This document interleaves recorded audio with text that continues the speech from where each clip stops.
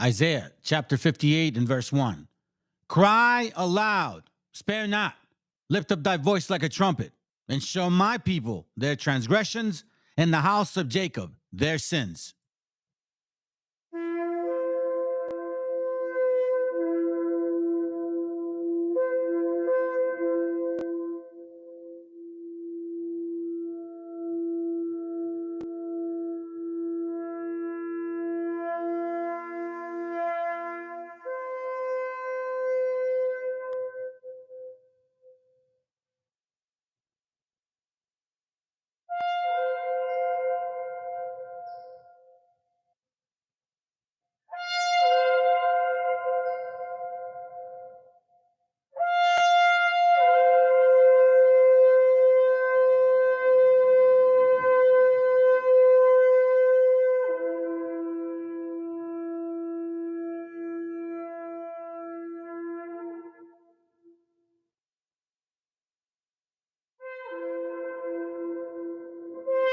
Copyright disclaimer. This content does not belong to Bible Chronicles or claim this intellectual property. The content provided today has and always will belong to the content owner. Bible Chronicles does not have any affiliation with the owner of this property. As mentioned, Bible Chronicles did not intend to make use of any material for the purpose of harvesting gain. However, Title 17 of United States copyright law states material and use can only be done when it's for theological or general educational purposes, and thus Bible Chronicles believes that this principal material falls under fair use, which honors protection under Section 107 of the same U.S. copyright law.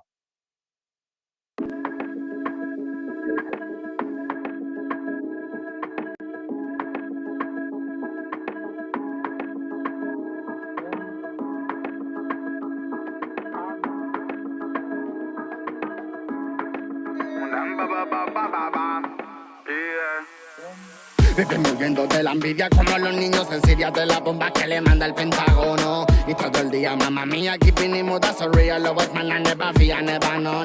La travesía de la vida más que misericordiosa y nuestra prosa siempre para favor, no. Tú podrás por mí traicionar a tu familia, matar tu brazo, sangre si a vos sabías, pero yo no. Familia, familia, es el que está a la mínimo.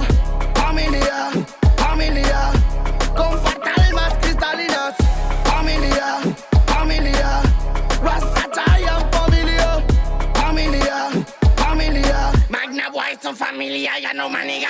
هوت يالي شو من حالي وشو من حالي هلي بالك ربي كبير وربي عالي والي جاي الدنيا اليوم وباقي سالي ربي يغفر لي ولا دراري هوت يالي شو من حالي وشو من حالي هلي بالك ربي كبير وربي عالي والي جاي الدنيا اليوم وباقي سالي ربي يغفر لي ولا دراري. Tuve un sueño donde no había amor, se perdía el color de una flor, se marchaba lentamente con el sol en el horizonte. Pude hacer algo para calmar mi dolor, y es por eso que le pongo flow, viviendo alto siempre. Burruco bimba, y es que todo por la familia. Burruco bimba, y es por eso vengo a bendecir. Burruco bimba, y es que todo por la familia. Burruco bimba, y es por eso vengo a bendecir. Familia, familia, es el que está a la mínimo. Familia, familia, comparte almas cristalinas.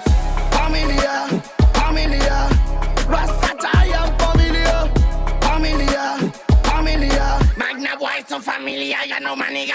Magna super escalón, subiendo a nota escalón. Metallic in the salon, esquivo like si de Stallone. Esos tips van del palo, pero bitch no rascan balón. Aunque me enrollo nada, cáñamo, nunca me paro. Aunque van tras de mí, no se pueden medir. Buscan el elixir, está metalizado. Y es que yo soy así, no van a descubrir sexy flow y skill con este descaro. Su familia necesita de ti, Figaro. Burruco Connection, Antarctic Field, dígalo. A mí nadie haría de París, día yo. Los magnetes han llegado, están aquí, píalo. Para soportar el dolor como no imaginas, es la vida en ámbar. Aunque creas que no puedes tú solo con la movida, yo llevaré tus bambas. Familia, familia, fighting the hate and the media. Familia, familia, it's original, man. Familia, familia, fighting the hate and the media. Familia, familia, Yo soy un rocket, ellos a brillar. Con los míos siempre se lo baila. Menea melena, remueve la vaina. Aunque agarre fuerte el feto para que no se caiga. Son los magna de boss final. Con los míos siempre se lo baila. Menea melena, remueve la vaina. Aunque agarre fuerte el feto para que no se caiga. Son los magna de boss final. Disparo a millas sin mirar y sin mirar sin asimilar que es la puta herida de tu vida hurgo. Los manas te la chatarrilla hacen pa' pillar piltrafillas, tres no nos pilla y se va con la furgo. Te hará falta una pedicura y una cura si se apura, quizás llega la locura de mi turbo. Dale vueltas a la partícula, deja ya la mandíbula quieta que sola llega a Luxemburgo. Niño, prepara la compota que la pera pata. Pero vinimos a mejorarla, Pa' hablar por mi familia y tengo autoridad. saben que no puedo cagarla. Y poner ritmo y los manos les toca cuatro patas. ¿Quieres esa vaina va a probarla? Todo aquel en el party donde se gata. What the fuck, what the girl, what an alma. Vivimos muriéndote la envidia como los niños en Siria de la bomba que le manda el Pentágono. Y todo el día, mamá mía, keeping it mood, so real. Lo es man, never fear, never, no. La travesía de la vida más que misericordiosa y nuestra prosa siempre para allá fabono. Tú podrás por mierda traicionar a tu familia, matar tu bro, sangre, fiaba, sabías, pero yo no. Familia, familia, es el que está a la mínimo. Familia, familia, comparte almas cristalinas. Familia, familia, Rastafarian familia. Familia, familia, Magna Boy son familia, ya no maniga. Bombo cry, sing it, sing it, sing it, sing it, cross the line on them. Warrior, vengo con los míos, Magna Gate, while I fire them. Bombo cry, sing it, sing it, sing it, sing it, cross the line on them. Warrior, vengo con los manas y saqué, while I fire them. I gotta stop, shut up on the microphone ballad, and let's smoke the marijuana, psycho Buddha bombo clap. Bang bang in the street, fire burn if feel it. Rasta man and war Illuminati play the kill. Stop, shut up on the microphone ballad, and let's smoke the marijuana, psycho Buddha bombo clap. Bang bang in the street, fire burn if feel it. Key Cray is a king, Magnus thing. Nobody no kill them. In a crazy style. Chale, no fire them. It's a Rasta ganja. Nobody no kill them. It's a crispy style. Tally, the fire cream. It's a Rasta ganja. Familia, Rasta chai is familia. Key Cray is familiar. Familia, you nego is familia. Familia, Sico, Key Magneto, familia. Familia, Es el que está a la mínima. Familia, comparte almas cristalinas. Familia, Rasta Zion familia, Magna Boy que te hablaste, manego.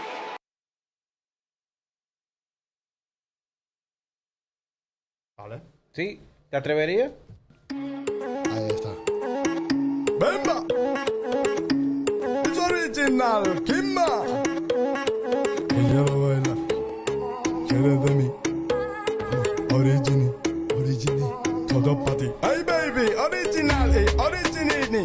Yo no tengo un cromo de panini. Si viene el Kimba lo reventó con el fucking altavoz. Si vengo por en liga estoy con el chico para soltarlo bien tranquilito. Ese Kimana, el Kimaneto, porque tiene el ritmo y esqueleto. No vi, ella no vio nada. Cuando suelto ritmo parece en la boca nada. No soy un dragón pero suelto llamaradas. No soy un cabrón pero sueno que te cagas. Original y parecen bandadas de cuervos volando que viene a matar. Si quieres algo del magneto siempre ves buscando un ritmo.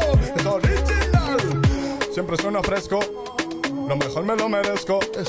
No tenemos parentesco, golazos de parece popescu. ¡Ey! Original, el maneta ha llegado pa' soltar los ritmos sentados. Si quieres algo bueno, pues yo vengo de un pasado. Desde lejos, hace tiempo, no soy viejo. Estoy atento, estoy contento. El entrecejo, no lo ves, escondí hace tiempo. Original representa de radio, el Netflix de Europa. Pa' venir a reventar todos los escenarios y llevarme la copa. Un aplauso, Gano. De Easy, haceme algo ya para culminar. Hostia puta, tío, qué bueno. Te dejo ahí mismo ese. te pongo otro. Pónmelo al principio, va. El principio, este mismo. O te pongo otro. Esto está bien. ¿Este está bien? Vale. Desde el principio entonces. Ahí va. Atención. Estamos en Nazi Radio International Real. Original. Hemos vuelto a la casa del Real Neo Nefi de Europa. Bombo claro, dice. Don't stop, everybody, don't stop. Llegó el general para prender el club. Hey, sing it, boy, then yabada badu. Con mi crew, solo tú, dan mi luz. Hey, sing it, badu. Don't stop, everybody, don't stop. Llegó el general para prender el club. Sing it, boy, then yabada badu. Con mi crew, solo tú, dan mi luz. Everything come through. Ooh, girl, think you better. I think you clever. Hey, stay, my fucking on nigga. Hey, girl, think you better. I sing along, my brother. Everybody come on, nego, hace radio, está fresco. Dice, mueve el cadera, mueve tremendo, suena perfecto, filo beca. Suena perfecto, viene el del ritmo del gueto. By the fuck, international. Hey, nego, the fama, no really nobody. Si mueve el estilo, suena fenomenal. Suena bien guapo que viene los ritmos. En radio siempre suena fenomenal. Mueve cadera, mueve tremenda. Ese Kima Neto, el rey de la fiesta. Suena guapo, te lo digo, sacaría, así que dale. On the freak, nego.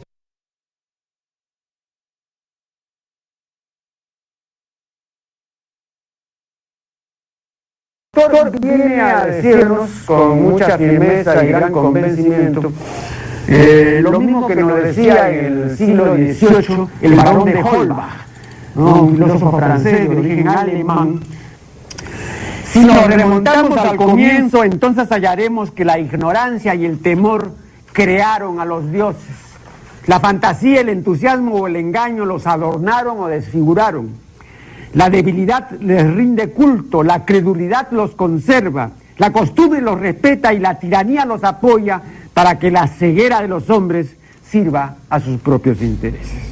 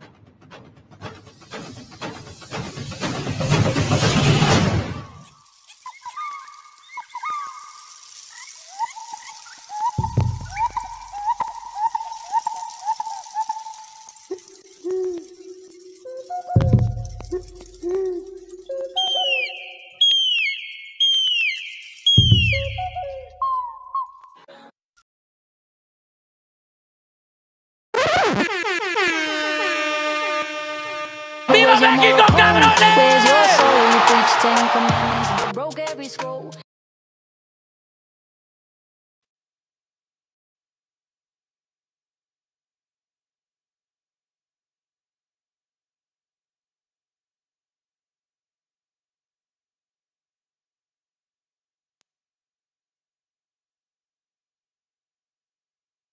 Okay, testing 1, 2, 3. Here we go. All right, fam.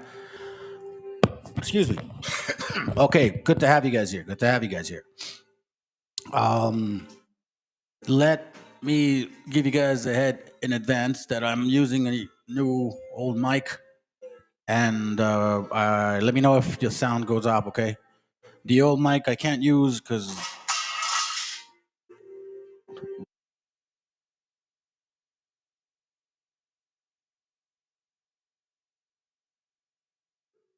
Anyhow, give me a moment, family.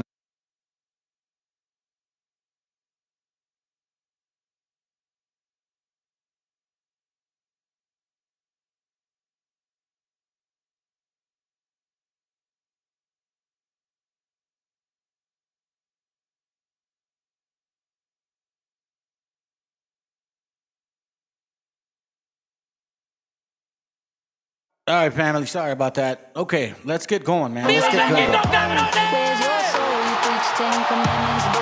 All right, what up, bro? Let me have you guys come in real quick. What up? What up, Kuya? What up, Kuya? All be revealed. Sir CC Cantabili, something like that. My bad if I said it wrong. I need you guys to pay attention to this picture because a lot of this, a lot of what's going on right now, it has a lot to do with that. Okay, so I was wondering how to title this. I was like, the revolution will not be televised. You know, that's pretty normal. Like, you know, you hear that. So it's the retribution would not be televised. Because that's really it, man. Look, I'm telling you, family, for you guys that are new to this channel, I am the only channel that has been talking about this exact same thing since late 2022. Okay? And I said that it had to do with this combination of people right here and right here. You see, this is not very, unfamiliar with them. You have to understand that these people here created this thing here. Okay? And remember the signs. Remember the signs, right? So we're going to go deep onto some things. I'm going to show you a lot of video today. I will do some reading because I want to prove a point for all you collaterally damaged dumbasses. I told you. You that are from another nation, you were, you appreciated the power that your elitists were giving you. Now you're going to find out that you're just a serf, a fucking slave. And every single time that you feel like the slave you are, they propaganda your ass with, it is the Mexicans' fault. You're poor, you're broke because the Mexican people did that to you, not somebody else. Do you know what I'm saying? Let me use it. Hold on, I don't really like this. Testing 1, 2, 3. Yeah, I don't like this shit. I can barely hear myself. So be mindful of what we're looking at here, okay? Be mindful. I'm about to show you a video. It's about 15 minutes. Stick around. I see skies of blue and clouds of white, the bright blessed day, the dark sacred night, and I think to myself,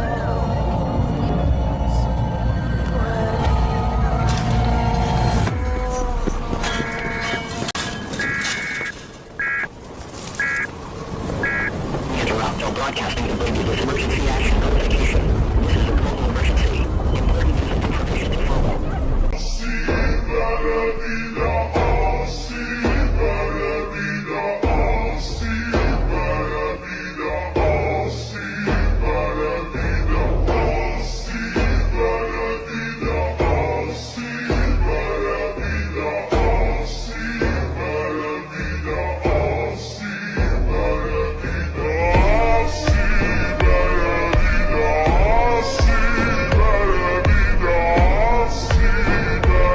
About who are those people that's going to purify this land?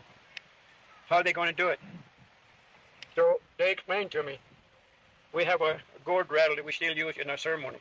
And that gourd rattle represents the world. On one side, this figure is on the drawing.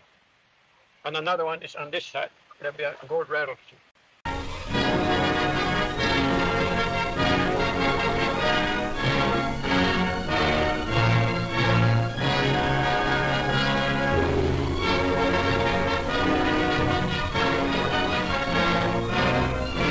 We still use them. But one old man told me, take a look.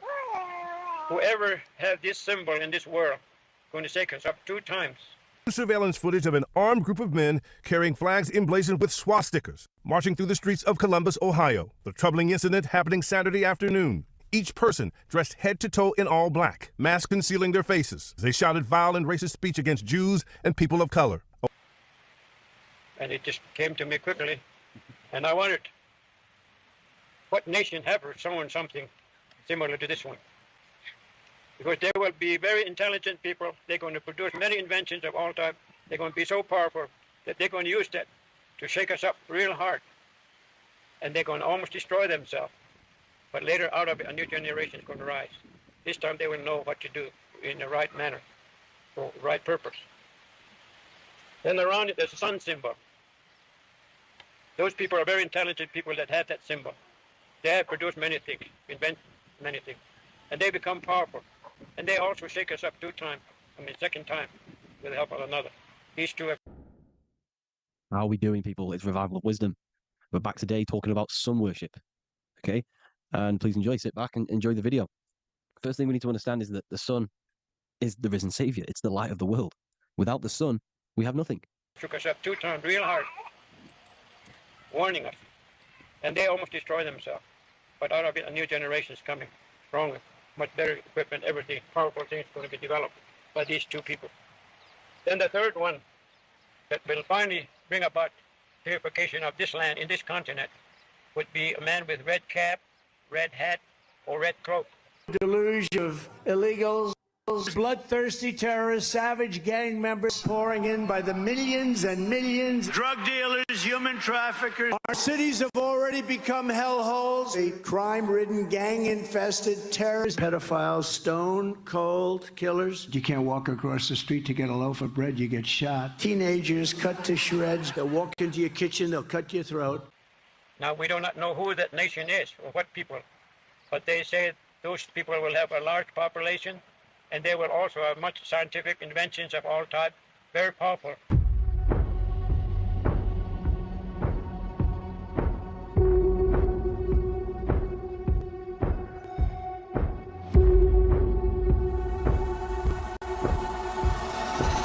Nation going to be. So once he starts moving, these others 2 will join him with all their power and might. The 3 of them are going to come here quickly together, and nothing can stop them. This time they're going to come right here. They say even they're going to come here so fast they come here for breakfast. Now this is nice clear day today, calm, everything nice. Tomorrow morning maybe we get up at breakfast time, then the whole sky will be darkened. Old man said, I don't know what will cause the darkening of the sky. I see skies of blue, clouds of white, the bright blessed day, the dark sacred night, and I think to myself,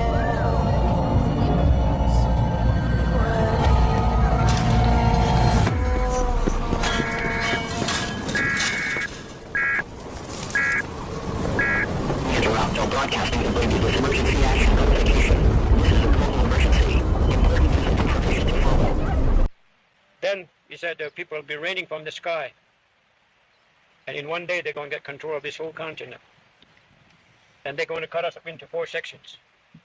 And they're going to look for a leader that still remains, a native leader, still remaining to the spiritual path. And to him they will gather people here to him.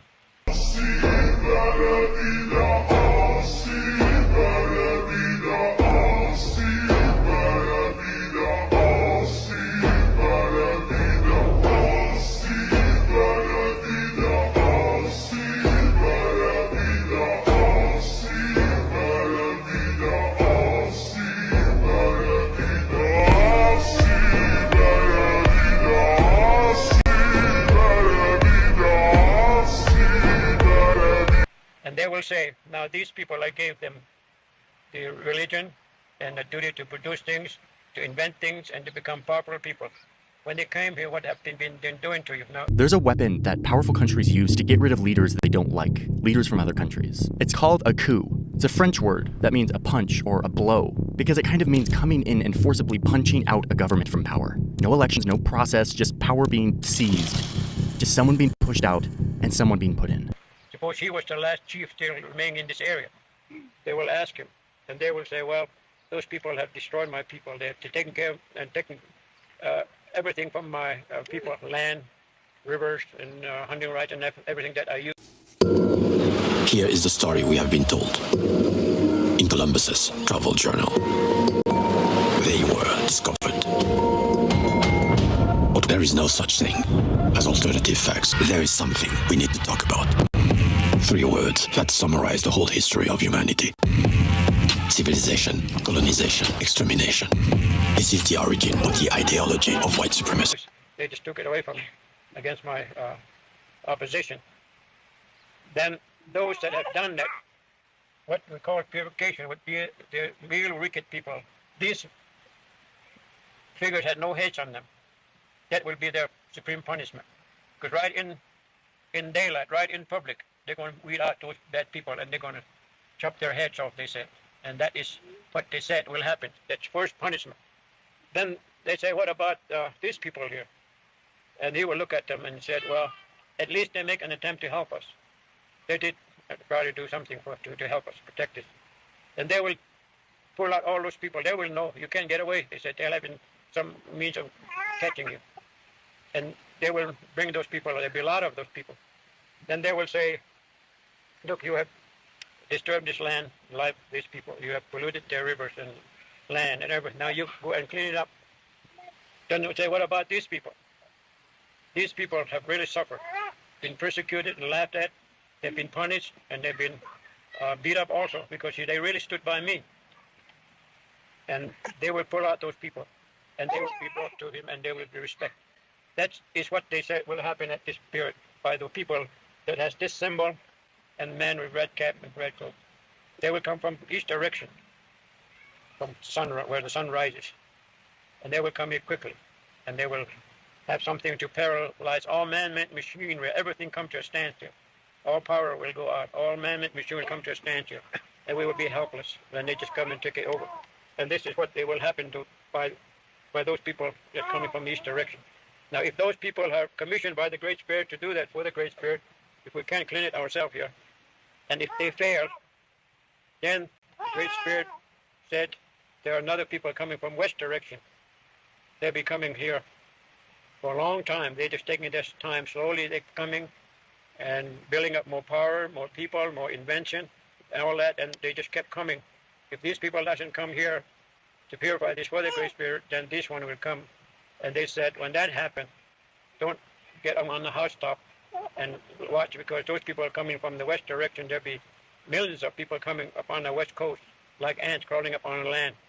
And they will have no mercy for anyone. They'll be very cruel and severe. They're not going to ask questions. They're just going to whip everything as they come. They're going looking for someone that will hold on to this spiritual path here. They're going to do that. This is what they said is going to happen.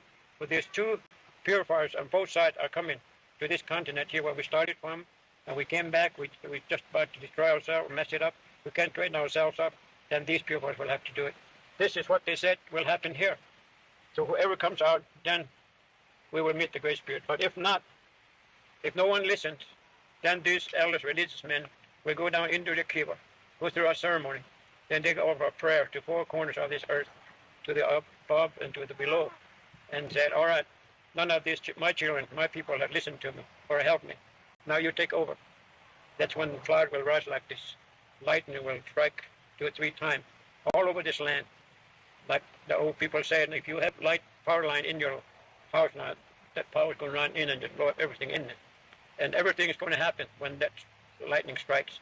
And so that's why some of these traditional people don't want power line into their village yet. They don't want to put it in their home.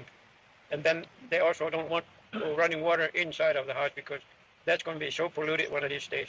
And that's going to be affected in some way when white man or whoever has the power, like the goat full of ashes, which you now interpret to be hydrogen bomb or atom bomb or whatever bomb they have now invented, so powerful that once that hit someplace, it's going to pollute everything. So these are the things that are explained clearly, and I can't really go into all that detail, but it brings up to date what we're facing today. I've seen many things happening along this line now that it's being fulfilled. So they told us, go as far as you can to explain some of these to as many people, because there is still a faith by our elders that someday our white brother somewhere or somebody's going to realize it or hear it and understand it, and they're going to search and they're going to find out this is true. They're going to start going around to try and correct this before the purifiers come. I see skies of blue and clouds of white, the bright blessed day,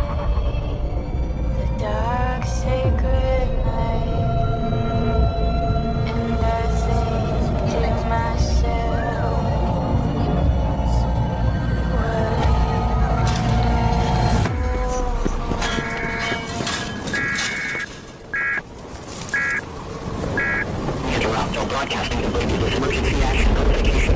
This is a global emergency. Emergency information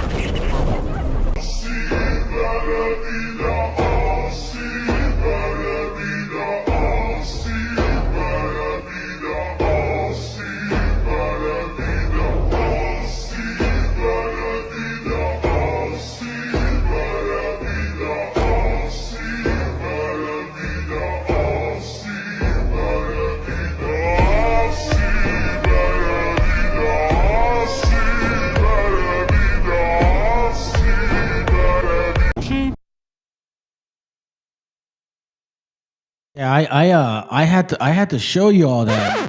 You know what I'm saying? I had to show you all that, bro. When you go into Second Ezra, the chapter 13, I shared this with y'all the other day. The peaceable multitude, right?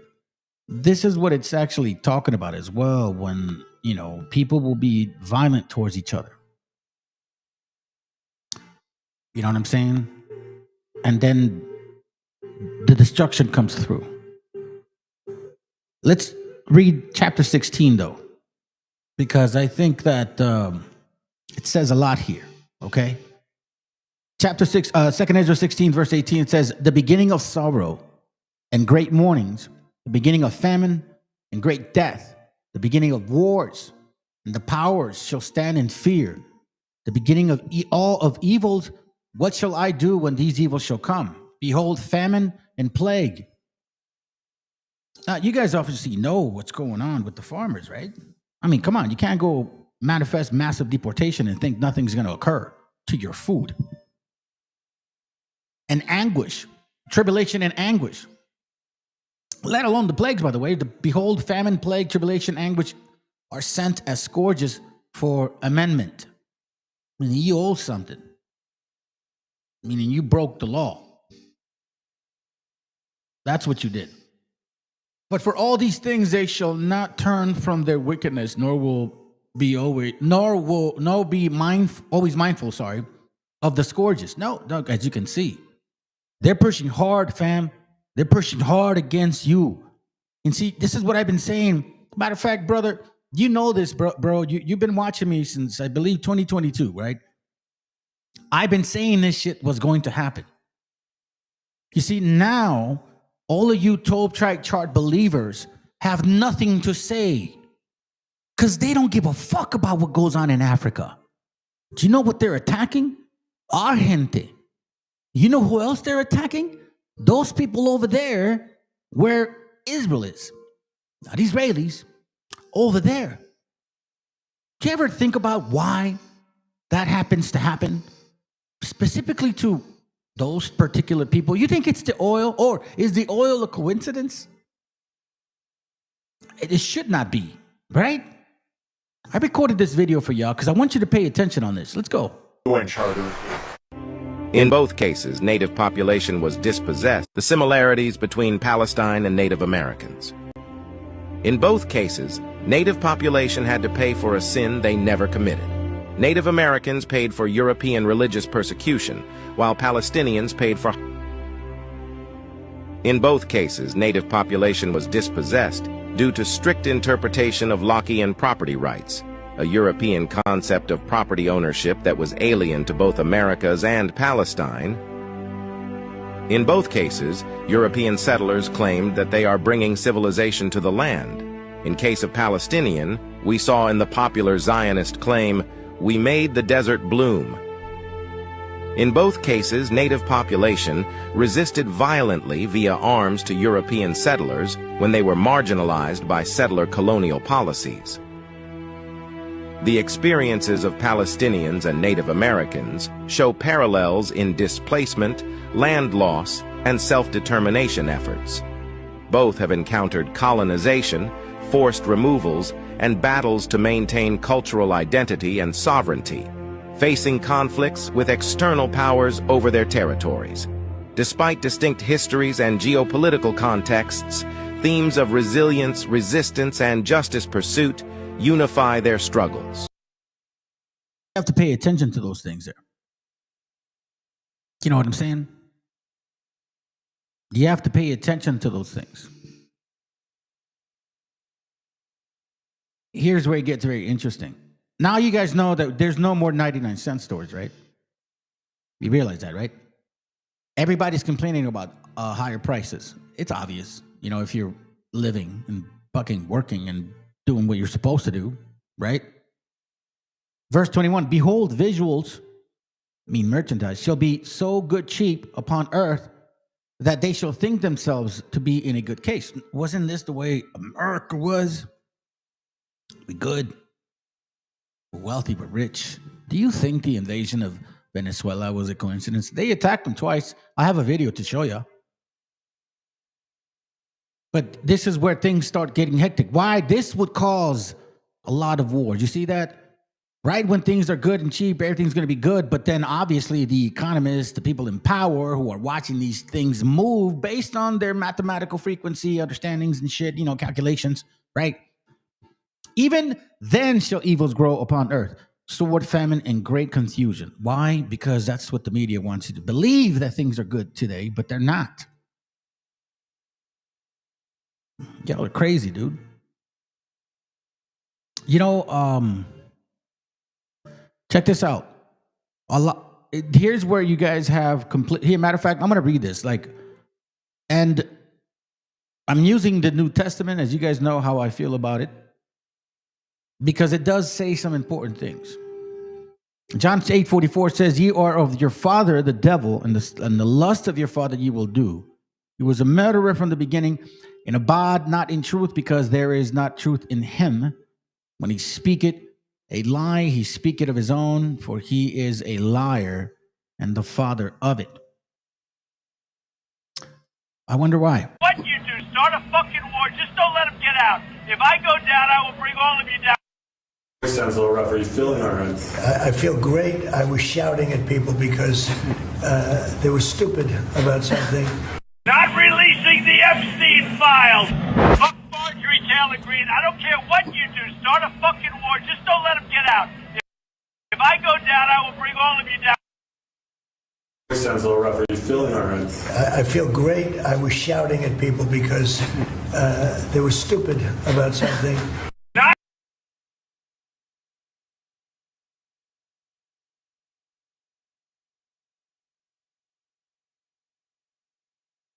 I remind him of his daughter, and she said, well, she's 13 as well. So he knew the first time that he saw me. But he comes over mad because I was crying, and he said that I should be thankful that someone like Donald Trump took my virginity.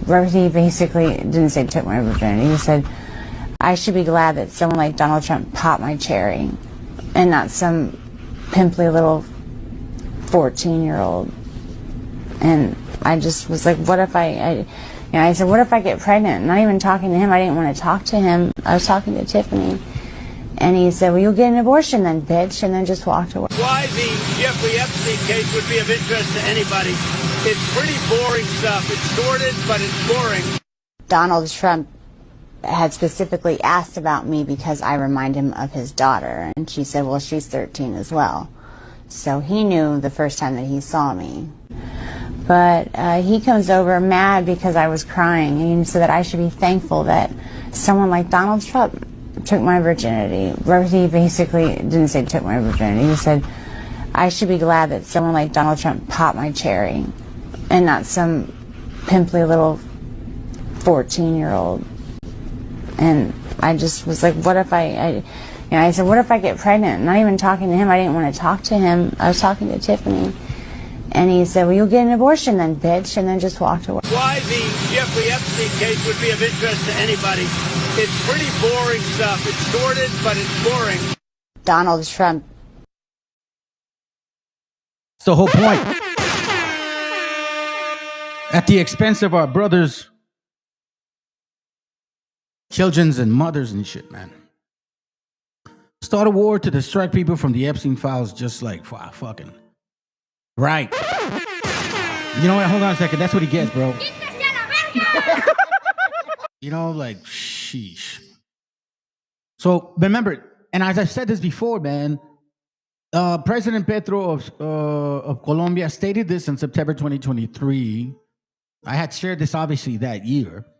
Trump validated these statements in 2024. it's like this has been a warning, and some of you, a lot of you guys have been watching this, manifest itself in front of us, dude. It's like fudge. Sometimes you just want to be wrong, bro. Sometimes you just want to be wrong. And I need to buy a new mic holder, bro, because I don't want to spend no more money, man. Shit. Getting out here difficult, bro. Hold on a second. If I can hold this.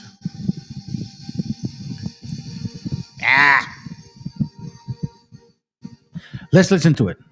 Del norte está acercándonos a la extinción de la humanidad. Entonces, los problemas políticos y de inestabilidad de nuestros países crecerán. Crisis climática que será respondida por el norte como en Palestina. No los van a invitar, no les van a permitir la entrada, ametrallarán y usarán campos de concentración. That brings me to what Trump is now vowing over the weekend. And this should be known so you understand what we get from Trump tomorrow night at the debate might not be this extreme. He might even run right away from this. But to his base, with that programming, he is campaigning on what he says he will do, that he will order officials to go past what I just showed you the law is, that he will do, quote, bloody border enforcement, that he will have people, quote, killed immediately for returning to the U.S. border. Getting them out will be a bloody story. Should have never been allowed to come into our country. If you come back, you will be executed. You will be killed immediately. Not going to be easy, but we'll do it. They've been saying this shit since the get-go. For you idiots that voted for this shit, it's fucking nuts. Y'all are fucking nuts, bro. Y'all are stupid nuts. Here is second attack. This reported not too long ago. It literally happened. This was reported. I got it at 8 minutes. I was busy. I couldn't do it right then and there, but it's within an hour. Okay, let's go.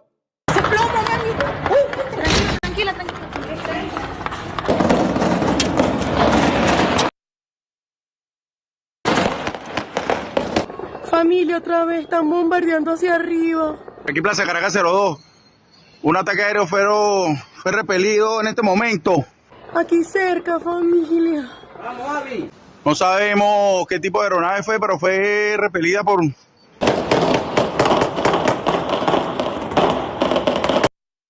This happened within an hour or an hour ago. This is still fucking happening right now, right?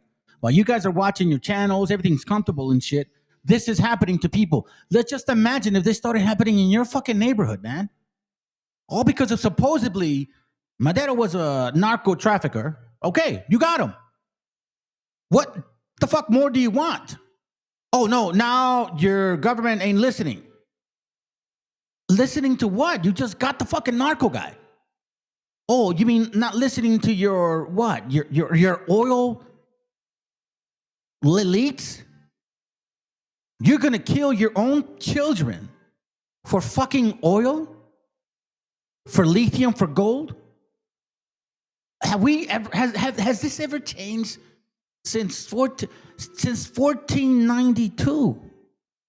This is why I keep telling you, family. Who else have they gone to not just mess with the resource, but literally took the land and taken it from you for their benefit? Watch this. Deuteronomy 28:46 says, and they shall be upon you. I'm sorry, and they shall be upon thee for thy. Fuck, man. Let me read. Let me slow down. And they shall be upon thee for a sign and for a wonder, and upon thy seed forever. What? These particular things that are going to happen to you. Which is what? Verse 43, the stranger that is within thee shall get above thee very high, and thou shalt come down very low. Remember 1492? Right? Verse 42, all the trees and fruit of thy land shall the locusts consume for themselves. Verse 48, therefore thou shalt serve thine enemies, which the Lord shall send against thee, in hunger and in thirst and in nakedness and in want of all things, gold, silver, lithium, everything. They're saying literally, family, to this right now in the United Nations, they're saying we are in control of this whole continent. Fuck all what you guys say. They're saying that. They are literally fucking saying that to you. Look, I don't understand about how you guys are, but I agree with like some of the stuff that the Constitution that they wrote says, which is I will die for freedom before I'm a fucking slave. I will always die for freedom for my people or anybody that's civil, right? Before I become a slave. And once you understand what the fuck is going on, every single one of you, right? Every single one of you people that is not a millionaire, billionaire type of motherfucker, you need to wake up. You need to start waking the hell up. Because now they don't care anymore. They're showing like total manifest power, and it doesn't matter whether you like it or not. You think right now, haha, yeah, you know, these fucking black folks and these brown folks are getting, yeah, well, guess what? If they're ever done with us, but they never will be, but if that was to occur, you're next, you stupid, dumbass cracker barrel, you dumb redneck that will never be fucking rich. You will be their slave next. Because the elites don't give a fuck about you. You are collateral damage. And then it says, the Lord shall bring a nation against thee from far, from the end of the earth, as swift as the eagle flieth, a nation whose tongue thou shalt not understand. Bro, this has everything to do with you and nobody else. We have infiltrators that have come from another country, supposedly got enslaved and shit, and now claiming to be the people that have been suffering this. Guess what, man? You're not in the news no more, brother. BHI got nothing to talk about to you, raza, because they don't care about Africa. Even though Nate the Snake is preaching to them, they don't give a fuck about Africa. You know who they're attacking? What, Nigeria? Please, one spot? Nah. They want you. They want you. They want you. Psalms 55:21, that's actually a good one. The words of his mouth were smoother than butter, but war was in his heart. His words were softer than oil, yet were they drawn swords. This is all they've been talking about. Oh, we're just trying to build diplomacy over there. What fucking diplomacy? I'm going to show you how there's no diplomacy, man. And I'm going to tell you exactly who the fuck has been behind this shit. I don't know. I mean, I was thinking 2 hours, fam. I might go like 2-3 hours, maybe 4 hours tonight. Let's go.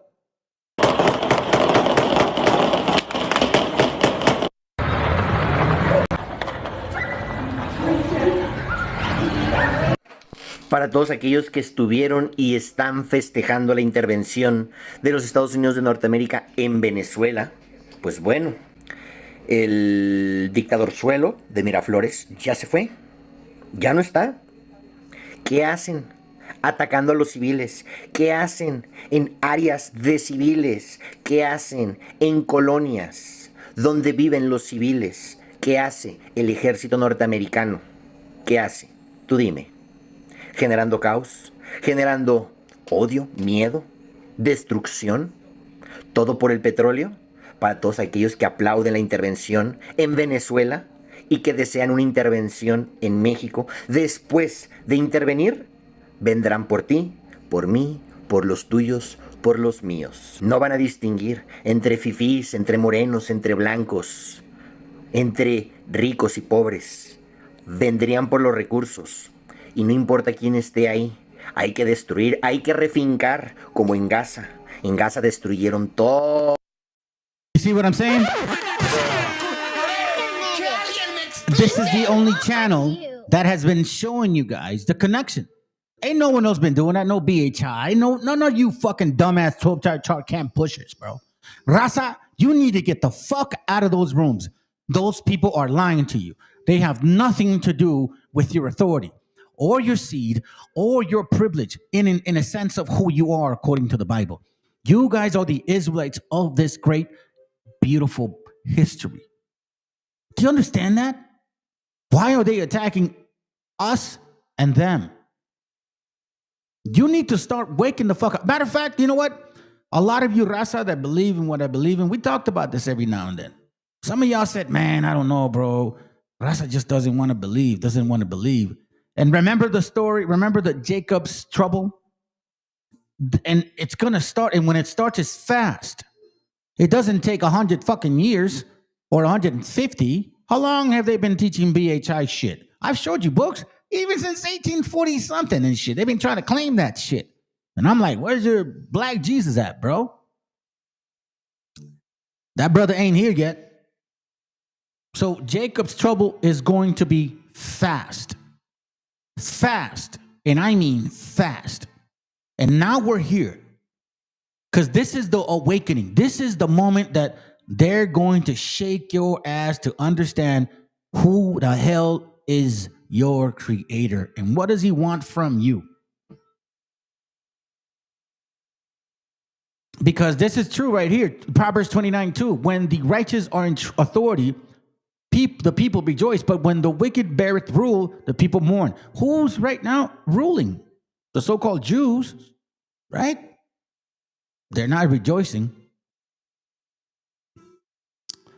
This right here is not a joke, fam. Todas las colonias. Y ahora hay que remodelar, donde ya no vive nadie, por cierto. Ya no hay quien reclame la propiedad. Segundo ataque.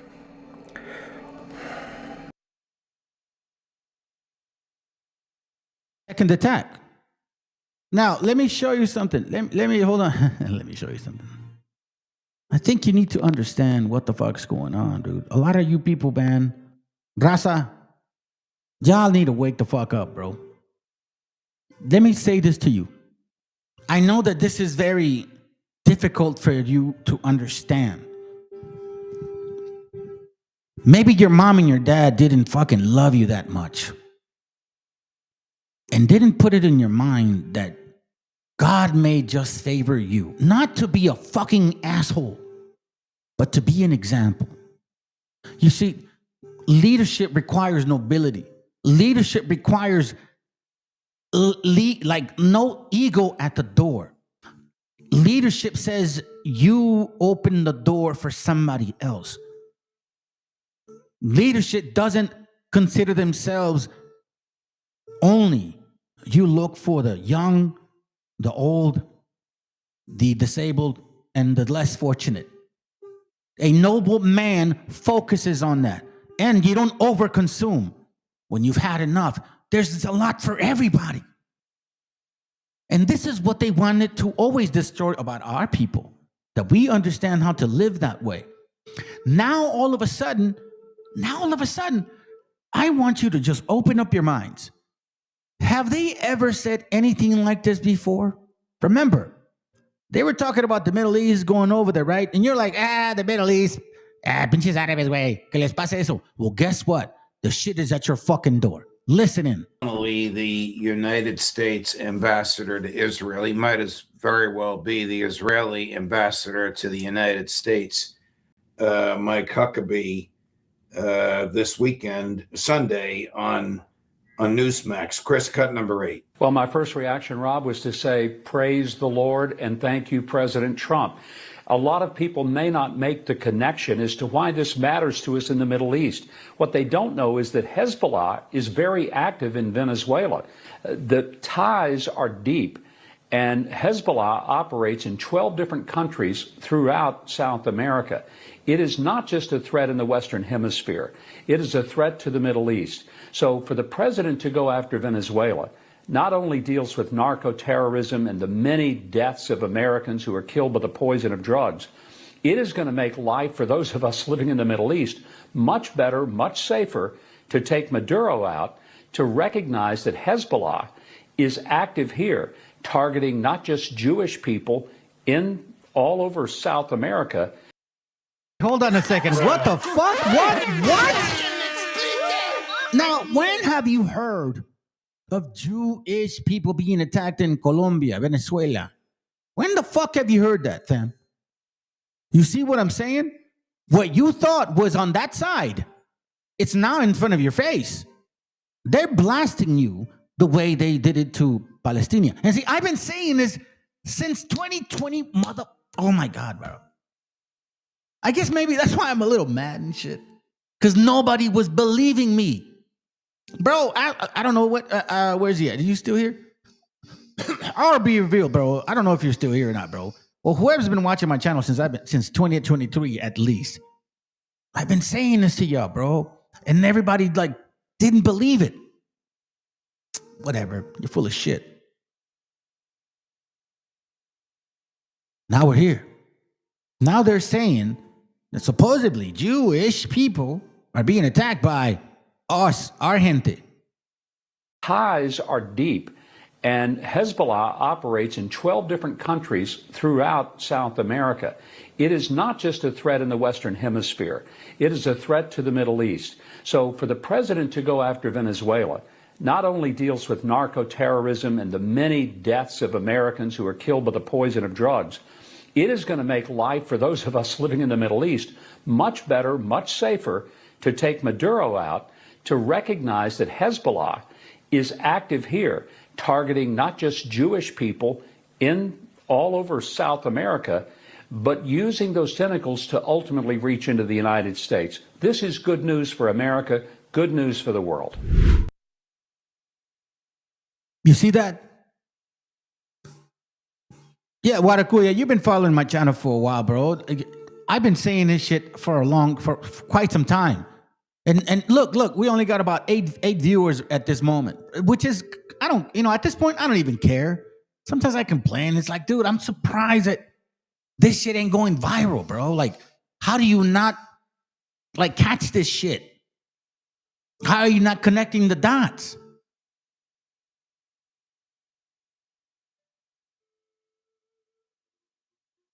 Isn't it crazy how Mossad is funding the cartel in Mexico? And I stand on that business because the crematoriums that are being built, the portable crematoriums, are Israeli. They're Middle Eastern tactics that they've been adopting since whatever happened in the watermelon place, you know what I mean? So, long story short, there's a lot of word, there's a lot of talk about all of the sovereignty in Mexico being destroyed. So there is old people who have lived so long, and they know exactly how to live off of the land without the need of the system at all. So there's this whole narrative that the cartel is going and taking their land so that they can build meth labs and sell fentanyl. And it's bullshit. It's like the cartel doesn't give a fuck about that. And I remember during the summer when they arrested El Mayo Zambada, a lot of white people were like, yay, no more cartel drugs. And it's like, bitch, you take a Xanax, you pop Perkies like it's fucking Tic Tacs. Like, you buy your own, the problem isn't the Mexicans nor the cartel. The problem is the Americans who are addicted to the drugs, baby. So another fun story is ever since that shift of the cartel from Sinaloa, from El Chapo, to Cartel Nueva Generación, the new generation in Jalisco, oh my goodness, bro. I was in Mexico, as a matter of fact, and my cousin came up to me and he had his phone. He was showing me a live on Facebook, and it said cartel, and they were in the town square of Jalisco. They opened up a fucking cop, took out his organs, and spelled out the acronyms for the CNG, whatever. And a week after that, I went to that place, and it was still taped up because they were still investigating, doing whatever the fuck. And there's just so many CIA declassified documents talking about how Mossad literally trained a lot of the cartel members so that they could hijack that operation. They were selling the drugs to the cartel to then sell them back. It's just money laundering. But it's fucked up. It's real fucked up.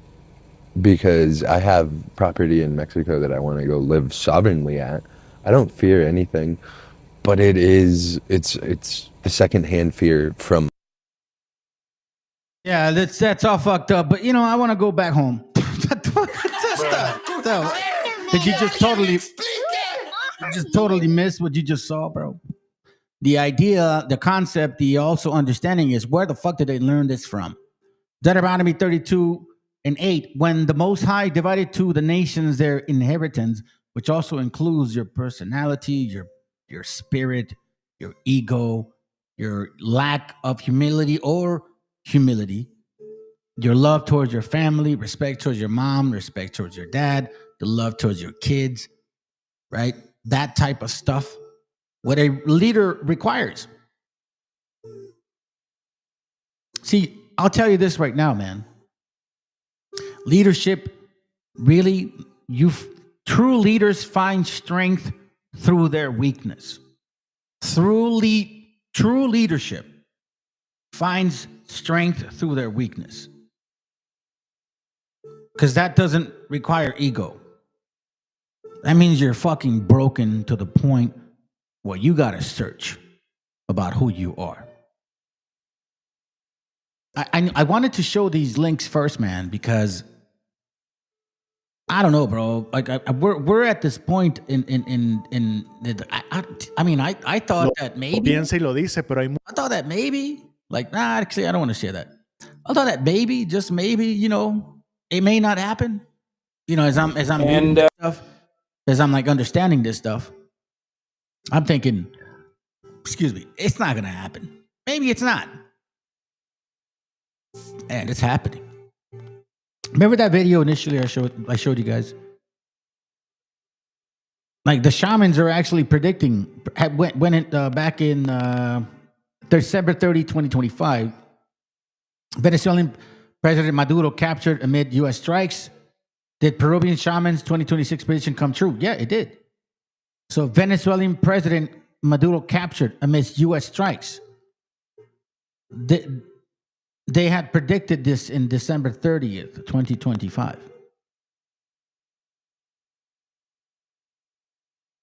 Do you understand that? Do you understand? What was the video about the native brother that said about the people with the red hat? The shamans are going to pray to the four corners. They're going to try to understand what the fuck is going on. Look, right here, it says it. Look, this was this. You know, the thing that just happened, not just once, but twice. They predicted it.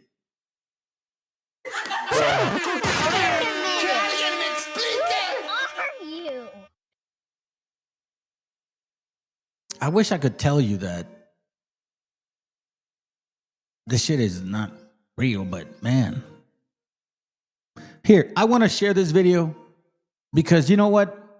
And I'm going to let it play for a few minutes, man, because he's an angry veteran. But I need you guys to understand also that protect your family. You know, like seriously, family, protect your family. You know, you have the right to bear arms. So protect your family. You understand what I'm saying? Please do, especially now. The New Testament concept in Christianity, what they've taught you was to like, you know, oh my God, no way, no. You still got to protect yourself. Don't be stupid, yo. Please protect yourselves, especially now. You're going to need it. Okay? I'm going to speed this up because he's an old veteran. But you know what, man? I kind of like these people. They're like democratic veterans. They go real like fuck you type of deal. So let's listen in. If it goes kind of nutty and shit, I'll take it off. But I listened to like 2-3 minutes, man. It was good. Let's go. What's up, YouTube? Drill Sergeant here. And without any bombast, I'm just going to try to give you the facts of what has happened since last night. First of all, Donald Trump has admitted it on television. Said that he needed to do this because Maduro was trafficking drugs, even though he has already pardoned all of the real drug traffickers out of prison who've been convicted already, including presidents. So that's his excuse. It's an obvious lie. Also because he said it. He said it live. As everyone knows, the oil business in Venezuela has been a bust, a total bust, for a long period of time. They were pumping almost nothing by comparison to what they could have been pumping and what could have taken place. We're going to have our very large United States oil companies, the biggest anywhere in the world, go in, spend billions of dollars, fix the badly broken infrastructure, the oil infrastructure, and start making money for the country. Now that Let me pause that for a moment because I wanted to show this to you before we forget, okay? You have to understand what the fuck just occurred. Who gave that power up and why the hell this was going on? I'm going to share this video twice because it makes a lot of sense. But you should know this.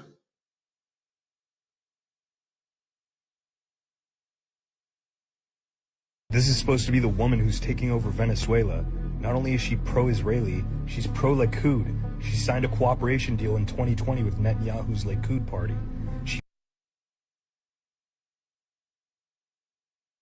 I hope you caught that.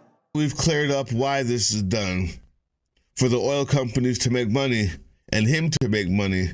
Let's also clear up another more nuanced portion of this tale.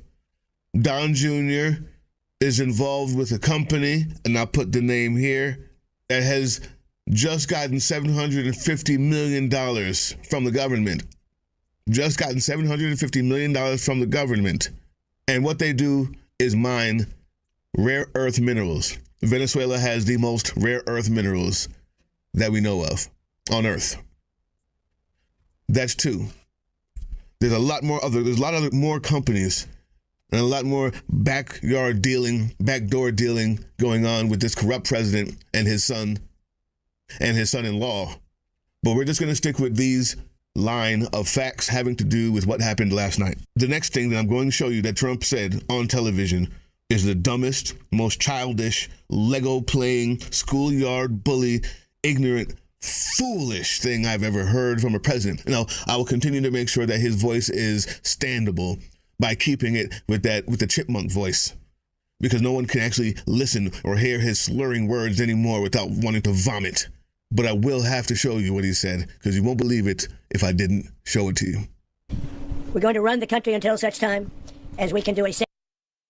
Let me read some of your verses, bro. I like them. Hosea 4:6 says, my people are destroyed for lack of knowledge. What does that mean? For lack of understanding of who the hell you are, why this is happening, how come it's recycling over and over again? Since 1490 F and 2, this has been happening. What is it going to take?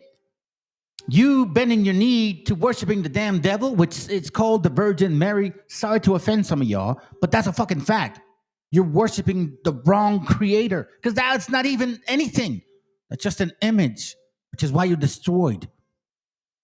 Because thou hast rejected knowledge, your heritage, I will also reject thee. It's kind of like when your dad gets mad at you and says, fuck you, get out of my house. Bro, and he throws you out. It's like that. You reject him, he's going to reject you. That thou should be no priest to me, leadership, seeing thou hast forgotten the law of thy God, I will also forget thy children. This is continuous, right? But you know what? This is what it took. This is what it's going to take. Because some of us are still going to be able to say what we're saying today. You're going to hear what we're saying right now. And you're going to reflect on how come this is happening to only certain people. You dumbass BHI 12 triad believers, that is raza, get the fuck out of those rooms. Those people do not belong to you, nor do you belong to them. They are not your gente. This is not happening to them. Never did it happen since 1492, and it's not even happening now. Do you understand that shit? ISUPK, IUIC, GMS, none of them can prove what the fuck I'm saying. That's why they don't show up to my channel. What? General Yohana showed up to my channel one time, said, we're the home of the truth, and then he skedaddled like a big-ass fat fucker. Why? Because he can't defend what I'm saying. Nor can all his cronies do it. Who's he gonna bring? Come on, bro. Captain Taserface, does he speak Spanish? Because I got some documentation in Spanish. What are you going to bring? That stupid-ass Jewish-looking Puerto Rican, supposedly? The little fat fucker that tries to sound all loud and hard and shit with his voice. Bro, please stop it. Stop it. Stop it. That's why when I call people out, they don't come to this channel and say, oh, F you, you're wrong. No, bro, because I speak facts. I don't go by emotions, man. I've told you guys who you guys been since the get-go. Since the beginning. Let's go. Safe, proper, and judicious transition. So we don't want to be involved with having somebody else get in and we have the same situation that we had for the last long period of years. So we are going to run the country until such time as we can do a safe, proper, and judicious transition. And it has to be judicious because that's what we're all about. We want peace, liberty, and justice for the great people of Venezuela. And that includes many from Venezuela that are now living in the United States and want to go back to their country. It's their homeland. We can't take a chance that somebody else takes over Venezuela that doesn't have the good of the Venezuelan people in mind. We've had decades of that. We're not going to let that happen. we're there now, and what people don't understand, but they understand as I say this, we're there now, but we're going to stay until such time as the proper transition can take place. So we're going to stay until such time as we're going to run it, essentially, until such time as a proper transition can take place. There you have it. He's playing Legos. He's playing board games. He believes that we're just going to run it. You can't even run this place well. We're the shithole country. Healthcare is dying, gone. We can no longer fund childcare in all 50 states. Yesterday, that was ended. The only thing you can't afford is gas because the gas prices have gone down around the world. This place, your groceries, your healthcare, the education for your children, the viruses, thanks to an anti-vax movement run by the Health and Human Services of this country. Measles is back.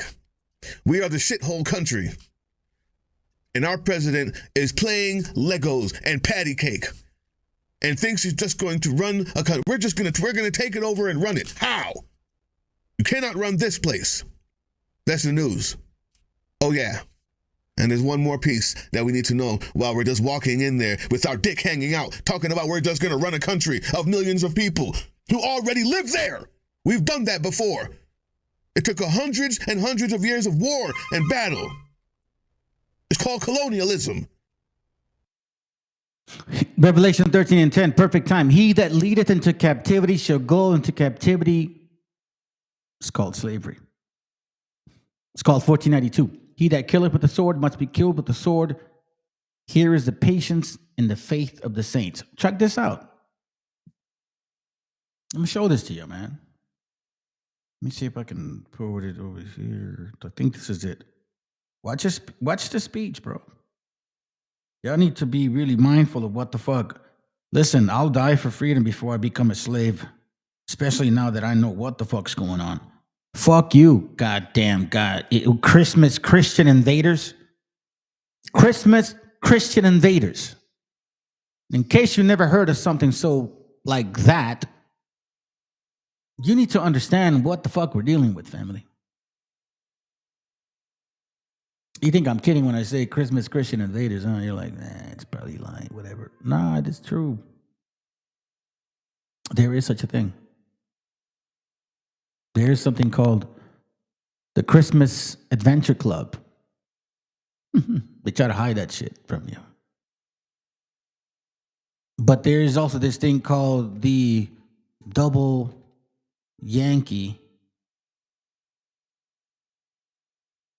Inquisition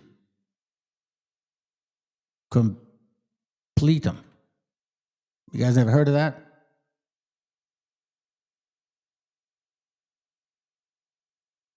Probably never have, huh? The double Yankee White just meant having both familiar lineage, whatever. What it means basically means is you go a thorough background. Yankee White is an administrative nickname for a background check undertaken in the United States of America for Department of Defense personnel and contractor employees working with the president and vice president. They call it double Yankee Inquisition. They want to check to make sure that you don't have nothing else but Aryan bloodline. I thought you guys knew that. Where are these great prophets from these BHI camps and shit? They should be telling you guys these things. You know what I'm saying? Getting you prepared. But what's going to happen? But just so you know, Venezuelan deputy has just given a press conference saying Maduro is the leader after Trump and Rubio said she was the new president. Also, Rubio didn't rule out action in Cuba. And lastly, Venezuelan military, head of their military, said they're going to form an impenetrable wall and will not allow U.S. troops in their land. I don't know what any of that means because I don't know the size of their military. I know that they're... So, by the way, here, we're going to move on from this video. I just want to remind y'all of how quick repercussions are now. Like, it's fast now. You know, scriptures talk about things moving fast, quick, right? Talks about things moving fast, quick, right? Especially those that want to do things like this nature, like these things right here. Isaiah 5:20 says, woe to them that call evil good and good evil, that put darkness for light and light for darkness, that put bitter for sweet and sweet for bitter. Basically, that it's okay to see other people suffer because supposedly they're breaking the law. They're feeding you drugs. I mean, you're the one taking them. That's turning things upside down. That's blaming somebody else for your shit, for your fuck ups. Here's one of them. Why do you keep showing up over here, man? Shit, bro. We need a better computer. We're gonna have to buy a better computer, family. Let's go. Oigan, se enteraron de los venezolanos que salieron a las calles en los Estados Unidos de Norteamérica a festejar el intervencionismo yanqui norteamericano en Venezuela y la extracción, secuestro de Nicolás Maduro. ¿No? Bueno.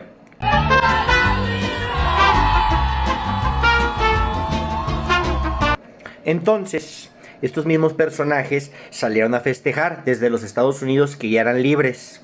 Pero ¿qué crees? Resulta que estos mismos fueron detenidos por el ICE.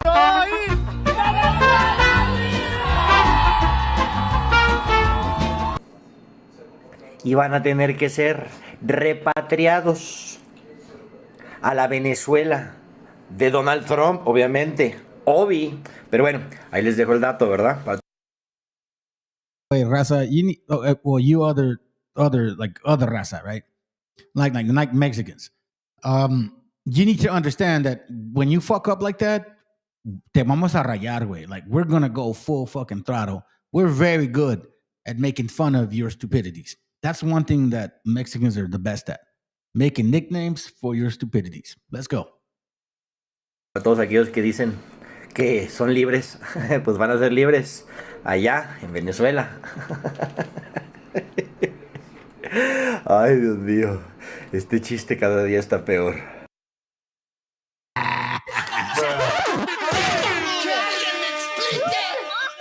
It's amazing shit, isn't it? All right, now let's get into the nitty gritty. Let me tell you something about why they hate this man. Here's why, fam. Maduro. Jesus Christ, bro. Jesus Christ, bro. Check this out. Let's officially begin. Oh, the communist leader of Venezuela, who I guess were on the way to killing or something, forcing out, regime changing him. Maduro, most people didn't know this, whatever his many faults, has the most socially conservative country probably in the hemisphere. It's just a fact. I mean, I didn't make this up. I'm not in charge of Venezuela. Just noticing. Venezuela has banned banned abortion, banned gay marriage, banned sex changes, and banned usury.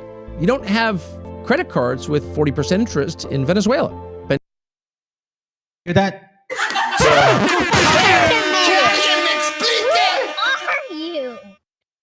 Let's hear that again. He banned usury. We understand now what we're dealing with, right? Raza, you are the people that were once called Israelites. This is what they call Jacob's trouble now. I didn't make this up. I'm not in charge of Venezuela. Just noticing. Venezuela has banned abortion, banned gay marriage, banned sex changes, and banned usury. You don't have credit cards with 40% interest in Venezuela. Ben Shapiro responded this way. He's shipping fentanyl to the United States to kill Americans. Why do I give a shit whether he's anti-LGBTQ rights? Maduro's against Israel. Oh, okay. I don't give a shit. You spent like a decade pretending you did give a shit. Do you agree with Tucker or Ben? Game they're playing. Watch this. Oh, dear Jesus. Stop playing it over here. Contra venezolanos. I'm not, you know what? This is making me upset. Sorry, fam. It's just, I'm like, dude, I don't want to play it here. All right, let's go. El presidente de Venezuela, Nicolás Maduro, denunció el martes una escalada fascista contra los chavistas y familiares de funcionarios gubernamentales. Somos los nuevos judíos del siglo XXI que persiguió Hitler. Así somos. No llevamos la estrella de David amarilla aquí. Llevamos el corazón rojo de ganas de luchar y de pelear por la dignidad humana. Y los vamos a derrotar a estos nazis del siglo XXI, a estos fascistas. Maduro acusó nuevamente a la oposición de hacer terrorismo como parte de un plan para darle un golpe de Estado. Yo hago responsable a Julio Borges, líder y jefe de la Mesa de la Unidad Democrática, por todos los desmanes, toda la violencia, toda la insurgencia armada, todo el odio fascista, toda la persecución y la división que están generando a nivel nacional y en algunos lugares del mundo. Desde que iniciaron las protestas contra Maduro el 1 de abril, han muerto 42 personas, y tanto el gobierno como la oposición se culpan mutuamente de la violencia. You wonder why all of this shit is happening. You're like, well, what's the big deal, bro? Like, why are they interested? Here's why this is happening. Okay? This is a perfect article that can summarize the situation. It's what they call the leftists. AMLO, Chavez, Maduro, Bolivar, like basically the leftist pro-people movement. Robert Lansing, former Secretary of State under Woodrow Wilson, wrote in 1924 that Mexico is an extraordinary, easy country to dominate as it is necessary to control only one man, the president. We must abandon the idea of installing an American citizen in the Mexican presidency or any other country for that matter, as that would only lead us once again to war, which is what's happening right now, right? The solution requires more time. We must open the door to our universities to young, ambitious Mexicans or any indigenous that is pro-people for that matter, to make the effort to educate them in the Anglo-Saxon way of life that benefits them, that's about them, that's about their privilege, that's about their life, that's about their elitism. You know what I'm saying? The only way Anglo-Saxons get fed is because of people like you and I. You let every fucking white man know that's called the sons of Esau, the daughters of Esau, because that's who you guys are. The so-called white man is Esau in the Bible, okay? Unfortunately, we're related to you motherfuckers. That's a fact. Mexico, however, watch this, will need competent administrators. And over time, these young people will come to occupy important positions, and we will eventually take possession of the presidency itself. This is why they do coup d'etat. Because if you're not under their instructions, then you're a problem. And without the United States having to spend a single cent or fire a single shot, unlike today again, for the second time, they will do what we want and do it better. Because raza, for some reason, you fucking hate your own brothers and sisters more radically than we ourselves would have done. Why do you think you talked about that kid ripped up the body of a man and spread the fucking words, initials of that gang? Who taught them that? Who taught them that hatred? Lansing's counsel, directly or indirectly, was well taken. The United States did not subsequently place a puppet on the Mexican presidency chair as it did with the laundry list of Mexican land laborers, right? So it didn't do it to us initially. It did it to everybody else. And over time, it did open its doors to Mexican political elites to come and study at its illustrious centers for higher education. A simple look at its roster of presidents over the last 25 years confirms the success of Lansing's precinct vision. They educated Miguel de la Madrid, Masters in Public Administration in Harvard, Carlos Salinas de Gortari, PhD in Economics, Harvard, Ernesto Cedillo, currently Yale professor. They also taught Vicente Fox, supposedly studied at Harvard, but definitely sold a lot of something, and Felipe Calderon as well. Do you understand what that means? This is when my family left Mexico. Right here. When this fucker made everything, privatized everything in Mexico, we left. And this is when they lost a lot of smart motherfuckers. I'm going to say it right now, fam. I don't boast about myself because I didn't achieve no greatness like of what society thinks I'm great. But when they did some IQ test on my shit, it scored well above 125. I didn't even know what the hell that was. Supposedly, the IQ test says that if you're well over 119, you're like a genius and shit. Well, I scored well over that. But, you know, because of the way I look, they consider me stupid. And that's the insecurity that a lot of us had. That's why we try to fit in with the white man. Because like, nah, I'm fucking smart, bro. What the fuck you talking about? I'm like those other people, but at the same time, you diss your own gente. Because they taught you this. They taught you and made you believe that if you understand their concept, that you'll be better. But it wasn't about better. It was about you serving them. They've always wanted slavery. And they want slavery from their own people. They don't give a fuck about their own gente. You want to know what I know? You want to know what I know? I'm going to show you. This is from a book. Bro, this shit is fire right here. Watch this. It's called, and I wasn't going to read it tonight, but I'm going to read it. Fuck it. Might as well read it. It's called Cannibals All, or Slaves Without Masters. George Fitzhugh. Okay? Watch this. This is interesting. Let me see if I can read a couple pages. I just want to show you this. Watch what it reads. It says, we are all North and South engaged in the white slave trade. What? Bro.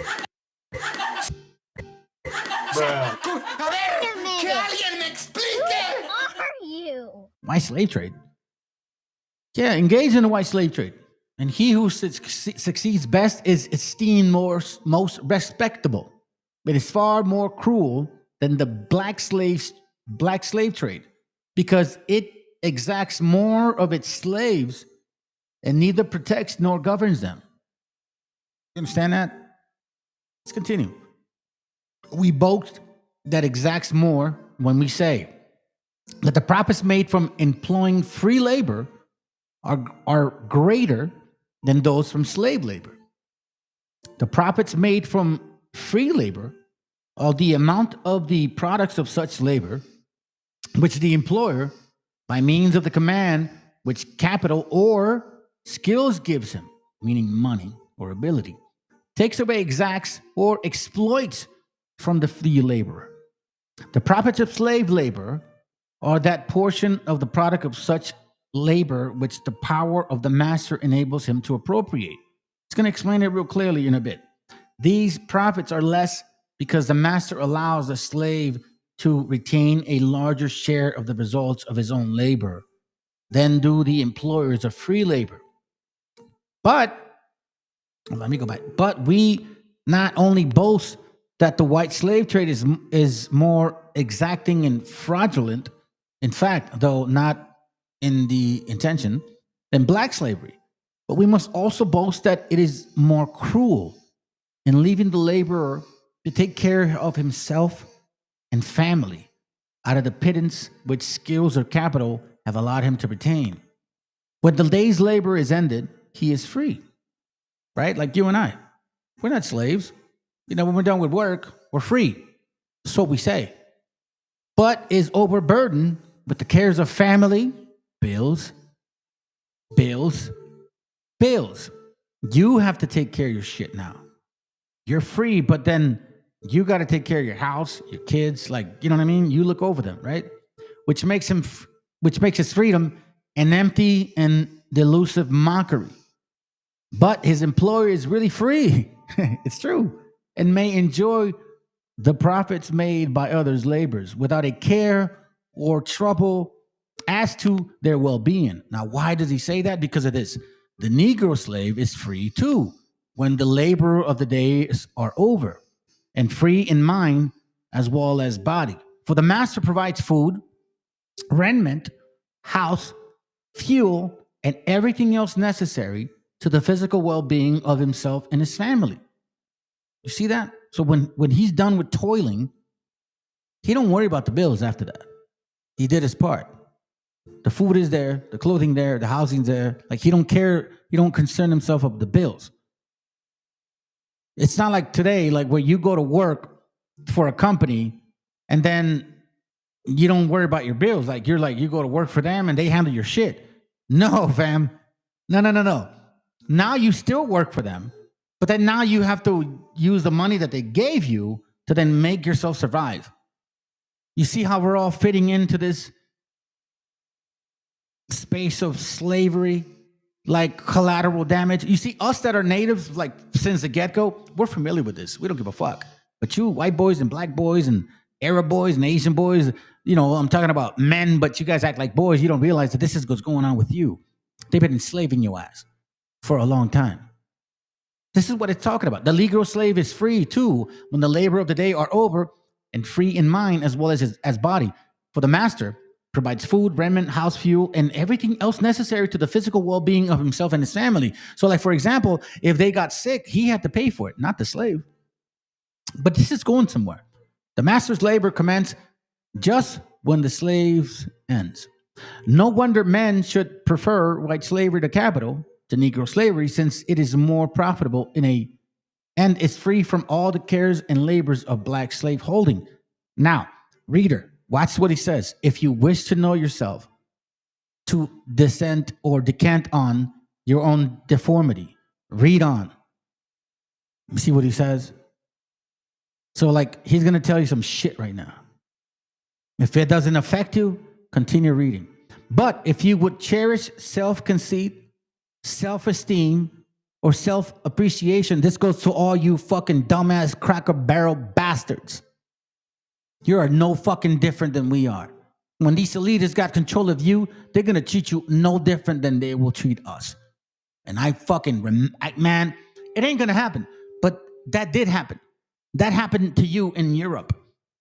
Now, reader, if you wish to know yourself, to descend on your own destiny, read on. But if you wish to cherish self-conceit, self-esteem, or self-appreciation, throw down our book. You see that warning? Please. Oh, that's gonna hurt!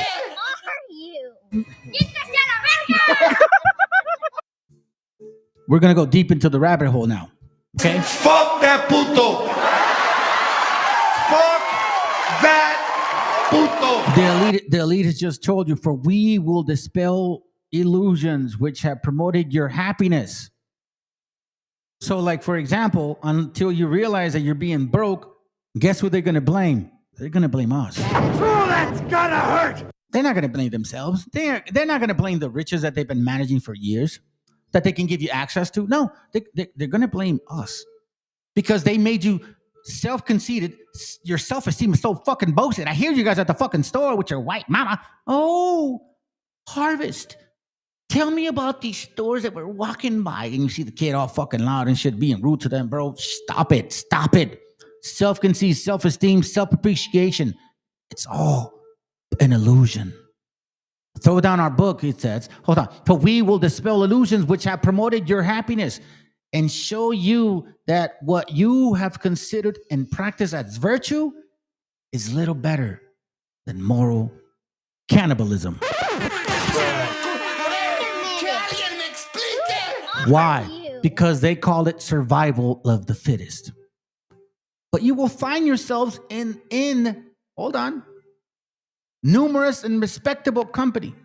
For all good and respectable people are cannibals, all who do not labor, who are successfully trying to live without labor on the unrequired labor of others.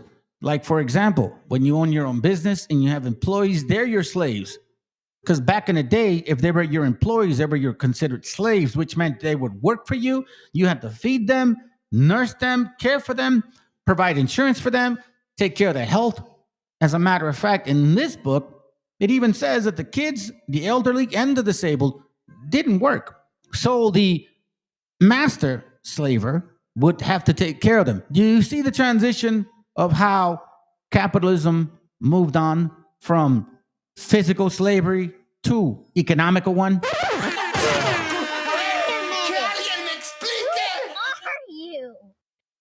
It says here, watch this. I'll show you right now. It says here, let's see. While low, bad, and disputable people are those who labor to support themselves, to support said respectable people. Besides, throwing the Negro slave out of the account, and society is divided in the Christendom in 4 classes: the rich, or independent, respectable people who live well and labor not at all.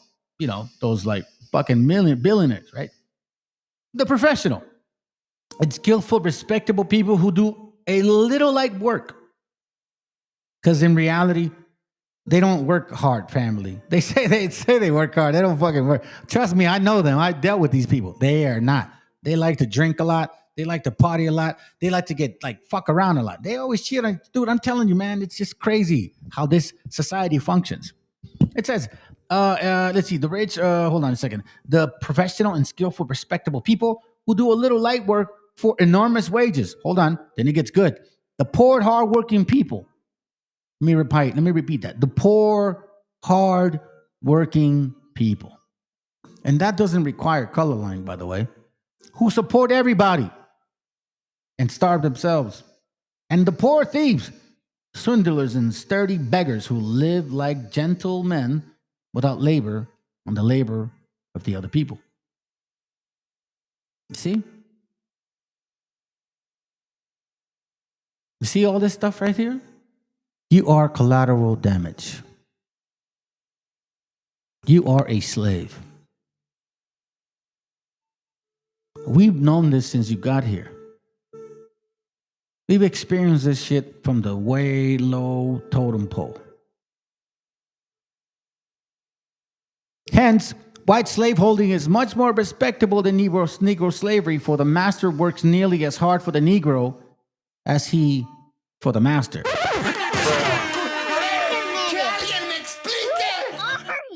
You are going to learn very hardcore that this shit is not a joke. Pero tú no ves la amenaza que es para nosotros, el imperio de los Estados Unidos. ¿Por qué cree que Estados Unidos quiere atacar Venezuela? Bueno, ahí está la historia reciente. Yo te voy a decir la causa más importante. Aquí mismo, está la reserva de petróleo más grande de este planeta. Aquí en Venezuela tenemos petróleo para más de 100 años. A Estados Unidos se le está acabando el petróleo. La razón de mayor peso de que Estados Unidos quiera poner aquí un gobierno subordinado a él, al imperio, como lo tuvieron durante mucho tiempo, es el petróleo venezolano. Quiero hacerle una pregunta sin que a usted le moleste. ¿Está usted paranoico con Estados Unidos? No, de ninguna manera. Yo solo soy realista. Si tú le pudieras hacer esa pregunta que me has hecho a mí, lo que pasa es que no podrás porque la mayoría están muertos. Hazle esa pregunta a Jacobo Arbenz, que era presidente de Guatemala cuando yo estaba naciendo, tú no habías nacido. Solo porque quiso hacer una reforma agraria. Lo invadieron Estados Unidos y lo derrocaron. Tú pudieras hacerle esa pregunta a João Goulart, el brasileño, lo derrocaron Estados Unidos.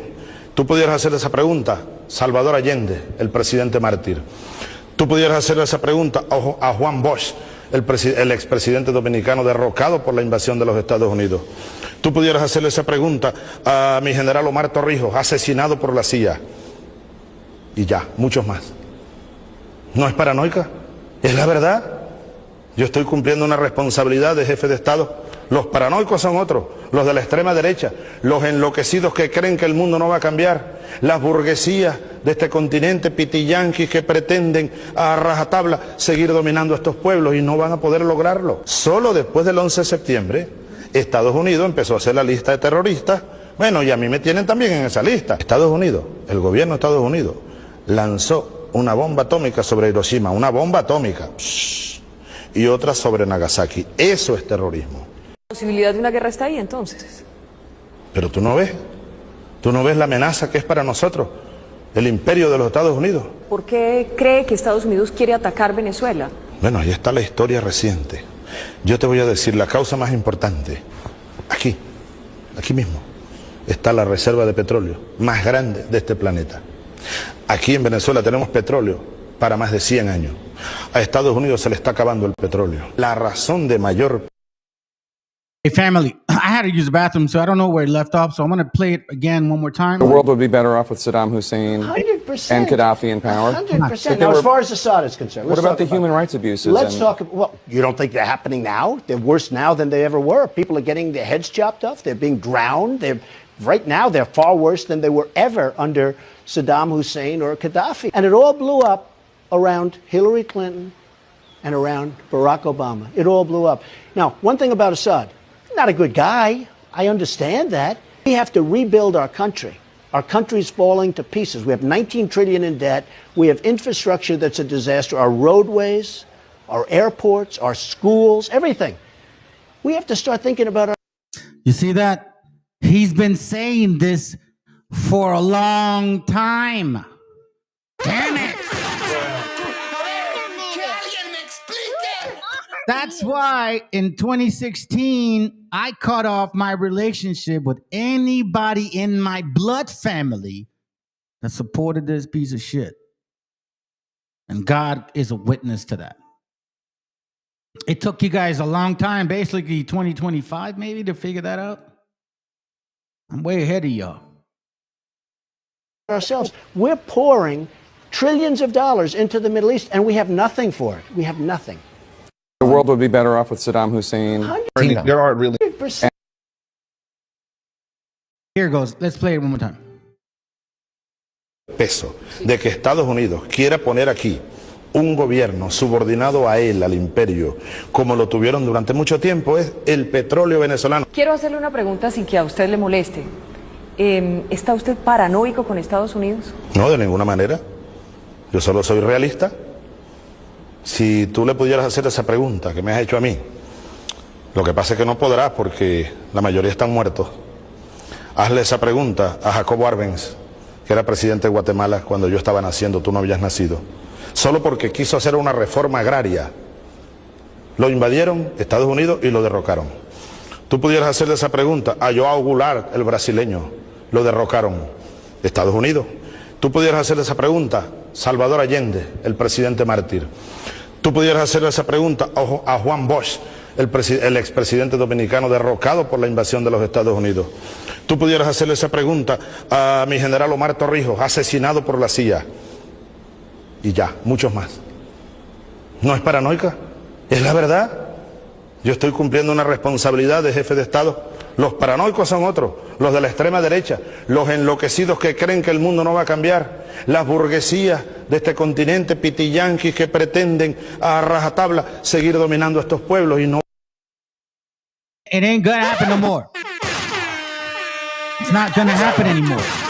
This is not 1492. We are the majority now. We are the majority now. That's why they're pushing so hard to gain power. This is not about democracy or anything or liberation or religion. This is about race. This is about race. Like, you know what I'm saying?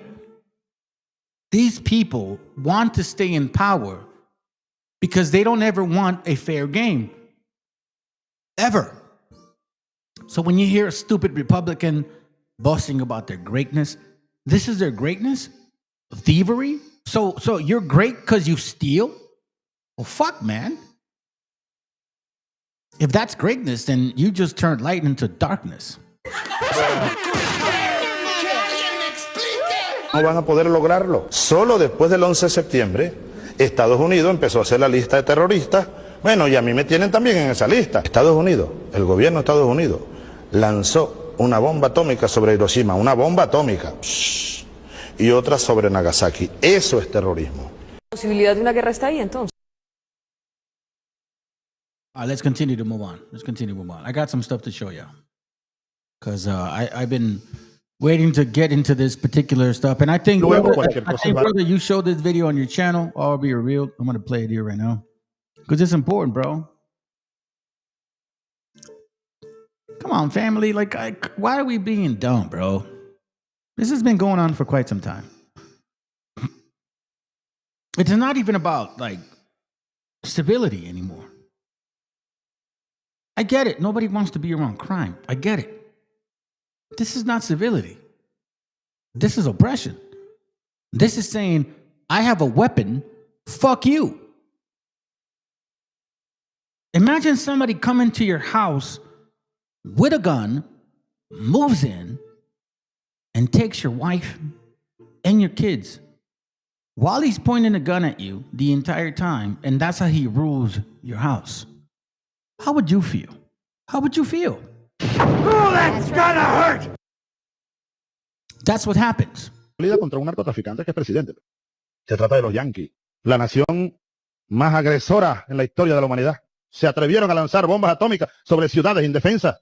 Ahí están Hiroshima y Nagasaki. ¿Qué cosa es? Han invadido Panamá, bombardearon y mataron a miles, quemaron un barrio entero para llevarse a Noriega, acusándolo de narcotraficante.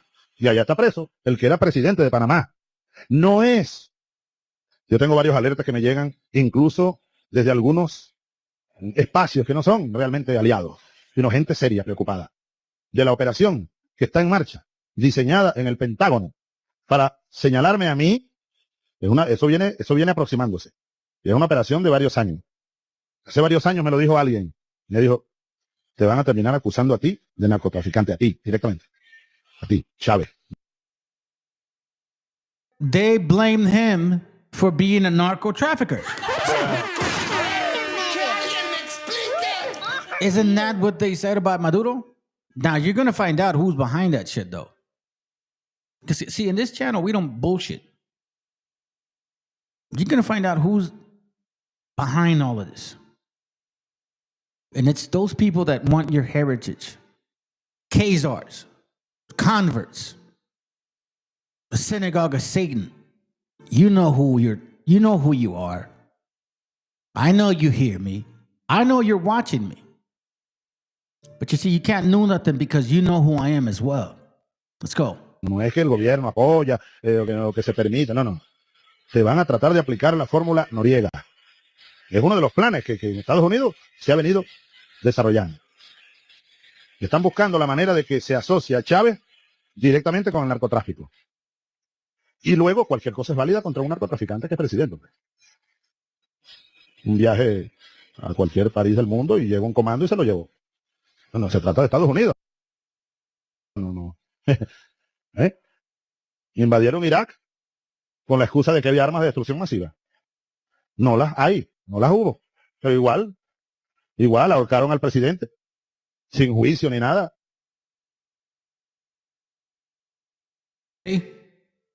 Now, I want you to listen to their talk. I now give the floor to the representative of the United States. Mr. President, thank you for chairing. And I particularly want to thank you.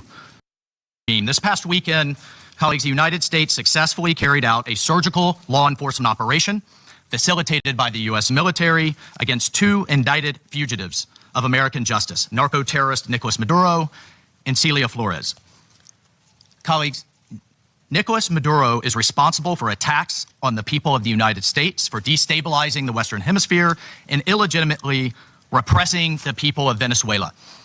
As Secretary Rubio has said, Maduro destabilizing.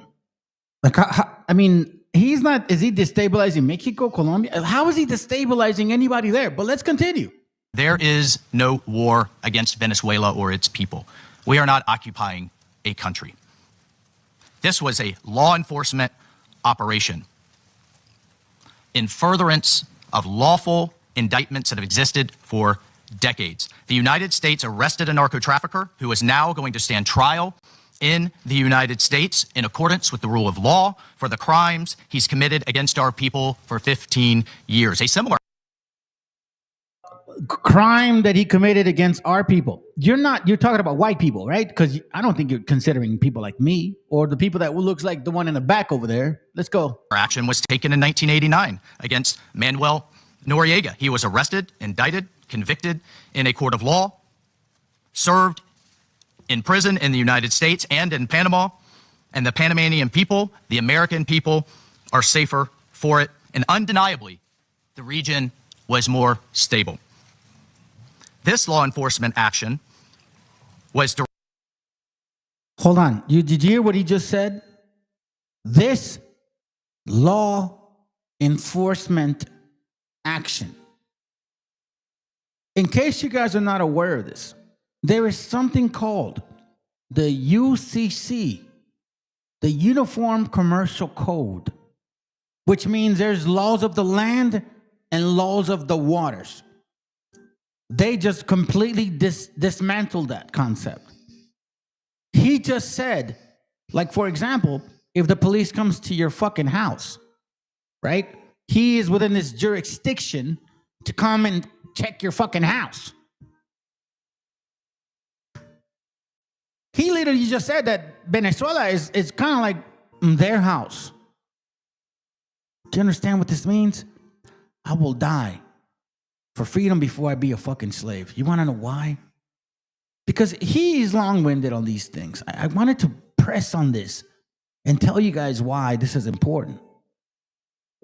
Because I don't think you understand the totality of like what we're dealing with. Okay, let's continue. Directed, consistent with the President of the United States' responsibility as Commander-in-Chief to protect Americans at home and abroad against a fugitive who is directly responsible for narcoterrorism that has killed hundreds of thousands of Americans we have a and lot of created breaking news. destabilizing violence throughout our hemisphere. Nicolas Maduro and his co-defendant, Celia Flores, have been transferred here to the United States to stand trial for their crimes. Maduro was indicted by a grand jury in the Southern District of New York and faces very serious criminal charges for his involvement in a wide-ranging conspiracy to conduct narcoterrorism, to traffic cocaine and other drugs, and conducting international weapons trafficking. The overwhelming evidence of his crimes will be presented openly in U.S. court proceedings.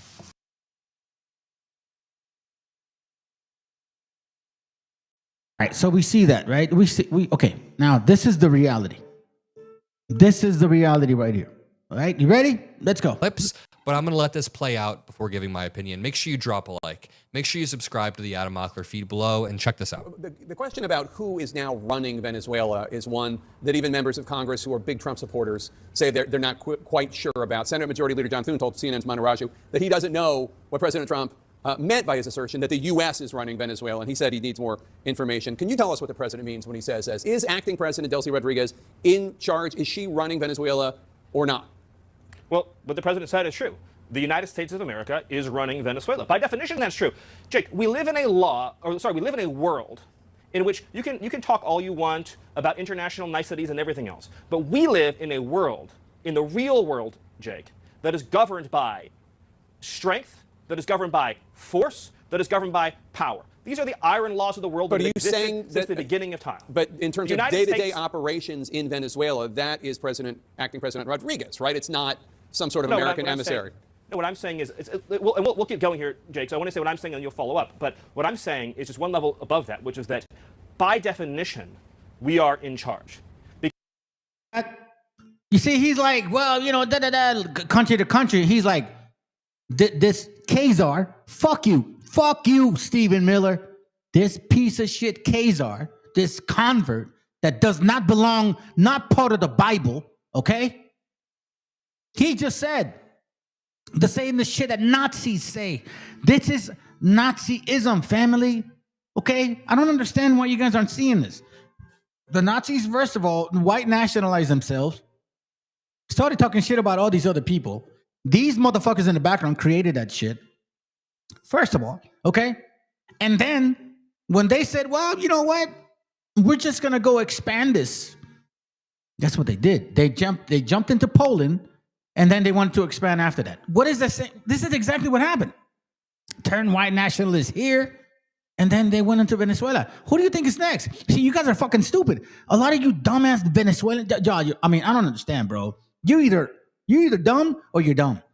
Like, seriously, you're celebrating that shit, and then while you're celebrating that shit, you're getting bombed again, and then while you're celebrating that shit, you're getting deported. You fucking idiot.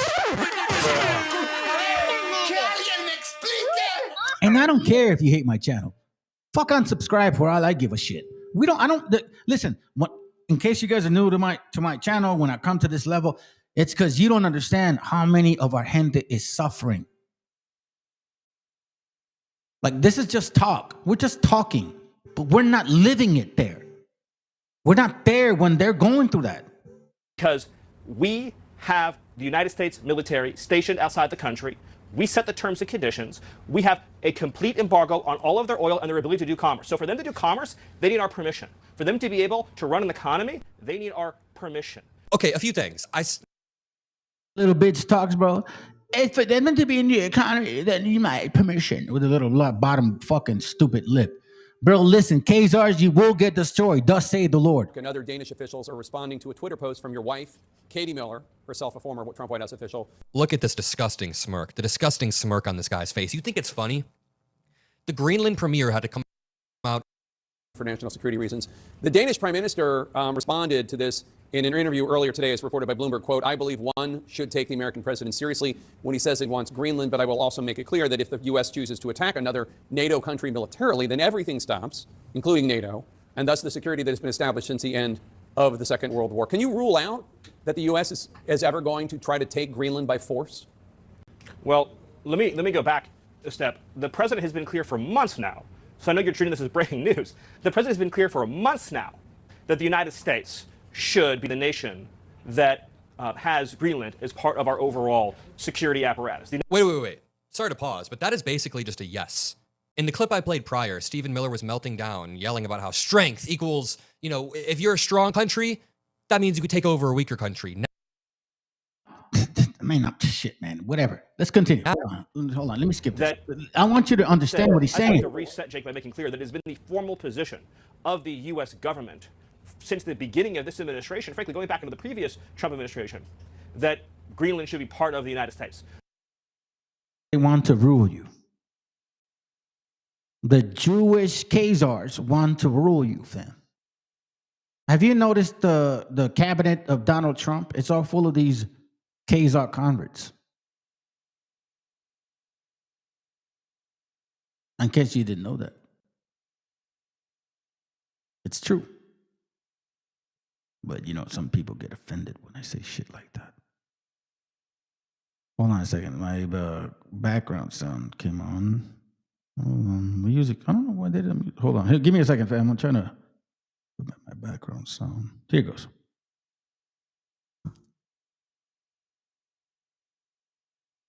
Let's continue with the point.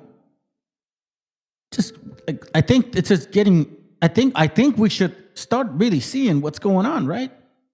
Let's continue. Why do you believe that the United States so violently tries to overthrow other forms of government, such as socialist governments, such as what happened in Chile in 1973 and in Cuba? Why is the United States respond with such moneyed interest? Excellent question. Everyone hear the question? But if you check American history, sometimes the president will tell you, well, we're always defenders of freedom. We believe in freedom. But if you check history, what you will find is that in many years, especially in Latin America, which way back from when President Monroe developed his Monroe Doctrine, we have the right to own Latin America, and we will tell any government there what we want to happen. That's the simple truth. So throughout our history, we have overthrown many, many governments. We didn't like their form of government. In the case of Chile, in 1973, what you had is an election in which a guy named Salvador Allende won the election. Problem is, Nixon and his friends didn't like him. Why? Because Salvador Allende fought for the poor people and the working people of that country.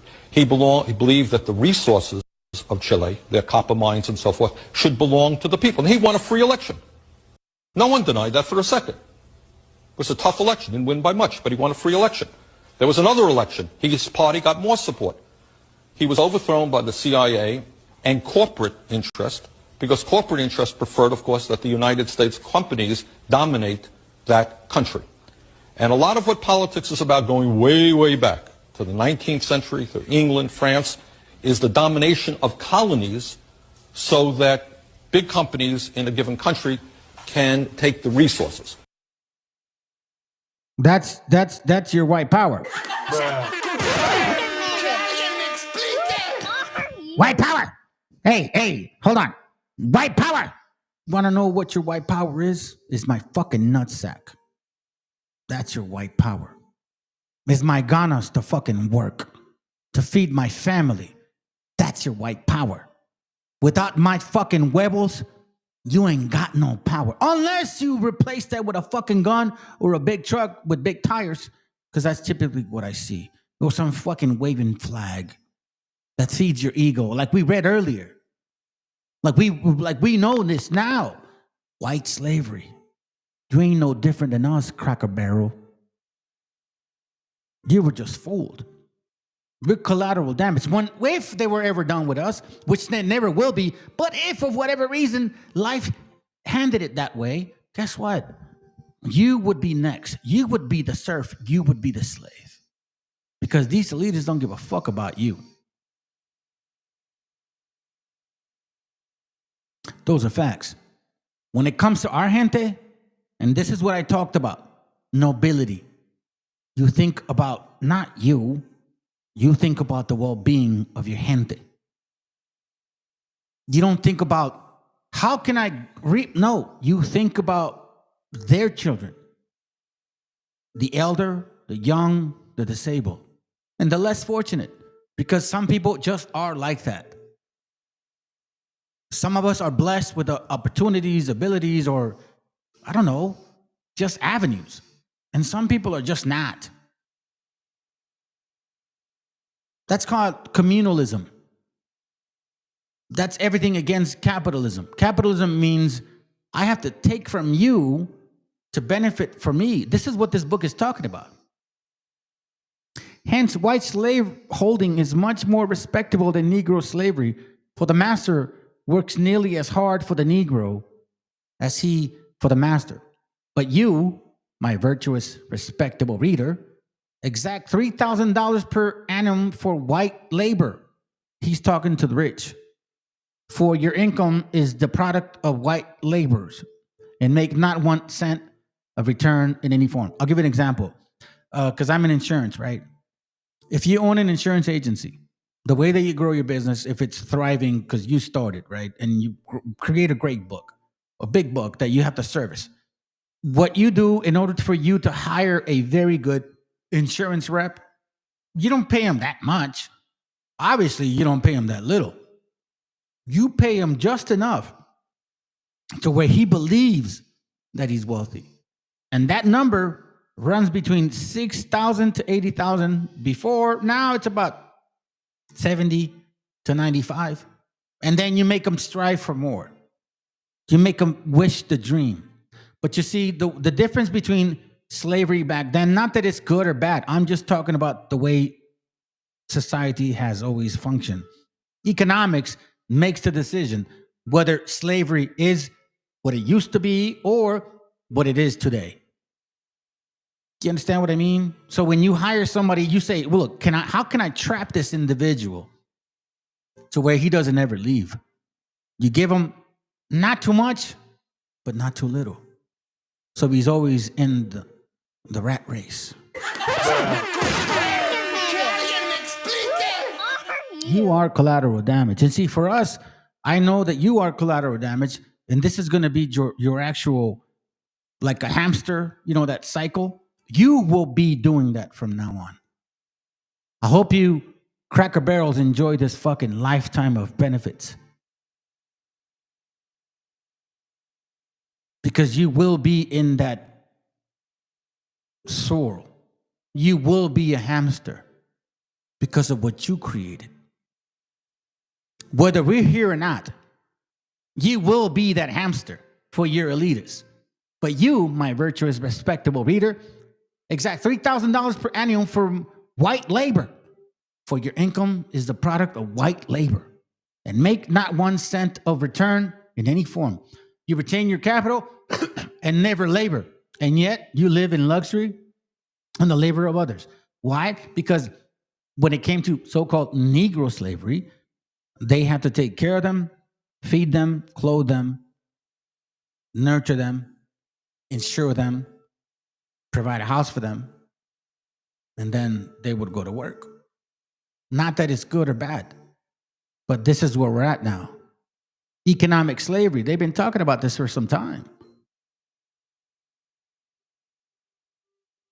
Whether people live well or not in slavery situations, I'm not concerned about that. What I'm trying to teach you all is what the fuck they have done to their own people. If they don't care about them, what makes you think they care about you? You want to vote for Donald Trompetas and shit? This guy right here that we just listened to, by the way. I don't know if you guys know. He's Bernie Sanders, right? So let me remind you of what he just said. Way back from when President Monroe developed his Monroe Doctrine, we have the right to own Latin America, and we will tell any government there what we want to happen. That's the simple truth. So throughout our history, we have overthrown many, many governments. We didn't like their form of government. In the case of Chile, in 1973, what you had is an election in which a guy named Salvador Allende won the election. In case you guys don't know, Venezuela, from my understanding, from my research, from what I've read, is that they have legitimate, like, presidential elections. They use a computer system. So this is who he's talking about. Salvador Guillermo Allende was a Chilean socialist politician. Socialist meaning like you care about your environment. Like, you know, you want profitable industry. You want people to succeed. Like, yeah, do your thing, but don't leave the poor behind. Like, as you grow, help them grow. Like, you're not, I'll give an example, fam. You can do this in history. You can do this in fucking, what is it called? Man, I don't remember the name. But if you open a business, like, this is fucking scientific. If you open a business, only 4% of your customers will really want to rob from you. Like, only 4% of your customers will really intend to rob from you. That's just statistical facts. Every restaurant knows that shit, which is why they open restaurants. Do you get what I'm saying? Then you have that fluctuation where things happen, whatever. But for the most part, I don't see why people should not fucking care about themselves. I mean, raza, we are those people. Do we let our parents go live in some fucking stranger's house so they can die?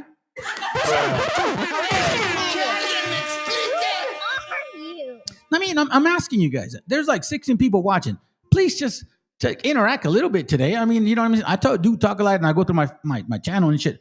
But I'm asking you guys a sincere question. Is this something Raza does? Do we take our elderlies, our parents, and then say, okay, I'm done with you. Go live somewhere else. I don't want to take care of you. Is that something we do? Chris, is that something you do? I'll be real. Sir, Simpin, whatever, whoever is listening, is that something we do? Let me remind you that Medicare is socialism. Insurance is socialism. Workers' comp is socialism. Like, when you think about insurance, it's socialism.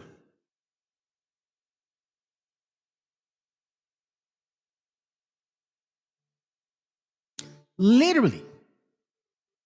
Oh, thank you, bro. Of course not. We don't do that.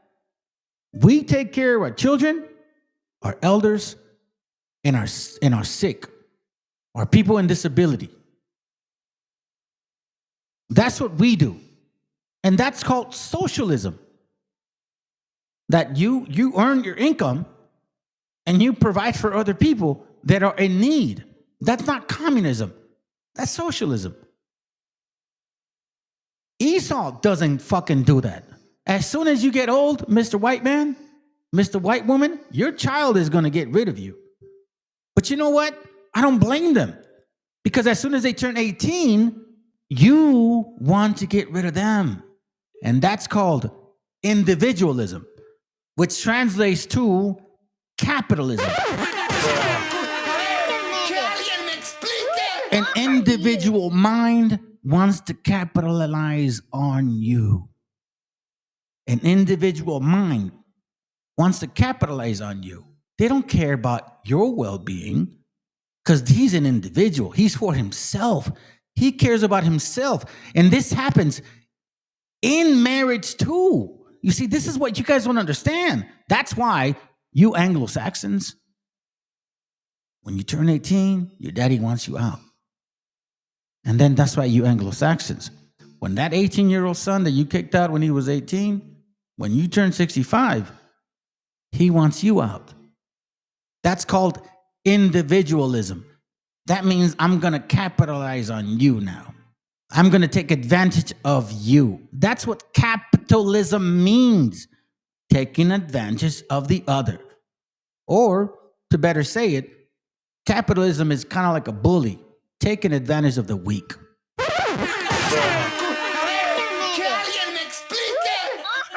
Let's listen to what this man wanted to do. What did he want to do? Manage the war effort better than Diem's administration. As the coup unfolded, the U.S. actively... We're going to listen to what this man, what he wanted to do. Hopefully, I tried to search for the best video that would not block or like give me a hard time about what I'm going to show. But I want you to listen to what, here, I'm going to do it like this. Hold on. Sometimes I don't even want to show it. Oh, it's not that I don't mind. I just sometimes like other pictures and shit. All right, so let's listen to this in case they want to block me, okay?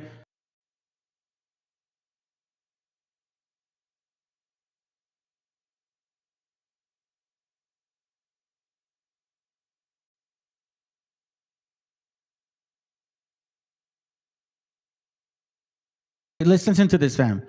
Because it seems like every single time we want to do something for our people, they have a fucking problem. They say this is communism. No. We care about everybody else. I can't sit here and do well while my neighbor is fucking starving.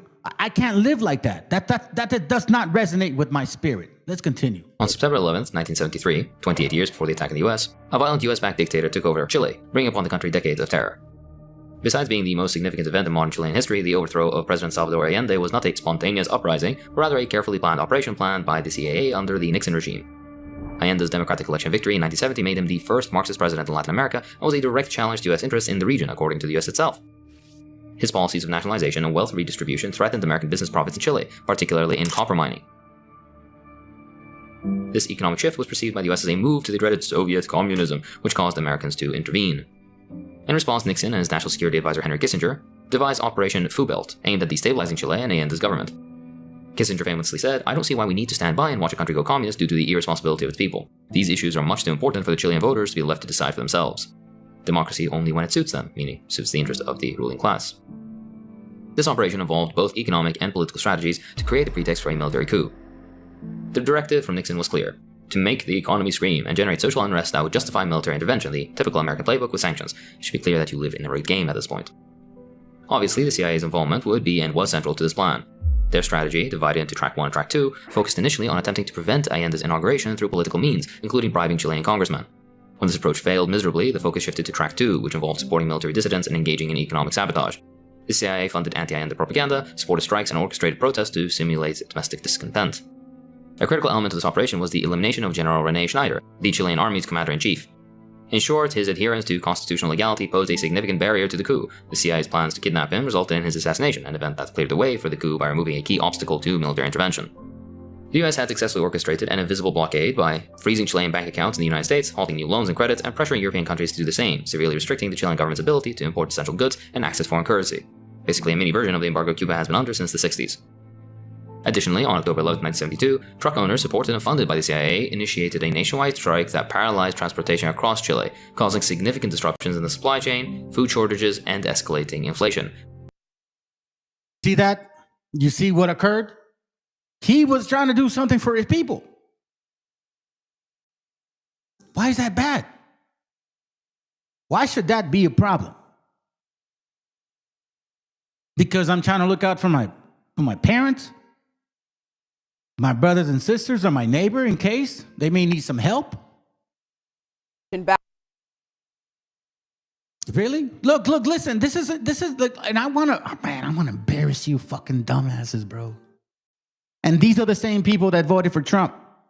Okay, except the ones that got deported. Back in South Florida, while many people are celebrating the end of the Maduro regime, there are some who have families living in Venezuela, and we have video from people there who witnessed the U.S. enter the capital of Caracas in the dark of the night to capture President Maduro and his wife. CBS News Miami Steve Majori is your reporter live in Doral. And Steve, these families are overjoyed, but also worried at the same time.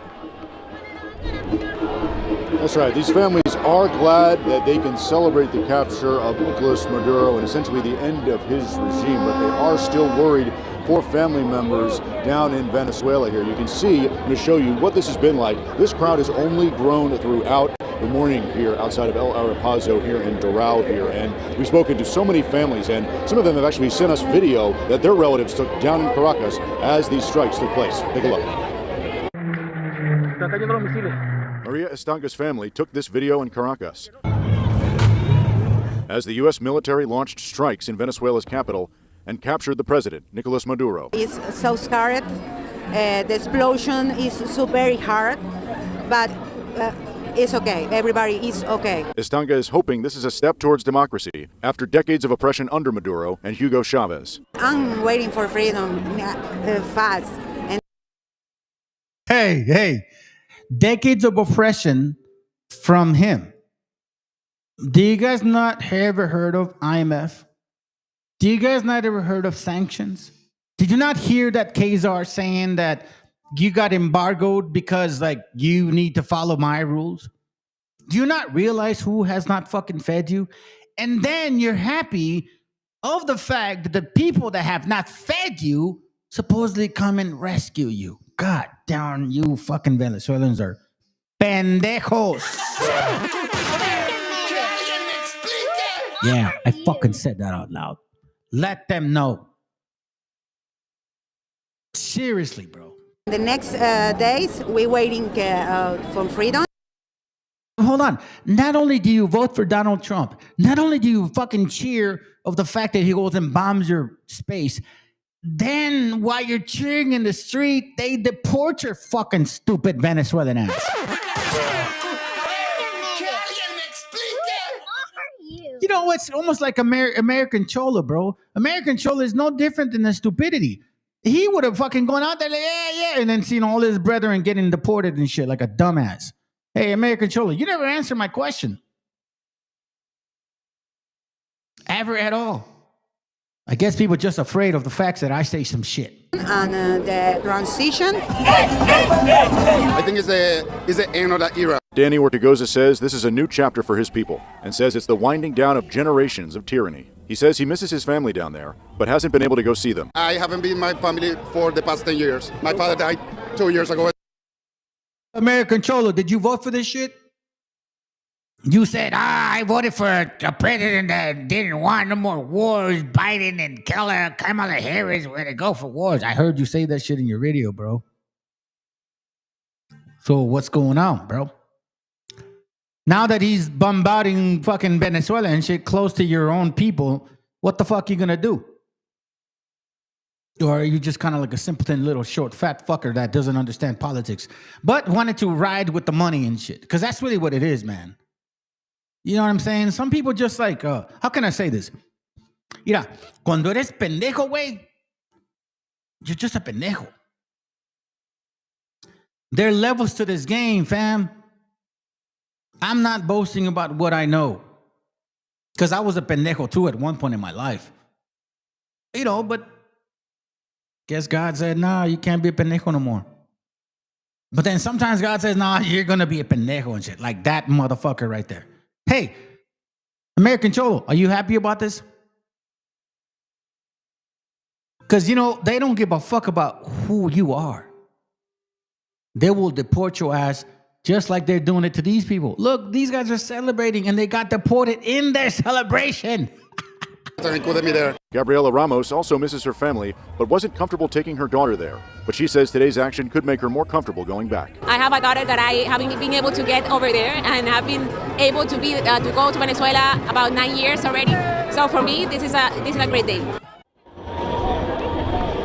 And families here are glad that the U.S. government will be running. You Trump voters. You guys were Trump voters. Yeah, that's what happens with Trump voters, bro. Trump ends up like, here, I'll show you. Let me remind you of something. Okay. Because some of us actually do a background check on what we believe in. You know, at least I'm not saying I'm the smartest motherfucking person, bro. Trust me, I am not. Pero aunque sea, yo lo pienso, güey. Okay? Check this out. This is supposed to be the woman who's taking over Venezuela. Not only is she pro-Israeli, she's pro-Likud. She signed a cooperation deal in 2020 with Netanyahu's Likud party. You guys heard that, okay? You guys heard that. Okay, here we go. Watch what occurred just not that long ago. Watch what occurred. Hey, you voted for this? On behalf of... Hey, Raza, you voted for this shit? You guys voted for this confusion? Seriously? You voted to like be against your own people? The people that cared about like just trying to provide for your parents and your children and your pregnant wife and to benefit from the resources that you're fucking living off of?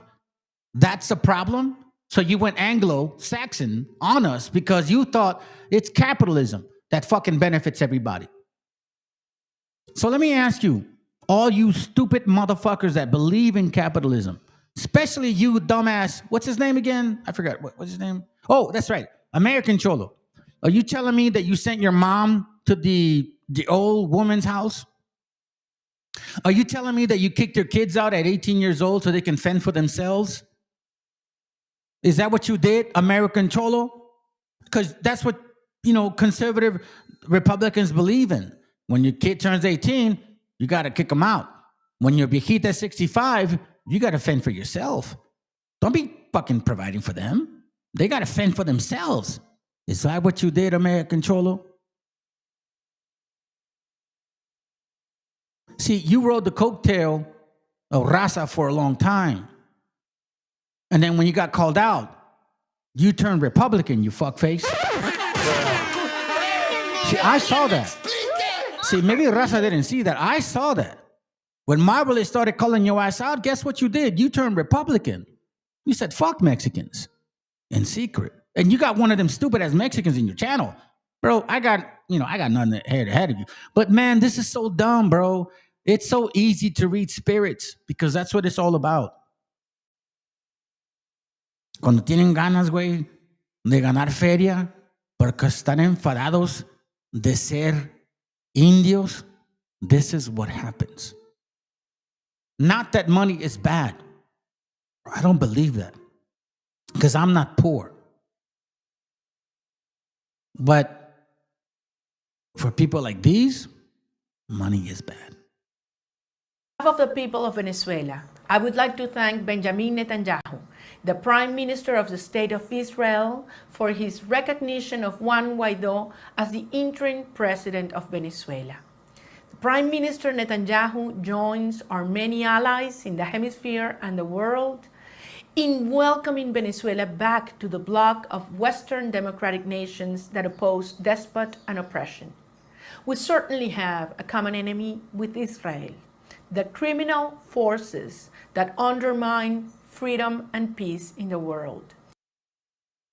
See what she said? Did you guys catch that? Let's return this into a better matter. Raza, I need you to understand what she's saying to you. You 15 or 16 or 13 or 17 people, because I have 3 different lines that are sharing me different things. You need to understand what this means. You heard it earlier. Pay attention. On behalf of the people of Venezuela, I would like to thank Benjamin Netanyahu, the Prime Minister of the State of Israel. Hold on. Let me remind you what I mean. Let me see if I can find it. Let me see. Hold on.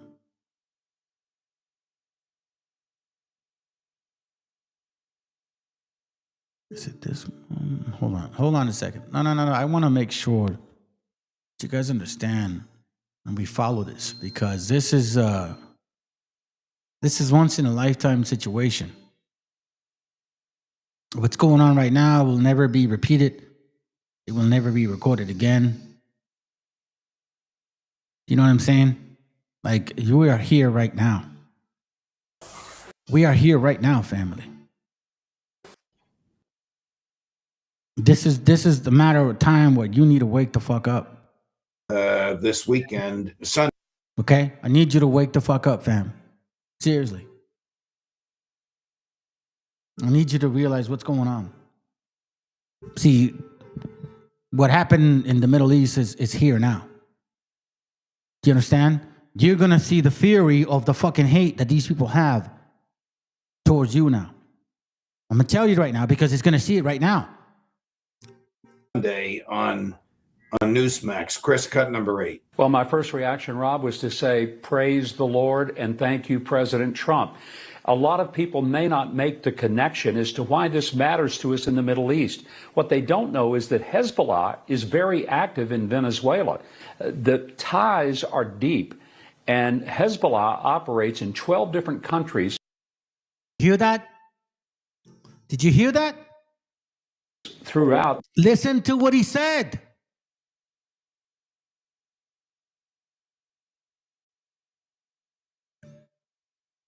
Second Ezra 9:1 says he answered me. Hold on, let me get it on this picture, man. This is a good one. I like that one. I appreciate you posting the verses up there, bro. Please, if I don't read them all, man, don't get offended, okay? It's just, I'm going through my class, but please keep doing it. Second Ezra 9:1 says, he answered me then and said, measure thou the time diligently in itself.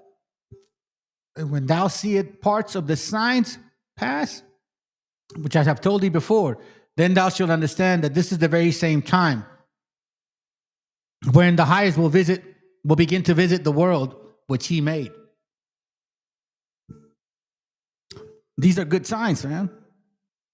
This is what I say. This is Jacob's trouble. You are the real Israelites.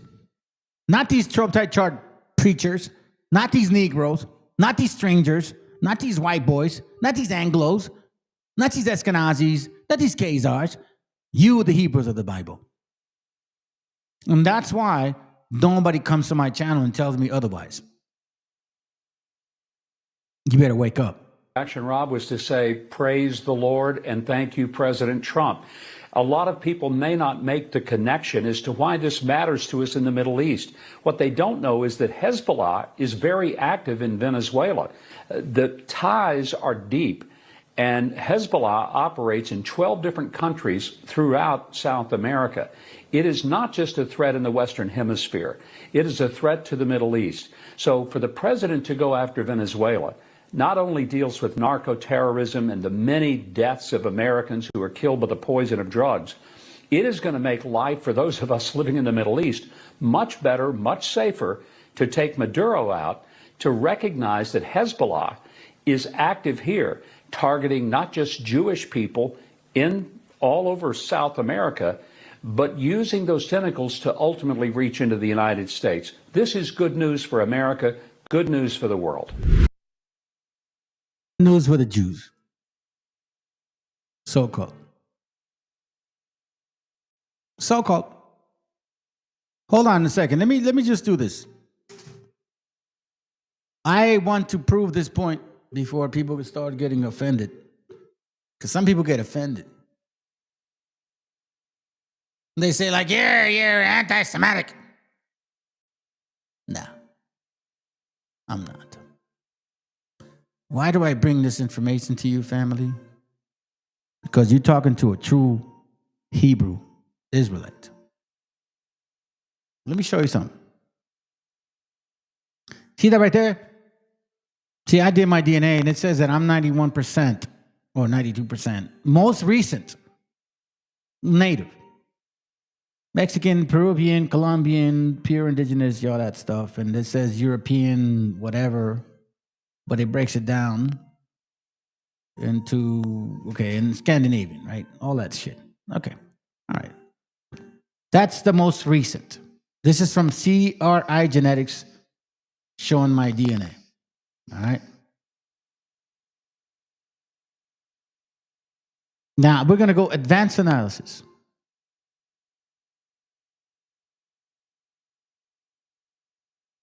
It says here that I am technically 92% mixed, admixed, indigenous, mostly Peruvian, then Mexican, then Colombian. And 1% of all this crap, 1% of all this, 1% of all this, and hardly any of this crap, okay? Now, it says that my genotype is from Ecuador, Argentina, Bolivia, Chile, but it says also Mestizo, Aymara, Quechua. Now, I've told you guys what Quechua language has Hebrew traits, okay? So now, we're going to go to my father's bloodline. My father's bloodline says that I come from this section here. Now, we're going to come back to this tracer in a little bit. Because you guys would say, yeah, you came on the ships. Okay, sure.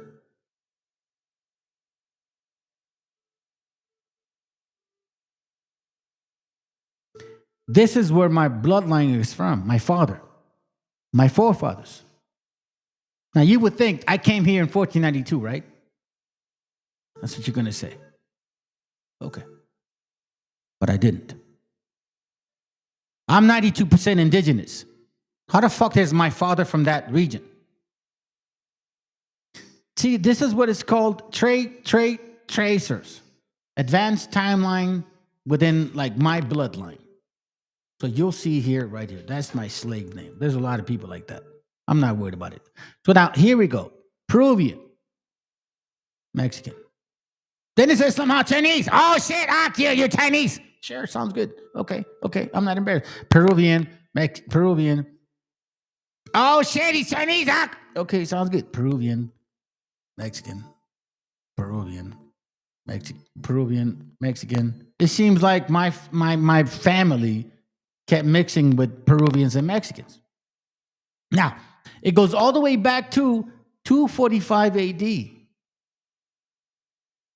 That means that they can trace my bloodline here in this continent all the way back to 245 AD. That's as far as it can go. So, if I'm 92% or 90-something% indigenous, and they can trace us back, not me, all of us, because I didn't come alone. My parents didn't either. They can trace us all back to 245 AD. And this haplogroup says that I was one of those bloodlines that came from this region right here. Which, by the way, in case you guys are trying to be indigenous and shit, and you're like, fuck you, we're not those people. Well, the Q branch from your indigenous DNA was broken off of this RB1 branch as it moved forward.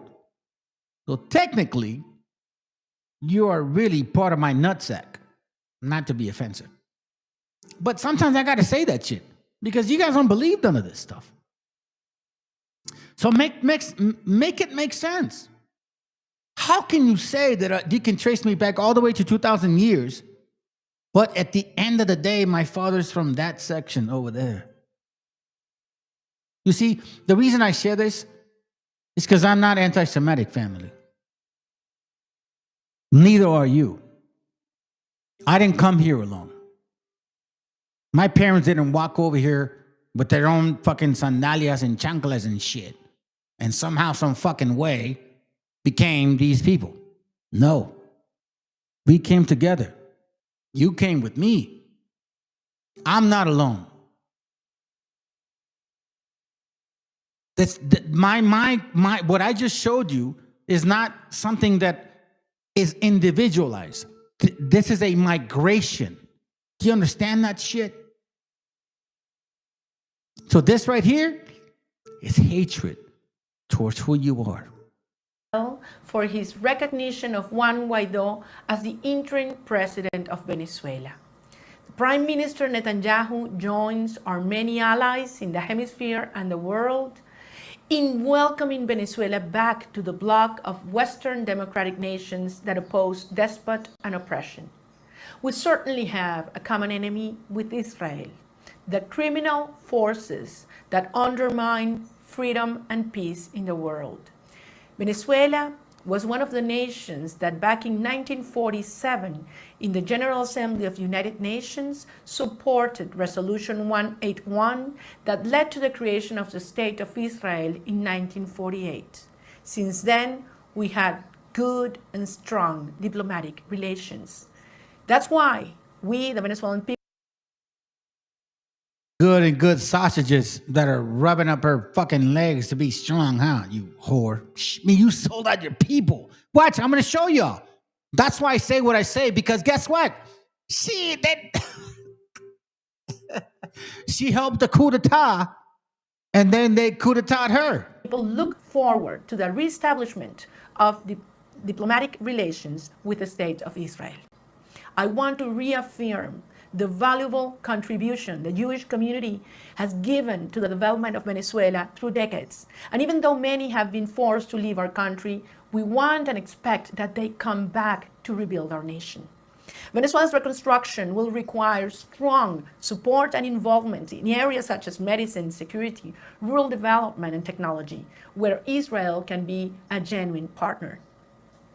I want to express how meaningful it was for the Venezuelan people that this recognition to the genuine government of Venezuela came precisely the day of Holocaust recordation. I myself look forward to visit the State of Israel as soon as we conquer freedom. We will prevail.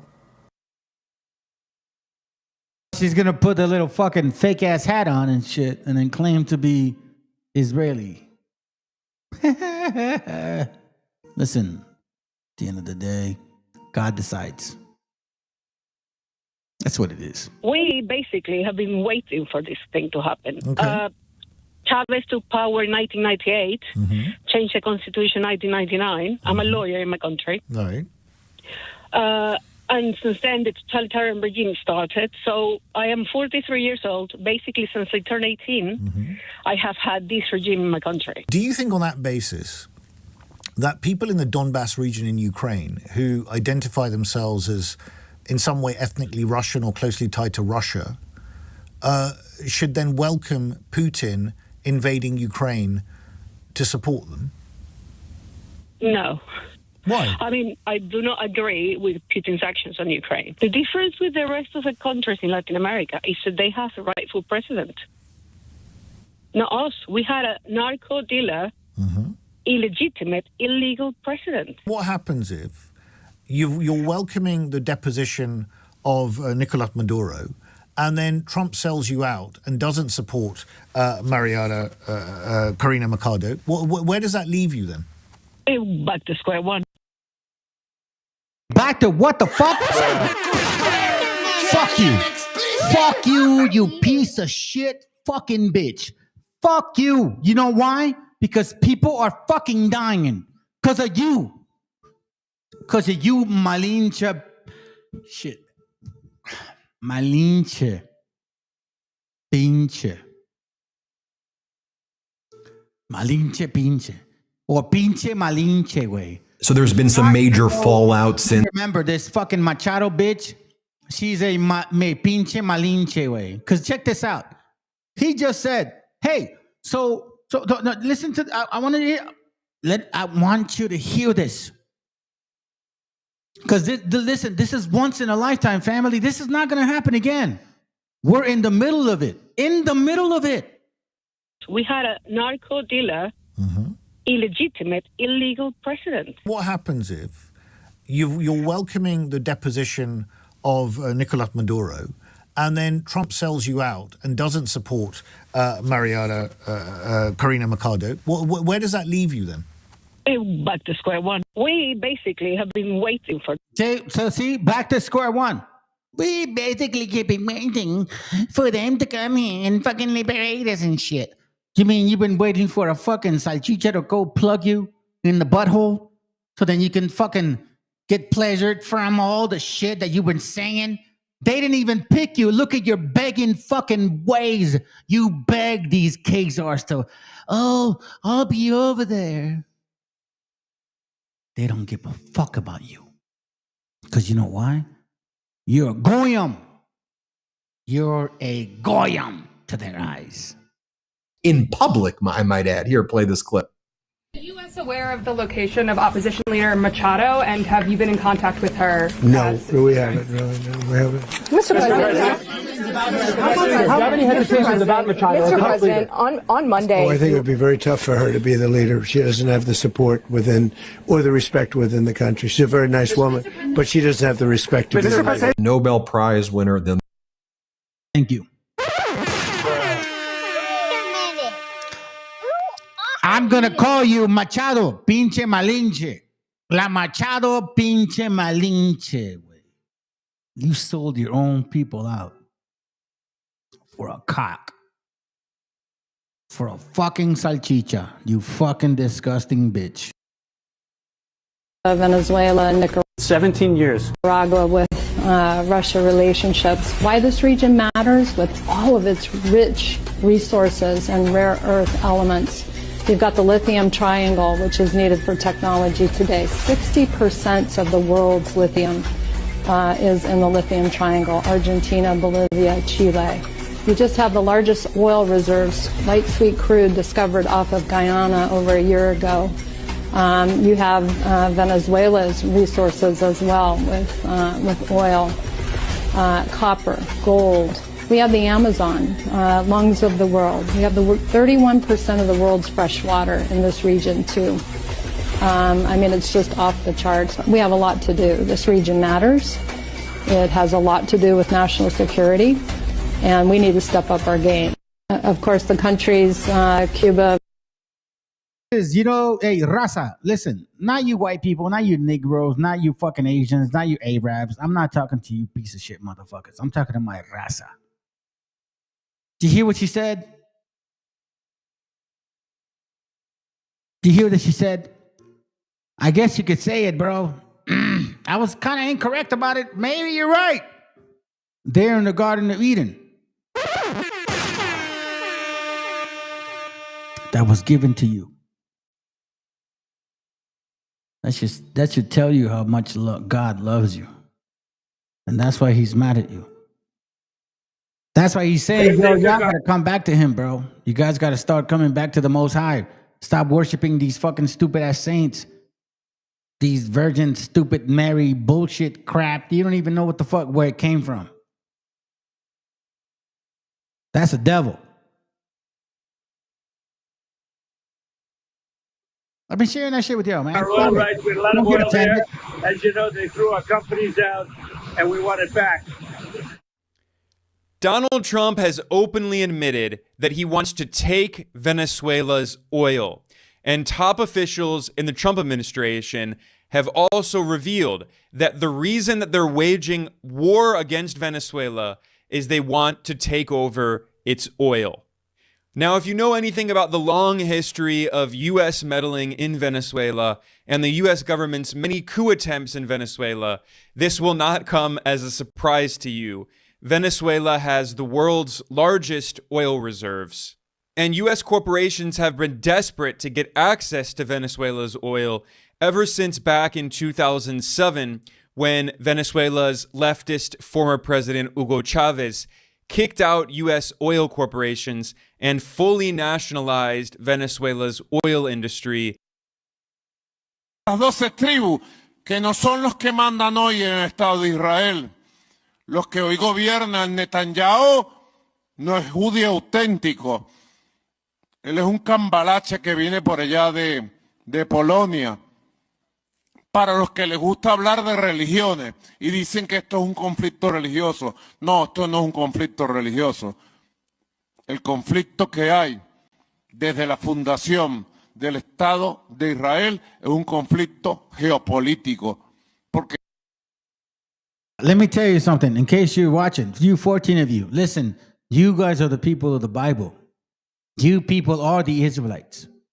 This is who they try to steal this stuff from. Think about it for a moment.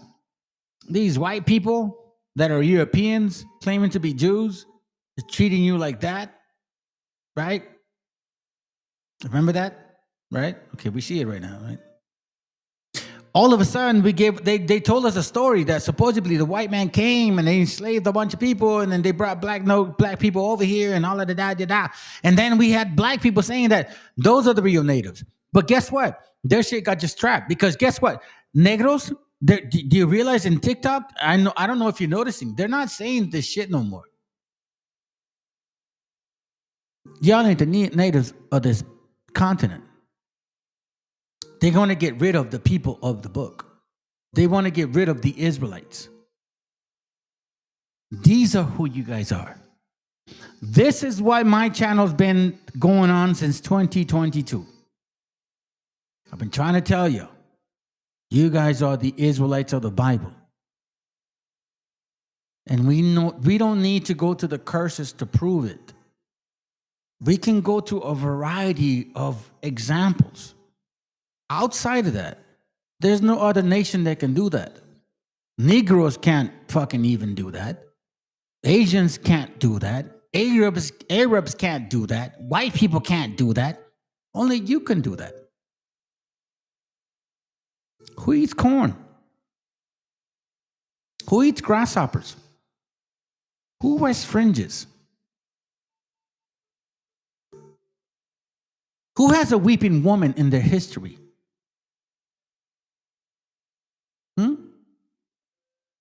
Who wears sandals? Who uses a molcajete? You guys are. You people are the ones that do these things. No one else. No one else does that. No one else eats grasshopper.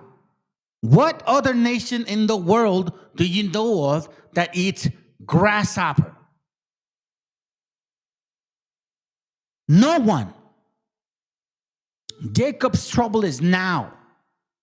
I wondered. I was like, man, is our gente ever going to learn? I told some of you brothers, bro, man, I don't know, bro. I'm a little upset. I'm disappointed. Our people don't want to listen. Now they're going to listen. Now they're going to listen. Listen, family, I'm going to tell you right now. This has nothing to do with anybody else but you.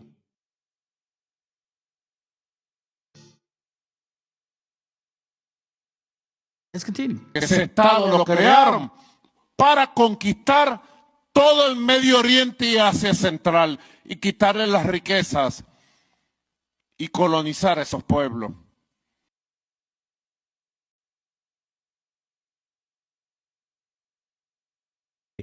This affected three major U.S. oil corporations, ConocoPhillips, Chevron, and ExxonMobil, along with some European oil corporations.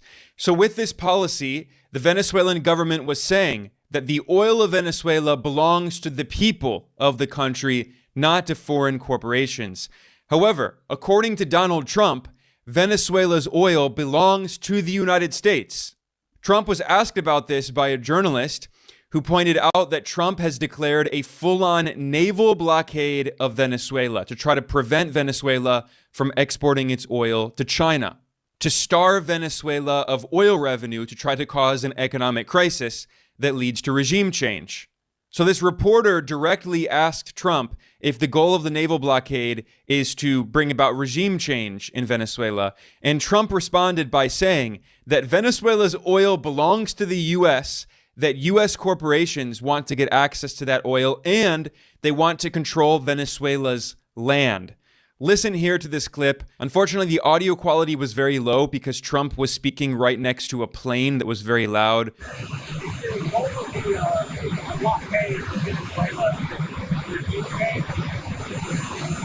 Just a blockade. Not going to let anybody going through that shouldn't be going through. You remember they took all of our energy rights. They took all of our oil. just a blockade. Not going to let anybody going through that shouldn't be going through. You remember they took all of our energy rights. They took going through. You remember they took all of our energy rights. They took all of our oil from not that long ago, and we want it back. But they took it. They illegally took it. See? I like that verse. I like that verse, bro. Psalms 2:1. 2:1. I like that verse. Psalms chapter 2, verse 1 says, "Why do the heathen rage and the people imagine vain things? The kings of the earth set themselves and the rulers take counsel against the Lord, against his anointed." Do you know what that means? Do you guys understand what that means, anointed? Let me tell you what that word means. The word anointed means this. MESHIACHA. Okay? The word anointed means this. MESHIACHA. I'll say it again. MESHIACHA. MESHIACHA. MESHIACHA. So that name that I have, MESHIACHA, is not MESHICHA. It's MESHIACH or MESHICHA. MESHICHA or MESHIACHA or MESHIACHA means anointed. The kings of the earth set themselves and the rulers take counsel together against the Lord and against his anointed. Y'all are the anointed. Our people have been saying this shit for years, bro. You guys just didn't fucking want to hear it. You're so broken. Your daddy told you that you ain't shit so much that you cannot even comprehend the concept of the fact that God just might have fucking said, listen, you're a pretty good person, and I'm going to choose you. Organismos internacionales, ¿dónde están, carajo? ¿Dónde están?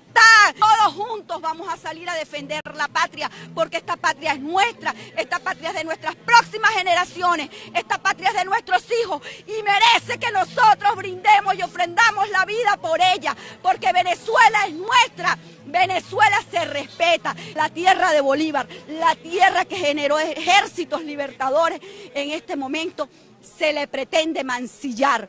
Así que el llamado es un llamado a la comunidad internacional. Pónganse alertas, comunidades, porque no vienen por nosotros, vienen por el petróleo y van por ustedes también. Entiéndanlo, que ellos aquí quieren petróleo para continuar sus guerras.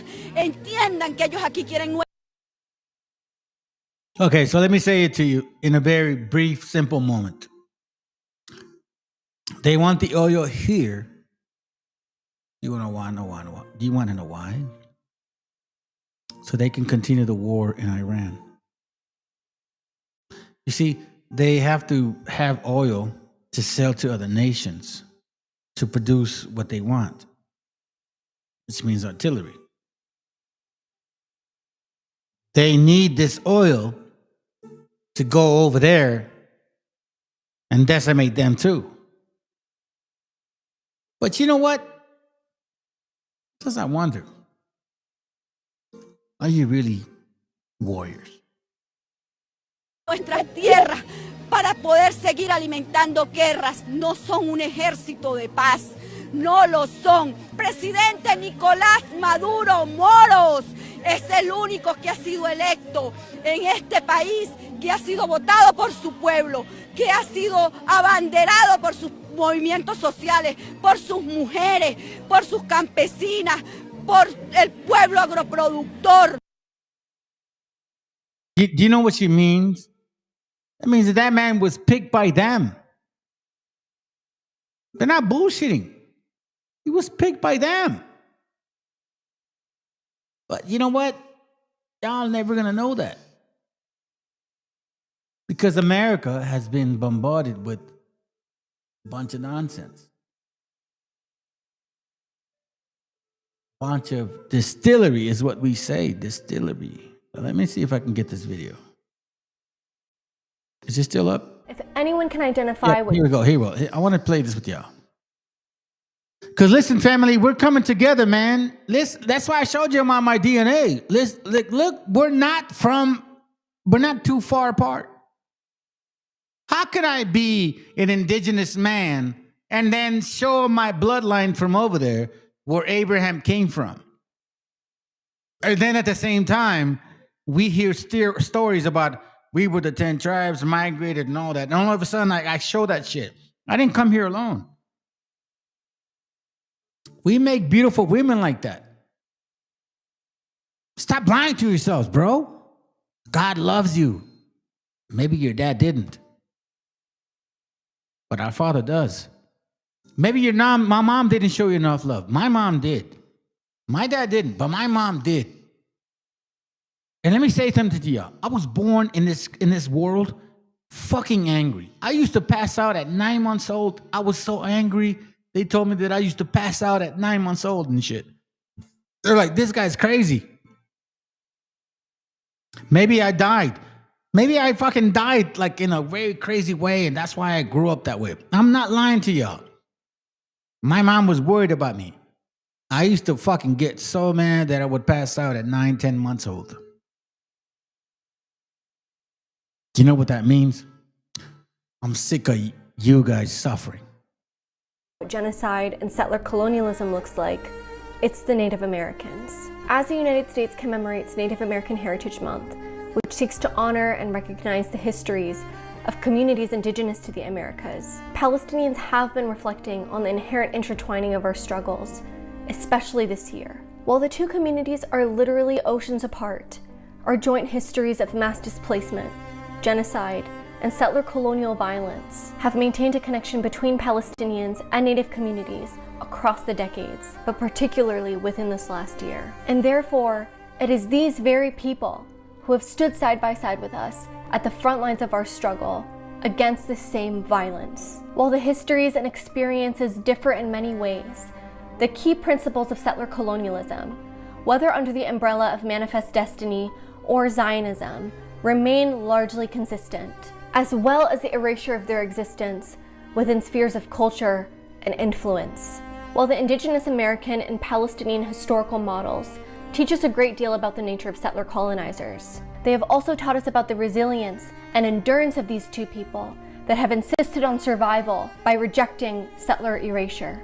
Despite the horror of the Trail of Tears and hundreds of years of settler violence and domination, as well as the tragedy of the Nakba and the ongoing genocide in Gaza, the two indigenous peoples have resisted, endured, and continued to survive. Throughout the bloody history of the American settler project, the indigenous people resisted through literal battles with invading settler armies, but also engaged in other forms of resistance through the assertion and maintenance of their cultures and indigenous languages. These mutual histories of settler erasure in all of its manifestations continues to reinforce the link between the indigenous people of the Americas and those of Palestine, reserving them an indispensable role in our movement for Palestine in the US and across the globe. So while settler ideologies have remained consistent across time and space, so are our calls for collective liberation, for a free Palestine, and for land back.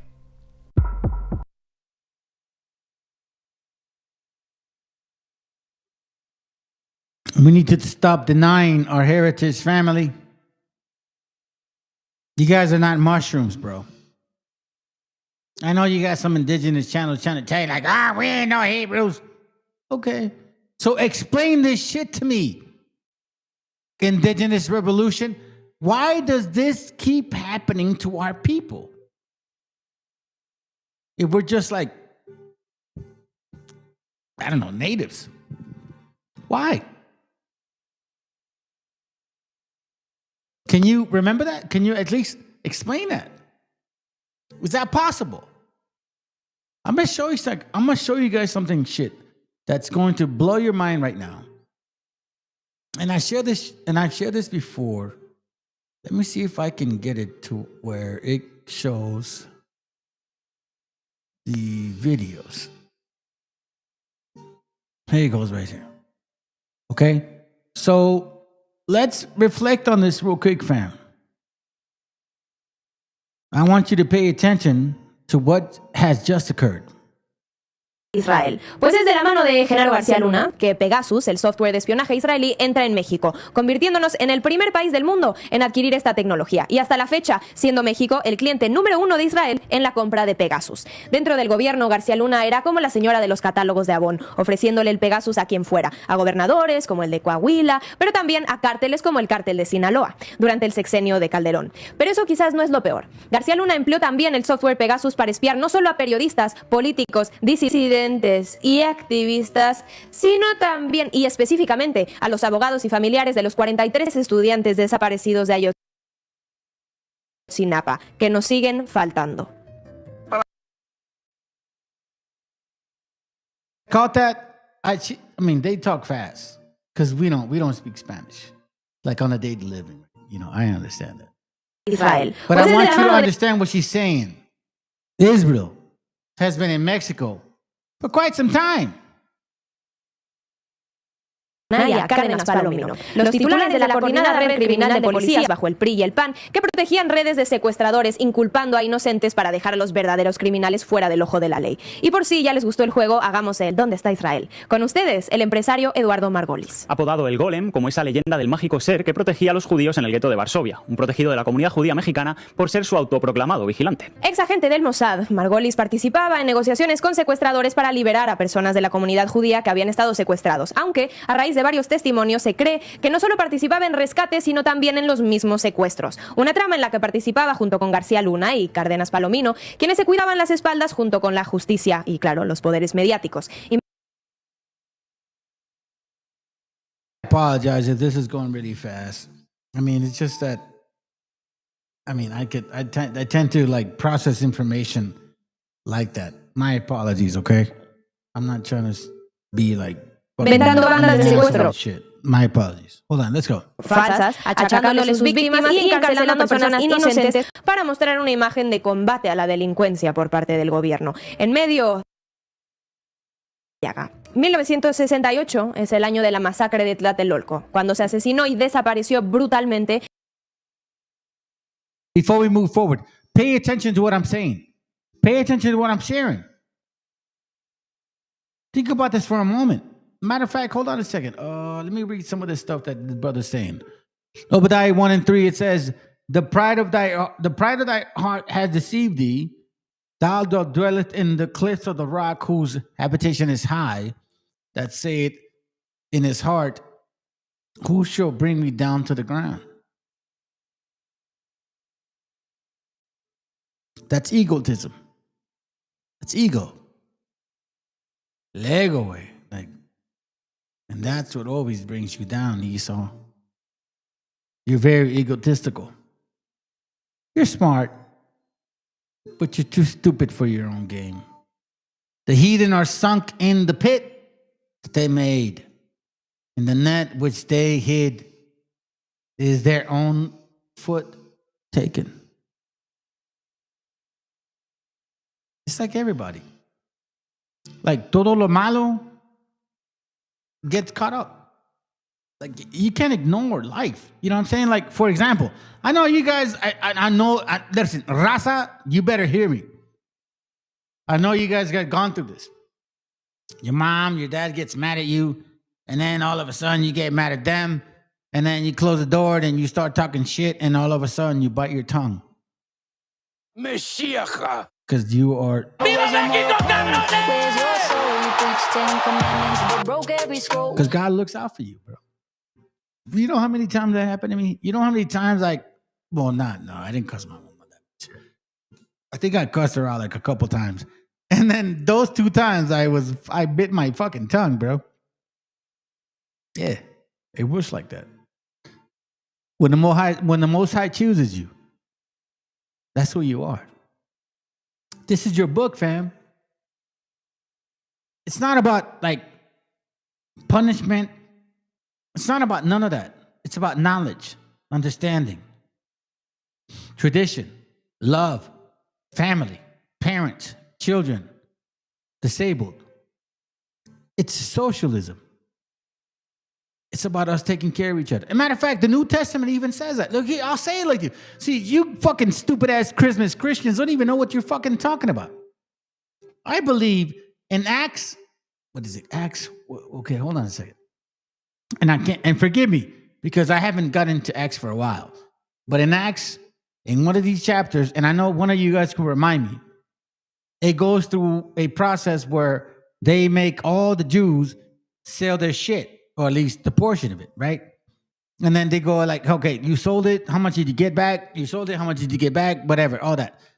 They did that to make sure that everybody was equal. That's called socialism in the New Testament.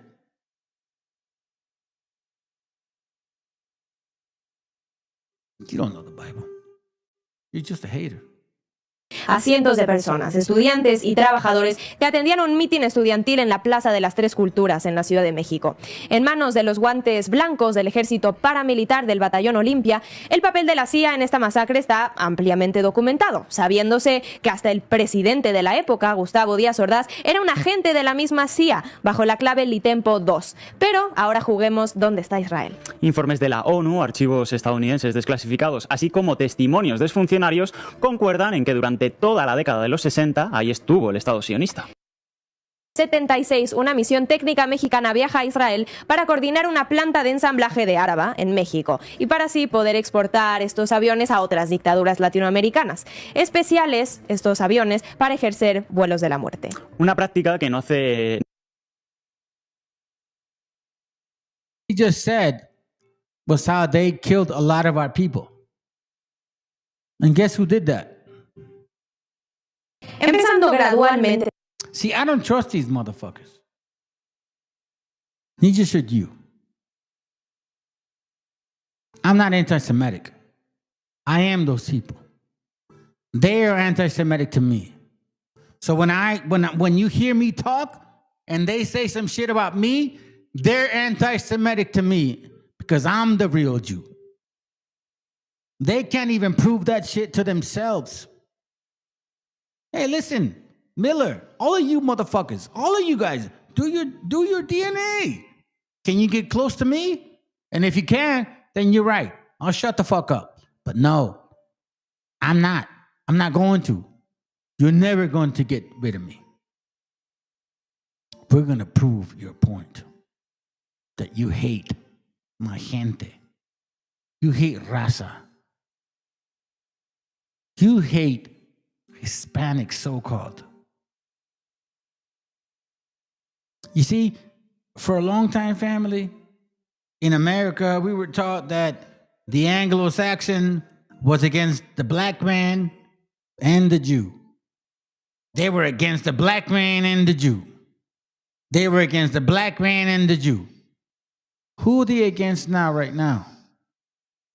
Is the black man in the way? Is he involved? Is he helping you? Are these Negroes at any point to your possible liberation? Where are they at now? What the fuck? You see? You see that? Our gente needs to start waking the fuck up. No one is on your side unless you know who they are. Look at this shit, bro. This is sad to me. Can't believe that this, and you guys just ignore this. Desde los años 60, se encamina ese conjunto de medidas represivas militares y políticas para disolver movimientos de oposición con medidas de terror. Y la metida de dedo de Israel en el terrorismo del Estado mexicano llega en la década de los 70, con el envío de 5 aviones Áraba. Antes de rifles, misiles, pistolas, ¿qué necesitaría un régimen que no puede ejercer sus masacres a plena luz del día y causando muchos destrozos para poder mantener su dictadura en secreto? Pues desaparecer a sus asesinados y torturados. Y para ello, damas y caballeros, vuelos de la muerte con aviones Áraba israelíes. Los detenidos eran ejecutados. Uno por uno, los cuerpos eran cargados al avión. El número total de los vuelos de la muerte y de aeronaves utilizadas es desconocido. Sin embargo, la investigación militar identificó 2 aviones Áraba 201 de fabricación israelí. En particular, uno con matrícula 2005, posteriormente modificada a 3005. Esta imagen es una recreación dentro de la investigación militar que muestra lo dicho por los testigos sobre que cada vuelo podía contener, como mínimo, 5 cuerpos. Según el testimonio del mecánico del Arabá que estaba presente en los vuelos, ahí se había dicho que el trabajo de nosotros era para transportar a los guerrilleros, para ser tirados en el mar. Una táctica también usada en Argentina, donde las víctimas vivas eran inyectadas. See? You see what I mean? Nobody cares, bro. Vendría la guerra civil en El Salvador, mientras Israel armaba a manos llenas al régimen del apartheid en Sudáfrica, a los que les aprendería mucho. También les proporcionaron armas y entrenamiento al ejército salvadoreño de la dictadura, así como a los escuadrones de la muerte, operando con total impunidad en sus operaciones clandestinas de represión contra disidentes, sindicalistas, estudiantes, campesinos y cualquiera que se atribuía la etiqueta de subversivo, con especial ensañamiento contra los teólogos de la liberación jesuitas, como el vasco Ignacio Yacuría de mi familia y por el que buscamos justicia hasta el día de hoy. Lo mismo se puede decir. Shit. In case you guys don't realize, we are seeing the example of what they're decimating. A mi país, uno del que se dice quedó exento de las dictaduras militares en la región, pero que eso no podría estar más alejado de la realidad, México, que aunque perfecta y disfrazada de democracia, siguió al pie de la letra las normas para ser una dictadura digna del Plan Cóndor, con su tortura, su persecución y sobre todo su guerra sucia, y donde, como dice Alex Aviña, que pronto tendremos en mesa, al contrario de otras dictaduras de la región, tiene fecha de inicio pero no de fin. El no ser considerada oficialmente como dictadura le concede el permiso de existir ilimitadamente, pasando desapercibida. A falta de la definición oficial de dictadura, al fenómeno. Empezando gradualmente desde los años 60, se encamina ese conjunto de medidas represivas militares y políticas para disolver movimientos de oposición con medidas de terror. Y la metida de dedo de Israel en el terrorismo del Estado mexicano llega en la década de los 70, con el envío de 5 aviones Áraba. Antes de rifles, misiles, pistolas, ¿qué necesitaría un régimen que no puede ejercer sus masacres a plena luz del día y causando muchos destrozos para poder mantener su dictadura en secreto? Pues desaparecer a sus asesinados y torturados. Y para ello, damas y caballeros, vuelos de la muerte con aviones Áraba israelíes. Los detenidos eran ejecutados. Uno por uno, los cuerpos eran cargados al avión. El número total de los vuelos de la muerte y de aeronaves utilizadas es desconocido. Sin embargo, la investigación militar identificó 2 aviones Arabá 201 de fabricación israelí. En particular, uno con matrícula 2005, posteriormente modificada a 3005. Esta imagen es una recreación dentro de la investigación militar que muestra lo dicho por los testigos sobre que cada vuelo podía contener, como mínimo, 5 cuerpos. Según el testimonio del mecánico del Arabá que estaba presente en los vuelos, ahí se había dicho que el trabajo de nosotros era para transportar a los guerrilleros, para ser tirados en el mar. Una táctica también usada en Argentina. A mi país, uno del que se dice quedó exento de las dictaduras militares en la región, pero que eso no podría estar más alejado de la realidad, México, que aunque perfecta y disfrazada de democracia, siguió al pie de la letra las normas para ser una dictadura digna del Plan Cóndor, con su tortura, su persecución y sobre todo su guerra sucia, y donde, como dice Alex Aviña, que pronto tendremos en mesa, al contrario de otras dictaduras de la región, tiene fecha de inicio pero no de fin. El no ser considerada oficialmente como dictadura le concede el permiso de existir ilimitadamente, pasando desapercibida. A falta de la definición oficial de dictadura, al fenómeno. On for a while, because I wanted you guys to understand how deep this shit is. They don't care about you. This right here. Settler erasure largely consists. Hold on. Well, the history is like that. It doesn't matter. Your struggle, who you are, what your mom felt, what your children experienced since 1492, doesn't matter.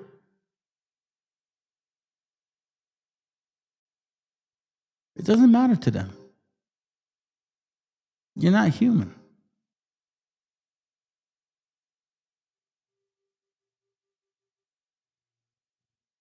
I told my wife I said to her, I wish we were all human beings. I wish we were all like one people. I said to her, I wish really we were.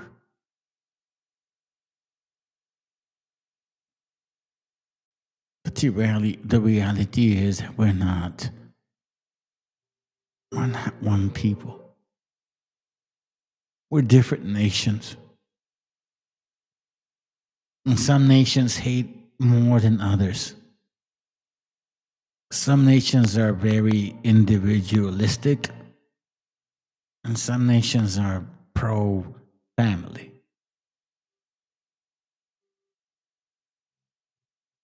I wish it was not like that. It'd be nice, huh? If we could just get along. If it wouldn't be genocide. But some people just hate more than others. I don't hate like that.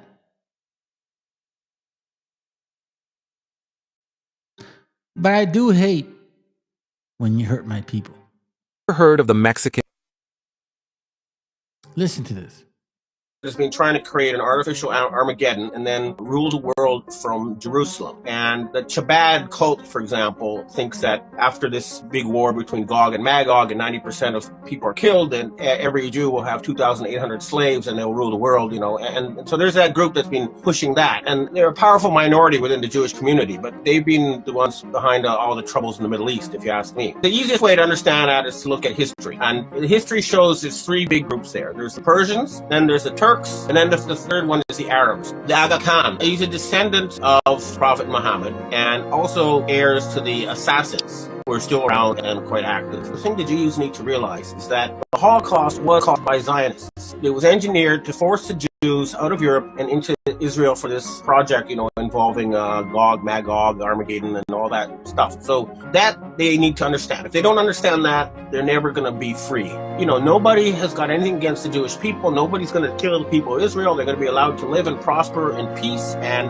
they'll have complete autonomy. They just need to get rid of these fanatic. It's clear that most Jews now understand that the whole concept of Zionism is antithetical to Judaism. I'm not allowed to say certain things, so I decided to reveal the hidden truth in this ebook. If you want to understand what you are, where we are, this ebook will literally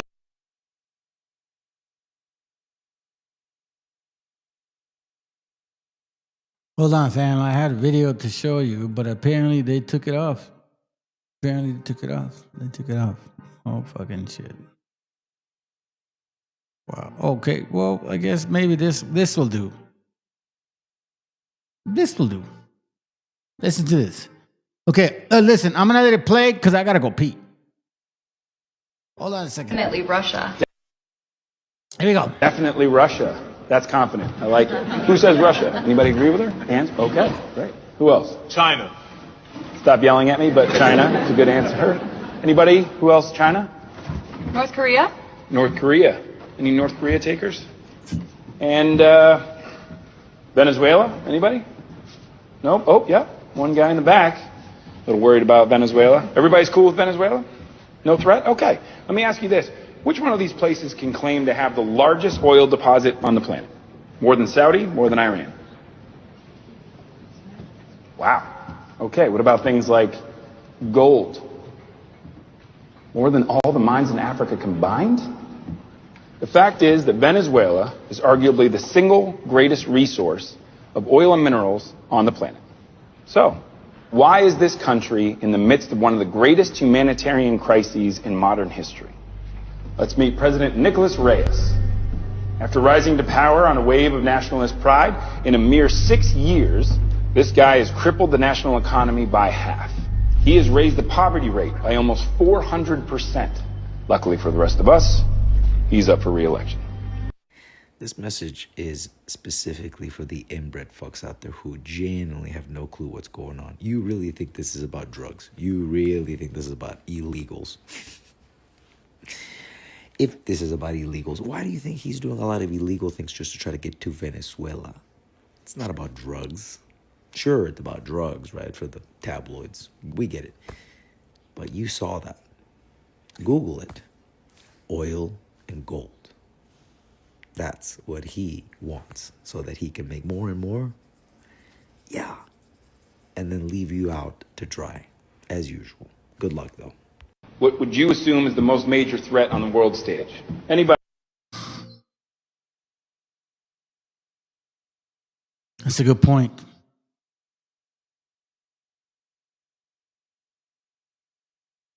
Share this shit real quick.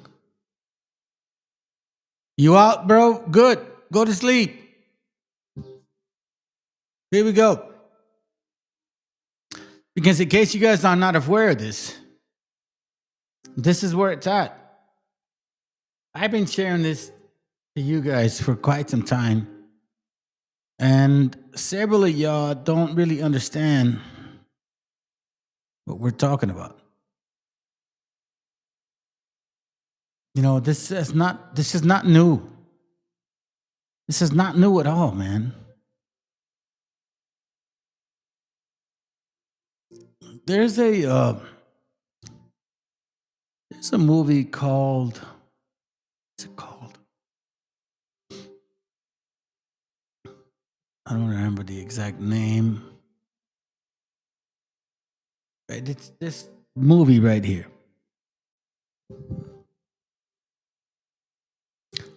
You need to look up this movie. This is a sanctuary city full of thousands of wet and stinkies. You understand that shit? This is what these fucking so-called Jews say about you, Mexicans. These Khazars, converts, they don't like you, fam. They fucking hate you. They want everything to do about nothing with you. So I don't give a fuck about what they say. I mean, how else can you express this?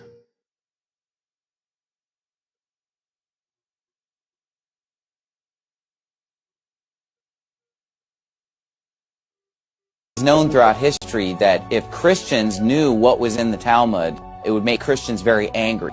And so the Jews were able to conceal a lot of their most blasphemous statements about the Lord Jesus Christ because people didn't speak Hebrew. Here's what they say about Jesus in the Talmud. There's sections in there about Jesus. In fact, there's an entire book that's been written by the director of Judaic Studies in Princeton University, Dr. Schaefer, a Jew. He's written a book, Jesus in the Talmud. So if you want to know what Jesus has to do with the Talmud, get his book, Jesus in the Talmud by Dr. Schaefer.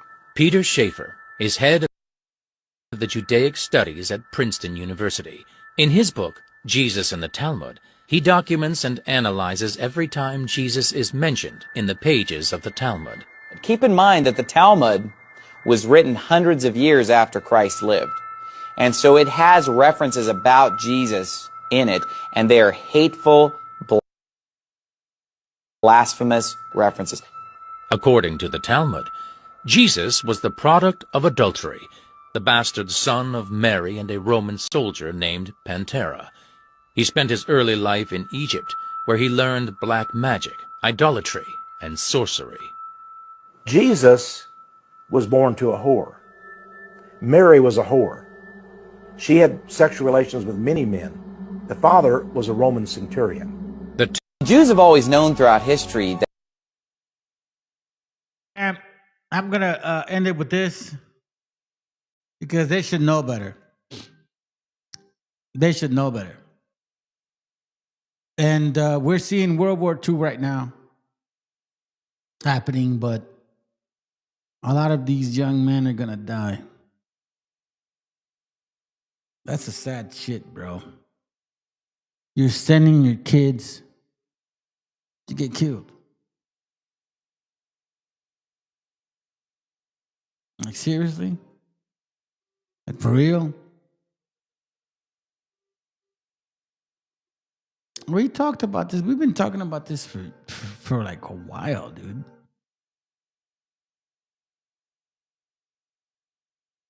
And now it's here. I said, look, I'll say it like this. WW3 is going to kick in when they invade Mexico. They went to Venezuela. I mean, it's going to be tough to get there. If they get to Mexico, then you know damn well. Well, I mean, I don't know, man. These fucking Nazi bastards are fucking Nazis now. At this point, what do you mean? You guys don't see that shit? Come on, man. It's right in your face. Even he's saying it. Hold on, I'm looking for the video before I play that one. Let me see if I can find it. Where the hell are you at?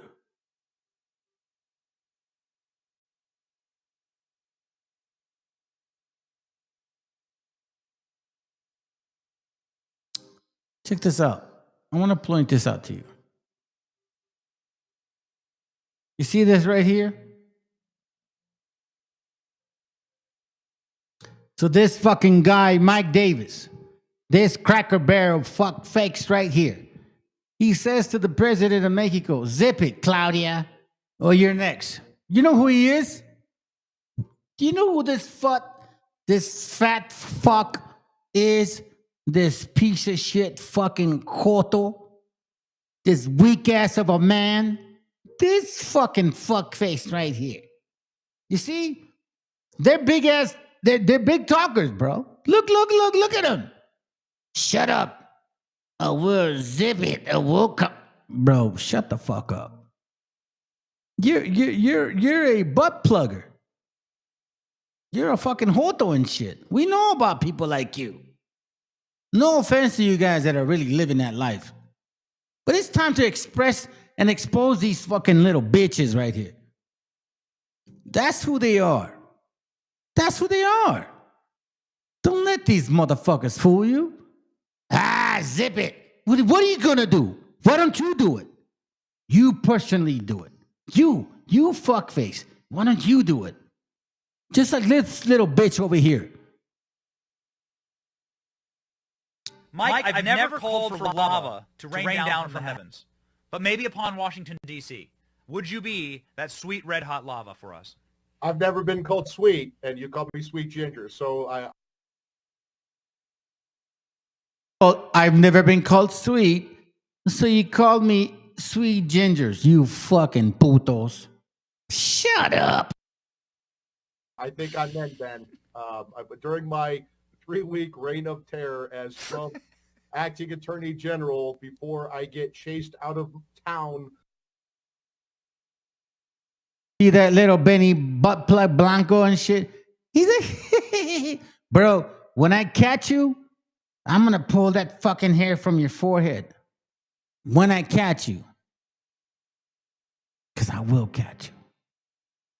Let's go. With my Trump pardon, I will rain hell on Washington, D.C. We've talked about this, Ben. I have 5 lists ready to go, and they're growing. List number 1, we're going to fire. We're going to fire a lot of people in the executive branch and the deep state. Number 2, we're going to indict. We're going to indict Joe Biden and Hunter Biden and James Biden and every other scumball, sleazeball Biden, except for the 5-year-old granddaughter who they refused to acknowledge for 5 years until the political pressure got to Joe Biden. Number 3, we're going to deport. That fucking Benny Blanco is such a Joto, bro. It's funny. And growing. Anchor babies, their parents, their grandparents. We're going to put kids in cages. It's going to Who are the real anchor babies? Y'all, you motherfucking white boys aren't even from here. The real anchor babies. But it's all good. You want war? Let's do it. Let's do it. I think it's time. Listen, a lot of us will die for freedom before we could become slaves under your faggot ass, under your puto ass, under your pedo ass. Because you guys are worse than, let's just put it this way. The people that you criticize, supposedly because they want to have a different lifestyle. You guys are pedophiles. Every single one of you cracker barrels. We know what you like. You like little girls. You like 12-year-old girls. That's what you Esau bastards like. You love little girls. I used to think like, nah, man, gay people are going to bring that pedophilia. Nah, bro. They did not bring that pedophilia. is these white people. These so-called conservative Christians with little fucking penises and shit. That's probably why they're so upset. Be glorious. We're going to detain a lot of people in the DC Gulag and Gitmo. And list number 5, I'm going to recommend a lot of pardons. Every January 6th defendant is going to get a pardon, especially my hero, Hornman. He is definitely at the top of the pardon list. We actually went out and have some upcoming content with Jacob Chansley. We did. Stop bullshitting, family. These white people hate your ass. White people hate you. White cracker barrels hate raza. Wake the fuck up. They're not your friends. They want to fucking kill you. They want to destroy you. That's what they do. Because they're weak. Because that's what they are. They're afraid of y'all. You know why? Because of this. Let's go, bro. And we're almost done, man. I don't give a fuck, bro. Somebody can tell me that I'm wrong. I don't give a shit. I'm wrong, so what? I'm wrong. Wait, hold on a second. This is not the one I wanted to show. Sure, and if you read the book, you'll see that the activity... Shut up. That's not the one I wanted to show. This is the one I wanted to show. ¿Usted de alguna manera anticipó la victoria de Trump en los... Just remember this shit. I'm going to let it play slow. You need to understand who you are and why they fucking hate you. Okay? They hate you because they want to be you. They hate you because they can't stand you. You better be careful. ¿Usted de alguna manera anticipó la victoria de Trump en los Estados Unidos? ¿Cuáles fueron las claves de esa victoria? Bueno, yo realmente las claves fueron dos.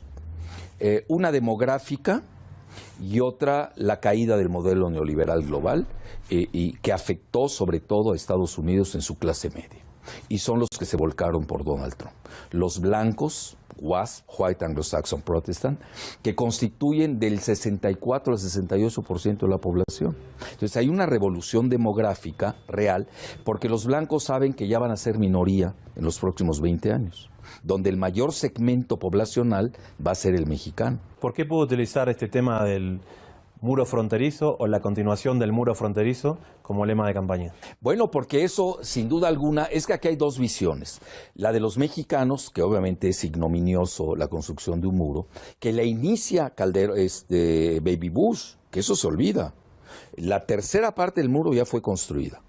Les costó $3.500 millones y fue aprobado el muro por la entonces senadora por Nueva York llamada Hillary Clinton, ante las narices de Fox y Calderón. Lo que pasa es que ellos brincaron contra Trump porque ellos son instrumentos de George Soros en México. Eso no es ningún secreto. George Soros controla México. Era el vicepresidente, era el presidente oculto de nuestro país. Y obviamente esto se viene abajo. Entonces, el muro a nosotros nos ofende, pero ya está construido en la tercera parte, sobre todo en las zonas de mayor densidad poblacional de mexicanos. Si uno ve bien el border fence, que ellos lo sacan, ahí está la imagen. No se trata. Lo que pasa es que México está muy desinformado. Los ciudadanos no saben. ¿Le llama la atención de que el potencial construcción o finalización de ese muro haya sido asignado a una empresa israelí? Sí, bueno, a mí no me llama la atención porque están ligados a Netanyahu, una empresa estatal israelí, que es pero además son los especialistas en muros. Ahora, esto desde el punto de vista mercadológico de la ingeniería electorera, a Trump le benefició, a nosotros nos dañó, pero a Trump le benefició porque detectó el nicho electoral que es anti-NAFTA, anti-TLCAN, antimigratorio, porque son supremacistas, racistas, blancos, los que tienen el mayor número de armas per cápita del planeta, que son muy violentos, que eso no hay que olvidarlo, y que, pues naturalmente, ese fue y a ellos les fascina lo del NAFTA. Es decir, era un eslogan mercadológico, publicitario, para captar votos, y lo consiguió. Y nosotros no entendimos esa jugada en México. Bueno, con todo el respeto, pero yo me exceptúo. Pero ahí está el Senado de la República. poniéndose camisetas pro Hillary.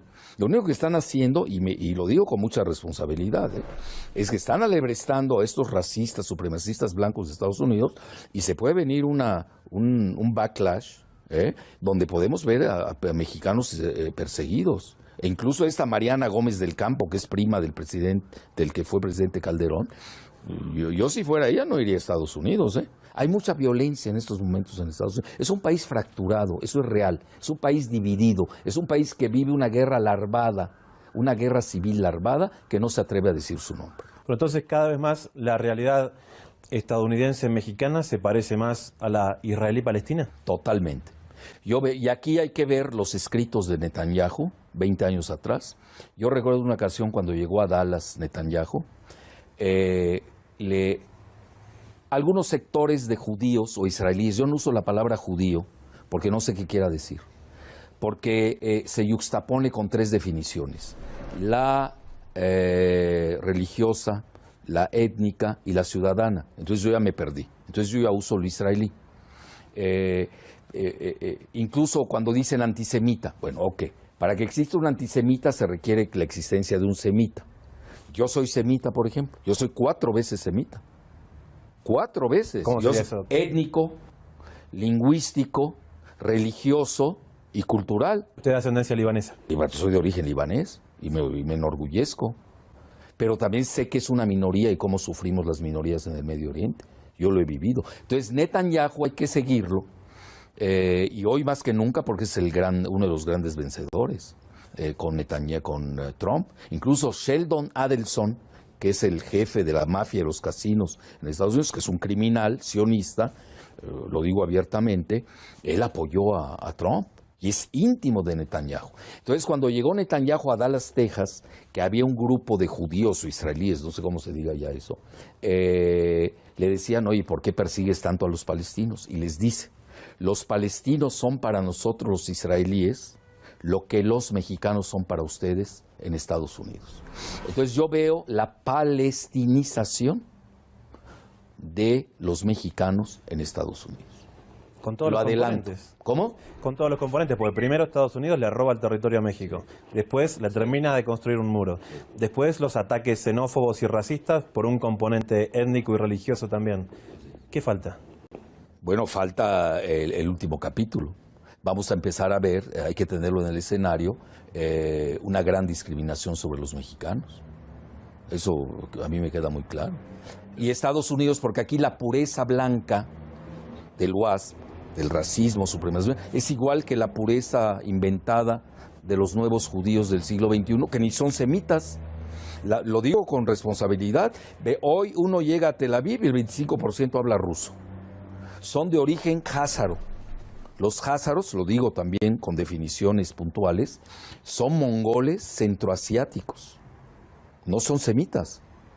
Los sefarditas mizrashim sí son semitas, eso sí, son nuestros primos hermanos, pero hoy gobierna en Israel los házaros. Ese es Lieberman, ese es Netanyahu. Bueno, el padre de Netanyahu de ahí nace el sionismo con Jabotinsky. ¿De qué manera puede afectar esto en la actualidad política mexicana?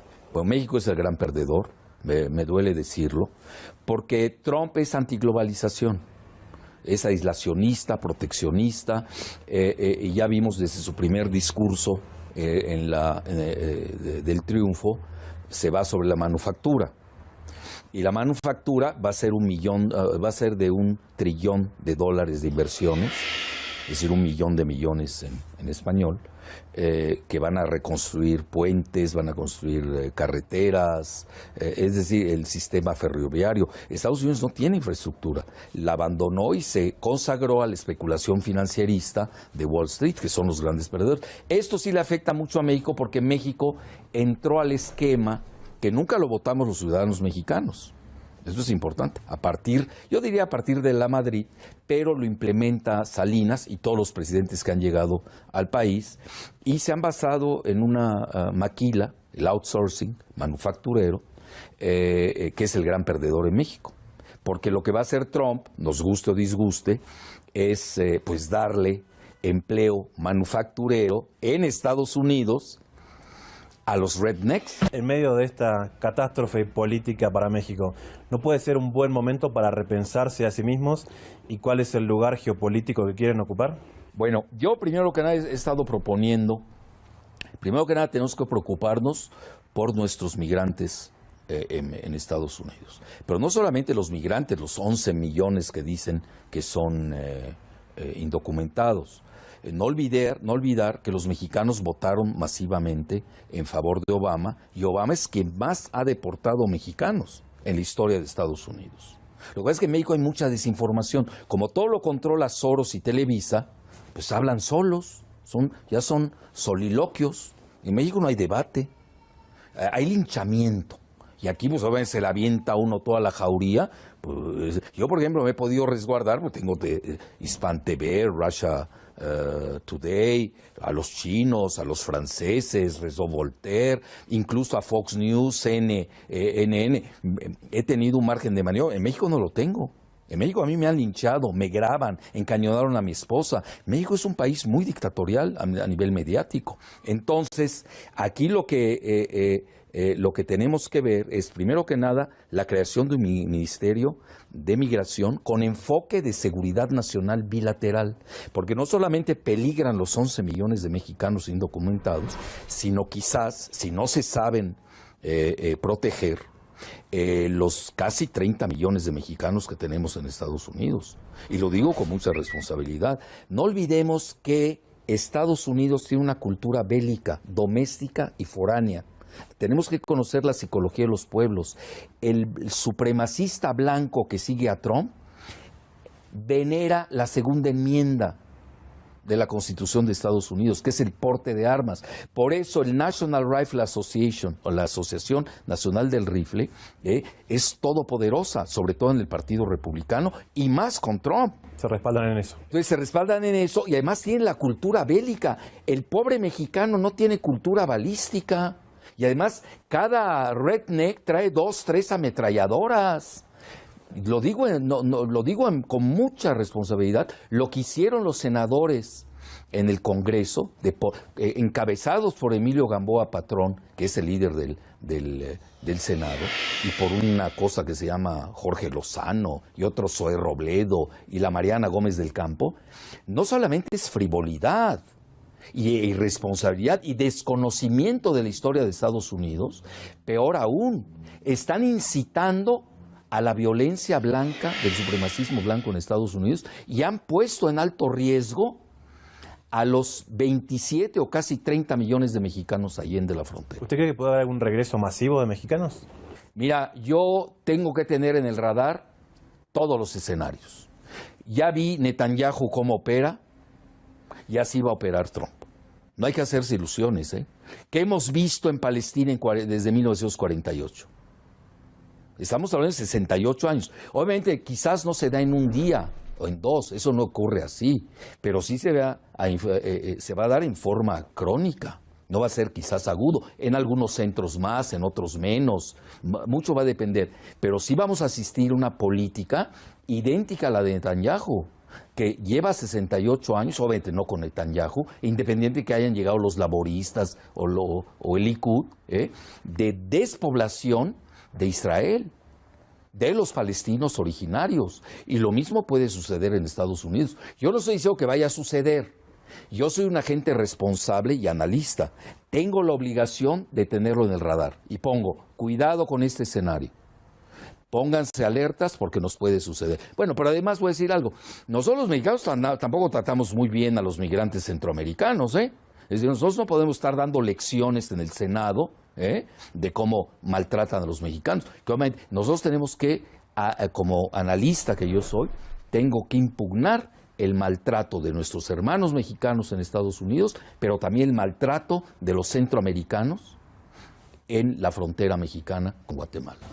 Es interesante, doctor, porque siempre se habla en México, y sobre todo actualmente, de que el principal ingreso sigue siendo las remesas. No, no es el segundo oficial. El primero es el síndrome del Chapo, es lo que más deja, el narcotráfico. Que eso es el producto del Tratado de Libre Comercio. Quizás hasta beneficie, por ahí podemos ver algo que quizás amaine Yo incluso cuando lanzaron el TLC por Salinas, recuerdo perfecto que le llamé el TLC bis. ¿Cómo sería? Tratado de Libre Cocaína. Es decir, yo ya veía el gran negocio de Soros y de los Rothschild, que es el tráfico de armas y de drogas. No es ningún secreto. ¿Quién está detrás de la legalización de las drogas en el mundo? George Soros. Es muy claro esto. Lo que pasa es que la gente no lo quiere ver. Entonces ahí quizás este muro, por lo menos, uno de los resguardos, hay que ver, es que hay que analizar. Hoy un análisis pulcro tiene que ser de varios niveles. Tiene que ser local, regional y global. Y ahí vamos a ver que varían, ¿eh? Por ejemplo, el maldito Trump a nivel interno de Estados Unidos, el abominable Trump con México, el pésimo racista, como le llaman en Europa, donde nace el racismo avant la lettre, ¿no? Del trumpismo, que eso es el Brexit. Cómo tratan a los migrantes, ahí tenemos el ejemplo. Y con Rusia. Curiosamente, con Rusia es de los pocos buenas buenas noticias con Trump, porque por lo menos, y lo puedo aseverar, ya no va a haber una tercera guerra nuclear mundial como se hubiera dado con Hillary y el complejo militar industrial. Y bursátil, que están buscando una guerra para alivianar sus pérdidas. Por lo menos con Putin hay un acercamiento y eso a nivel de paz global ya es un respiro. Muchas gracias.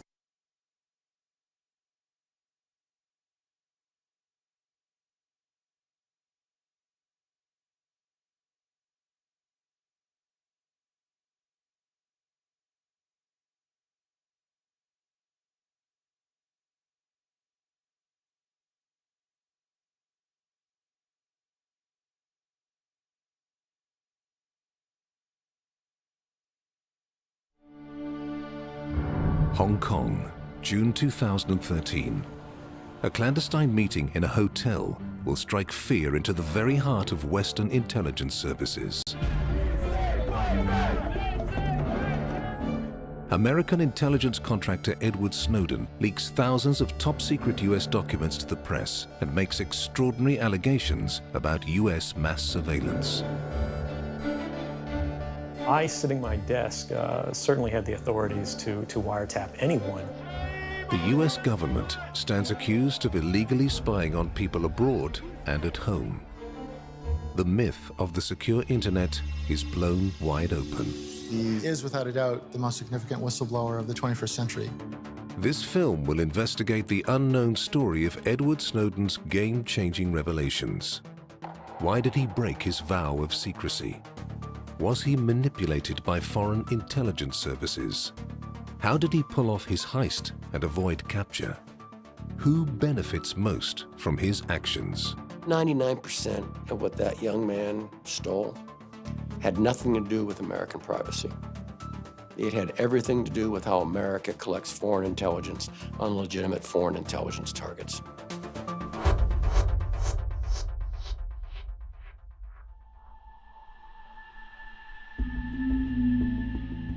A year earlier, Edward Snowden works at an outpost of the American National Security Agency, the NSA, in Hawaii. Later, he makes some controversial and unverified claims. I had access to, the full rosters of everyone working at the NSA, the entire intelligence community, and undercover assets all around the world. In secret, Snowden downloads thousands of classified files and removes copies from the premises. His claims reveal a scandalous story of mass surveillance by the US government. You realize that that's the world that you helped create, and it's going to get worse with the next generation and the next generation who extend the capabilities of this sort of architecture of oppression. Over 10 months, Snowden accesses as many as 1.5 million classified documents. He puts his freedom on the line to tell the world how he believes they are being spied on. You realize that you might be willing to accept any risk, and it doesn't matter what the outcome is, so long as the public gets to make their own decisions. When Snowden leaks thousands of classified NSA files to journalists in a Hong Kong hotel, he will gain fame and notoriety. I don't think Ed Snowden is a hero. I feel like he betrayed our country. The documents that Ed leaked were not only sensitive in tradecraft nature and in access methods, sources, locations, they had people's names and information on them. First name, last name, email address, personally identifiable information of real people that you know and work with that have families. And they become targets. Their information is out there for targeting. To many others, Snowden is a hero. 5 years after the heist, he is welcomed like a messiah by his supporters worldwide.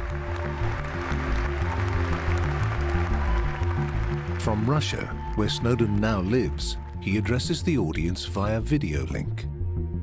We are familiar with the fact that governments abuse their power. He did a great service for the society by just releasing those documents, by putting himself in danger. This is one of the largest gatherings of computer hackers in the world.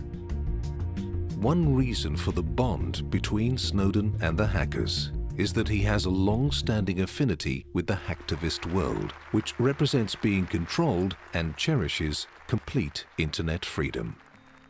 It's a bond that goes back many years to his earlier youth in Maryland, USA, where he lives with his mother after his parents' divorce. He doesn't take to conventional schooling. He spends all his time on the computer. He becomes a champion at Tekken, a combat video game. The characters he chose in role-playing were essentially in single combat against an unjust tyrant. But I think he came to see himself as an individual against oppression. Snowden joins the Ars Technica chat forum, where he calls himself the true hoo-ha. He writes about how he loves his gun, about modeling, and a fascination with all things Japanese. He is scathing about the establishment. Universities produce two things: morons and elitist assholes. At some point online, Snowden comes across Anonymous. It's an international hacktivist group that is known for its anti-establishment cyber protests.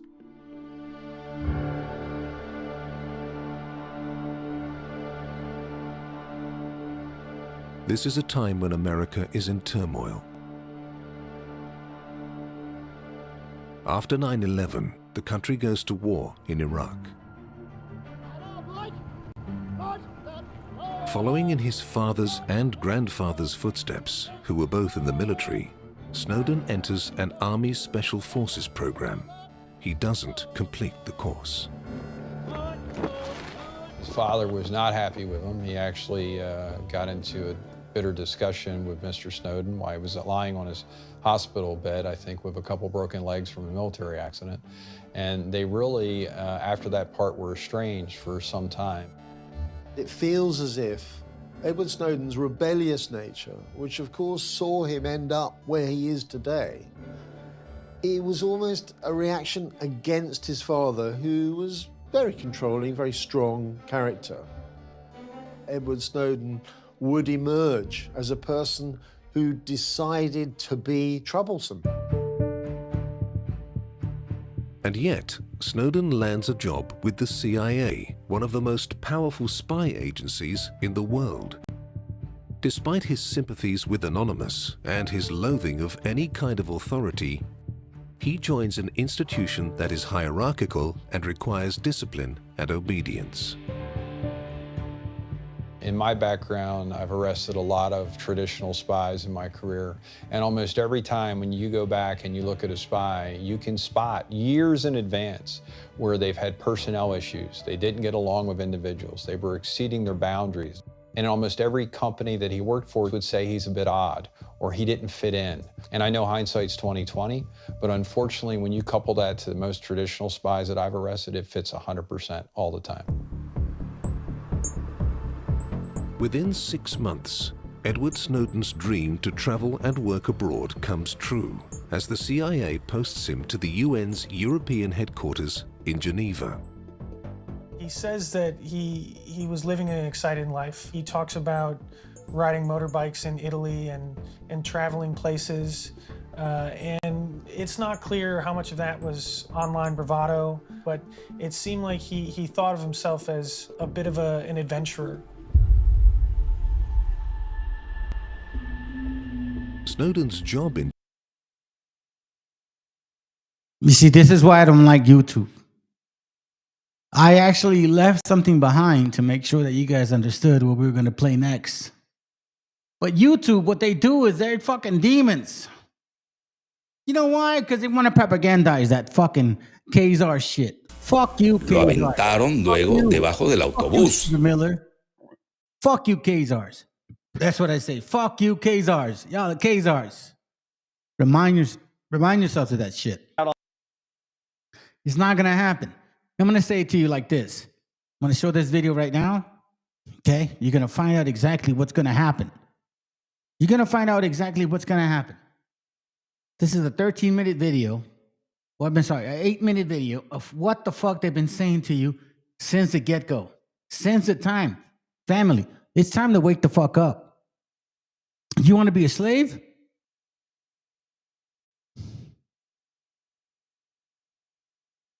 Because more raza, I think more raza wants to be a slave. And that's not raza. That's European, African, Arab, Asian foreigners. Because indigenous bloodline does not submit to fucking being slaves. Activities that the United States did in that Mexican scenario were designed to relieve the Mexican people of very major suffering caused by a guerrilla terrorist kind of activity that had taken over from the regular Mexican government after assassination.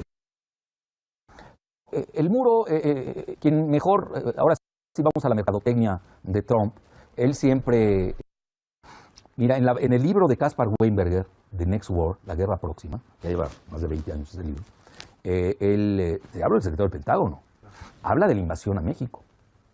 Sure, and if you read the book, you'll see that the activities that the United States did in that Mexican scenario were designed to relieve the Mexican people of very major suffering caused by a guerrilla terrorist kind of activity that had taken over from the regular Mexican government after assassination. El muro, quien mejor, ahora sí vamos a la mercadotecnia de Trump, él siempre ha glorificado a la empresa israelí Magal Systems, que es la que hace los muros, en cuya tiene parte accionaria el Estado de Israel. Eso tampoco hay que olvidarlo. Y son especialistas en muros, sino que le pregunten a los palestinos, ¿no? En Gaza, en Cisjordania, muros de la ignominia, ¿no? Y en México son los candidatos primarios a la construcción del muro.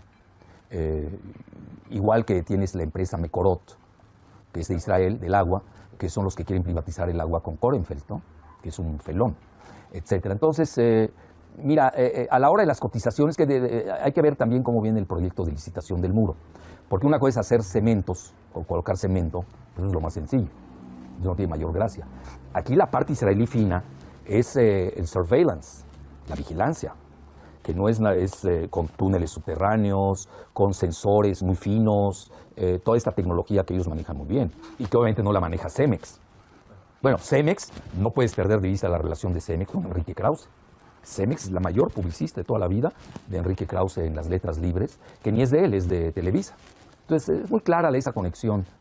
Yo creo que aquí la comunidad israelí va a estar metida en un lío si no define su lealtad. Porque ahorita que estamos yendo a la remexicanización de México. You hear what he said? Israelis better earn their loyalty again.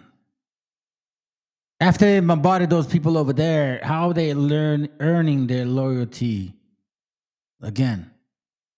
They're using raza to bombard you because you guys are the ones that are feeding them, those Cracker Barrel drug users, drugs.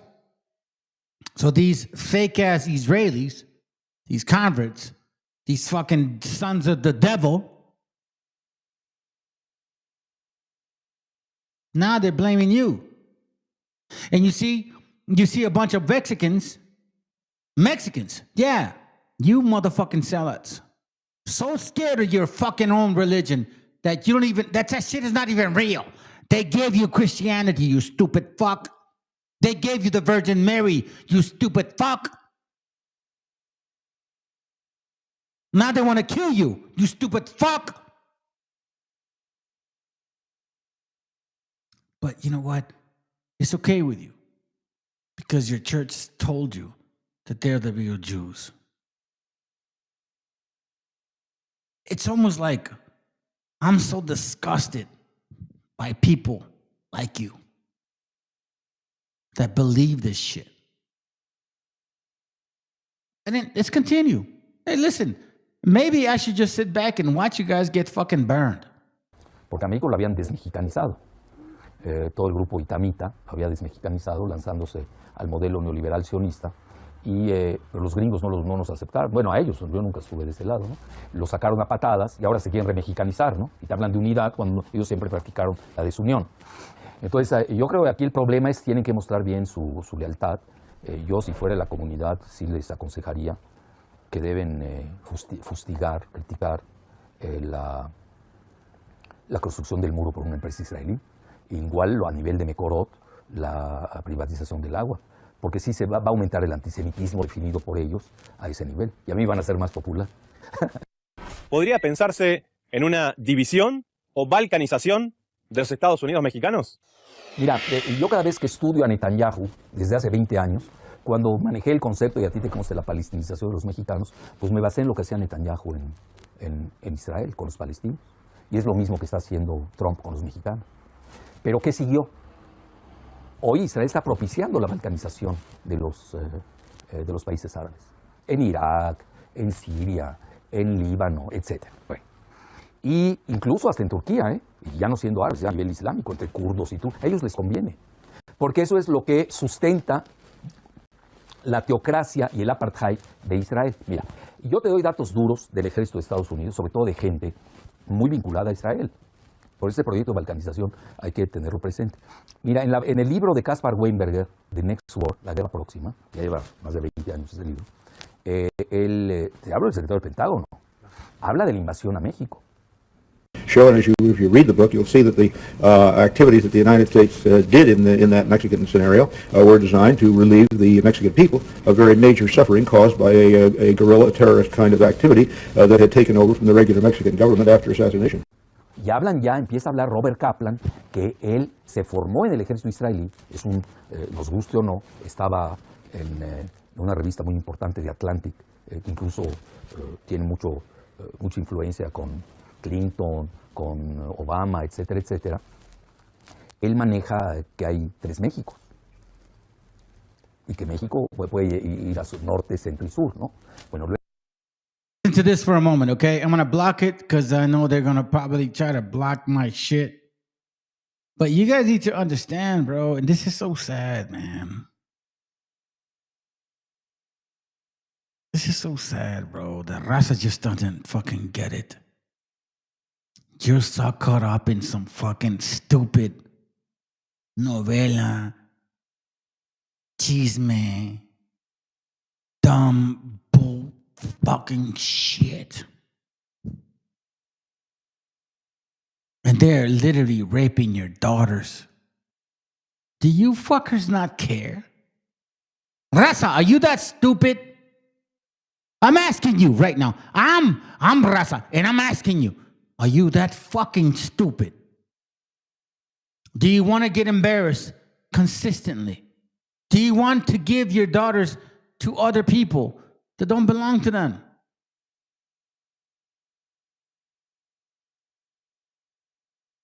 You probably do, because you're weak. I'm not like you, so fuck you. Maybe your raza ain't always raza. It is interesting to me how this system has continued pretty much the same way for years and years and years, except the economic hitmen get better and better and better. Then we come up with, very recently, what happened in Venezuela. In 1998, Hugo Chavez gets elected president, following a long line of presidents who had been very corrupt and basically destroy the economy of the country. And Chavez was elected amidst all that. Chavez stood up to the United States, and he's done it primarily demanding that Venezuelan oil be used to help the Venezuelan people. Well, we didn't like that in the United States. So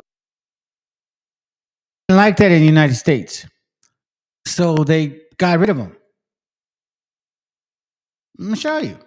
Luego hay Stratford. No, don't do that. Don't do that shit. Hold on, family.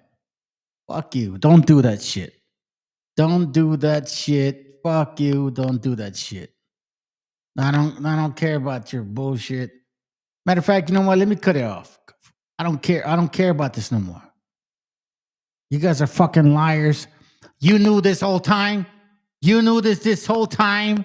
And then all of a sudden, why? I was just trying to give you guys a warning. Fuck you. You're no different. You fucking Khazar. I'm Lebanese 3 times. You ain't nothing, bro. You're a fucking demon. That's what you are. What are you proving?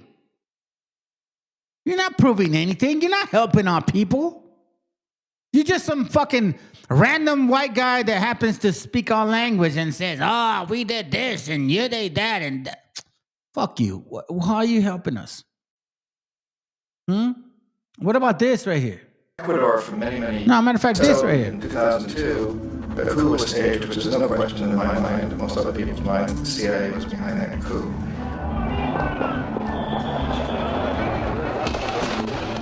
The way. See that? Right there, right there, right there. Or exactly what the fuck happens to our people every single time you cracker barrels are around us. And you know what? All you razas, supposedly, that are offended because like, I don't want to watch your channel because you may be here. Fuck you too. Fuck you too. You're not revolutionary. You're not revolutionary. You're just gangsters. You're just cholos. You're just stupid motherfuckers that care for yourselves. You're not revolutionaries. You see, just because you're a gangster or because you fucking claim the hood, don't make you revolutionary. That actually tells you that how much of a bitch you are. If you cared about your gente, you wouldn't do that. You would be revolutionary. It's about time we start understanding who the fuck stands for your gente and who the fuck does not. It's about time, fam. Some people educate you. Some people just want to fucking glorify you. And I don't want to get glorified. I want to be educated. Because guess what? There's a time when sometimes things have to make a decision. And you know what? I'm going to tell you this right now. I never gangbang. I never came to my channel saying I'm a gangster or whatever. But I was in situations that I was never aware of that I could ever handle. That for some fucking awkward reason, I got through it like a beast. And I'm not going to say it here to tell you that, oh yeah, because I was this. Nah, hell no. I don't even know how the hell did I even manage to get out of that situation. But all I can say is this, that I'm a spiritual warrior. And those memories stay with me. So that means that I've done this before. So fuck you, motherfuckers. The way that coup was fomented was very reflective of what Kermit Roosevelt had done in Iran, of paying people to go out into the streets, to riot, to protest, to say this Chavez is very unpopular. You know, if you can get a few thousand people to do that, It's unpopular. This is what they do. This is exactly what they, like this brother said, that's why I don't trust any president anywhere but Mexico. But Mexico has a Khazar as a president, and Mexico has got me thinking, you know what? I do too. And you know what? When I say to that shit, I pray to the Most High, like I hope you're leading our people in the right direction. Because you know, the scriptures talk about like how he'll put bad people with good thoughts. You know what I'm saying? Just for the sake of, like Cyrus. Cyrus freed the Israelites. Remember that. Think about that shit, right? Cyrus freed the Israelites. I'm not saying that she's doing that. I'm just saying that that's what the Bible talks about. Cyrus freed the Israelites. Are we there again? Television can make it look like it's the whole country, and things start to mushroom. Except in the case of Chavez, he was smart enough, and the people were so strongly behind him that they overcame it, which was a phenomenal moment in the history of Latin America. Why was that a phenomenal moment? Because Chavez spoke truth, bro. He cared for his people. But a lot of you cracker barrels that don't give a fuck about that shit because you're individualites. Let's continue.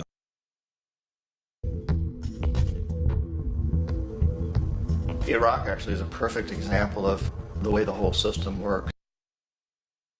You see how they attacked Iraq and our people? Do you see that? Does that ring a bell? Does that ever make you think about why are they attacking them and us?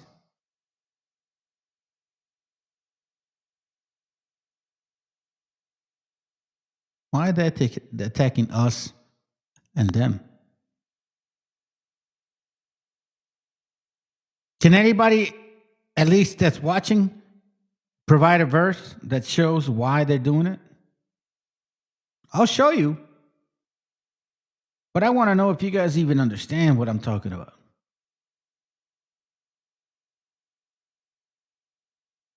Because I don't think you guys understand who we are. Why do you think these fucking people hate those Palestinians? Huh? What do you think?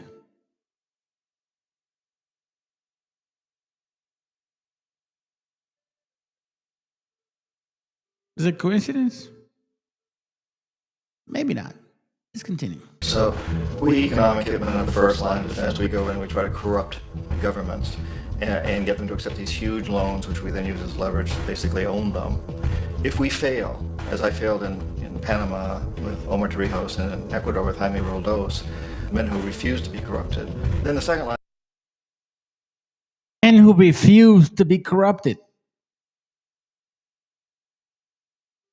See that? Men who refuse to be corrupted. Men who wanted to better the environment for our people. Because we live under resources. And all we wanted was to take advantage of the resources to share it with our people. But see, you foreigners don't know that. We're saturated with foreigners that don't give a fuck about you, fam. That are in power. Wake up. Defenses we send in the jackals, and the jackals either overthrow governments or they assassinate. And once that happens and a new government comes in, boy, it's going to toe the line because the new president knows what will happen if he doesn't. In the case of Iraq, both of those things failed. Economic. Iraq, both of those things failed. Why did they fail? Watch this. Why? We're not able to get through Saddam Hussein. We tried very hard. We tried to get him to accept a deal very similar to what the House of Saud had accepted in Saudi Arabia, but he wouldn't accept it. And so the jackals went in to take him out. They couldn't do it. His security was very good. After all, he had one time worked for the CIA. He'd been hired to assassinate a former president of Iraq and failed, but he knew the system. So in 91, we sent in the troops. And knew the system, but in 91 they said what? And we take out the Iraqi military. So we assume at that point that Saddam Hussein is going to come around. We could have taken him out, of course, at that time, but we didn't want to. He's the kind of strong man we like. He controls his people. We thought he could control the Kurds and keep the Iranians in their border and keep pumping oil for us. And then once we took out his military, now he's going to come around. So the economic hit would go back in the 90s without success. If they'd had success, he'd still be running the country. You see? So they tried to manipulate Maduro. They couldn't do it, so they had to go in there. This is your white world. white man, black man, Hispanic man, Asian man, you that survive of this society. This is who you are. But specifically, you know who I'm talking about. Them white and Negro conquistadors. Fuck you, motherfuckers. We're coming after you. Your time is over. Let's go. We'd be selling him all the fighter jets he wants and everything else he wants. But they couldn't, they didn't have success. The Jackals couldn't take him out again, so we sent the military in once again. Listen, this man right there, he grew up in that region of Abraham, Isaac, and Jacob. Are you trying to tell me that he looks like a Negro?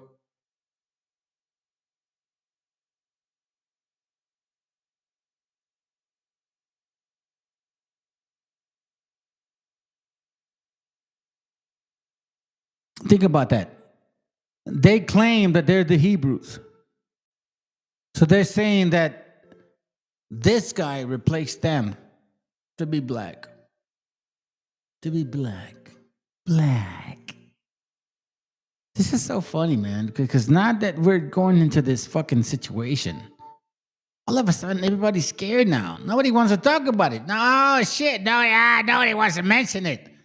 I'm going to tell you something, family. Listen, every channel that wants to debunk you about who you are according to the Bible, or at least who you are, like as in indigenous, they don't want to talk about this no more. Do you hear them talk about this shit? Fuck no. Fuck no, because they're scared. They're scared. Look. They're scared. See, I'm not scared. I never lied to nobody in this channel.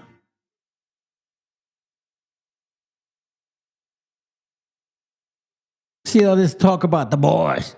The Moors. Hey, Moors, where are you, bro? Moors, hey, where's your army? Hey, Negro.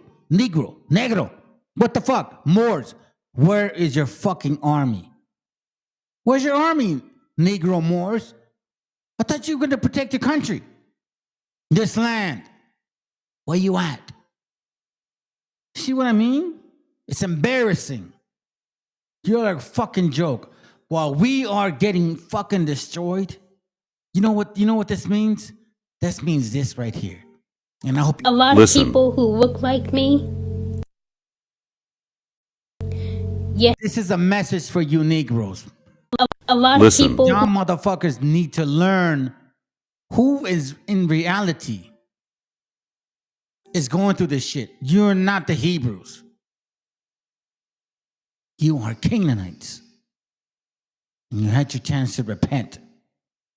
And you didn't. So now fuck you. Who look like me. You have the melanin, but you've got a white mind.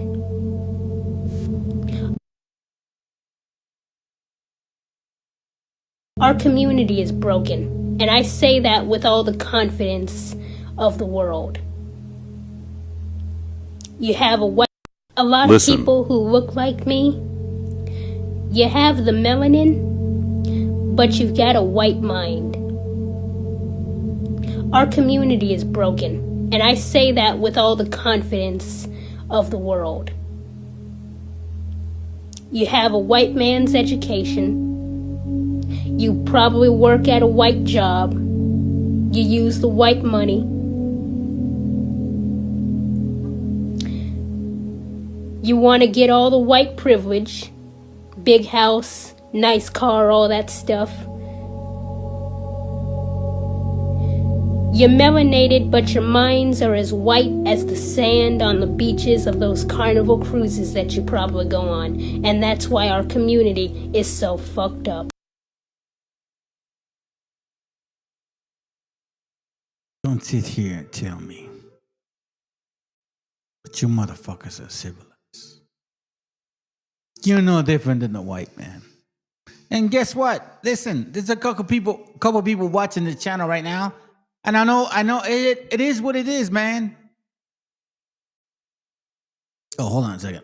It is what it is. I'm going to show you some shit that you're not going to like. Maybe you will appreciate it. Maybe you will.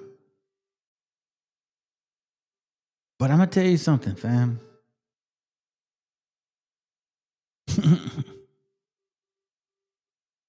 It's not going to be that easy.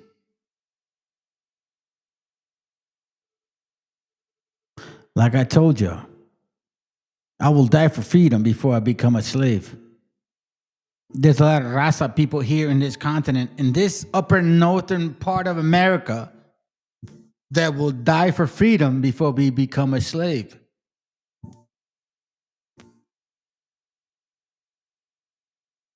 Unless you're afraid of dying, then you are a slave. Let's continue. Watch this. From now on, fam, after this, I'm gonna shut it down. 30 minutes. I don't give a fuck if you guys are watching or not. I don't care. Look, I've had people watching this channel, low level, high level, 19 people, 25 people, 3 people, 1 person. I don't care, bro. What I care about is you motherfuckers that understand what we're dealing with. Listen and learn. Listen and learn. Because it's about to end.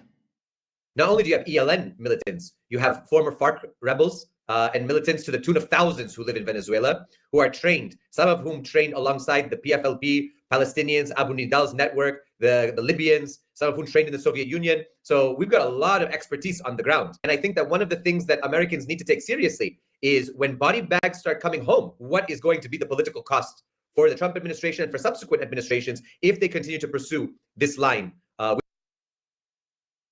Listen to this shit. Hey, like the brother said earlier.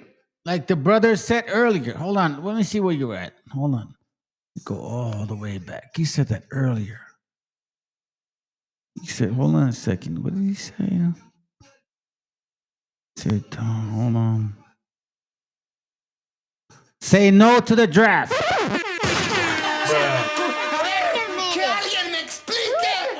Hey, look at y'all. Look at there's only 2 people. Fuck you, motherfuckers. Fuck everybody that doesn't watch. Because you want to know something? We're all very aware. See, you guys are new to this channel. We're not new to this channel. He said it himself, saying no to the draft. Because they're about to draft your ass. Fuck all you sellouts. Not only do you have ELN militants, you have former FARC rebels and militants to the tune of thousands who live in Venezuela, who are trained, some of whom trained alongside the PFLP, Palestinians, Abu Nidal's network, the Libyans, some of whom trained in the Soviet Union. So we've got a lot of expertise on the ground. And I think that one of the things that Americans need to take seriously is when body bags start coming home, what is going to be the political cost for the Trump administration and for subsequent administrations if they continue to pursue this line with Venezuela. And I'm going to make a prediction here. I think that you will see terrorism like we've seen in Latin America before and like we've seen in other parts of the world, targeting energy infrastructure. So you're going to say, okay, Chevron does business. America is now here to stay. No problem. We're going to blow up oil pipelines. And We're going to ELN be did that a lot, right? Absolutely. Absolutely. We're going to target military patrols on the road. We're going to target ambassadorial staff, diplomatic staff. We're going to target journalists.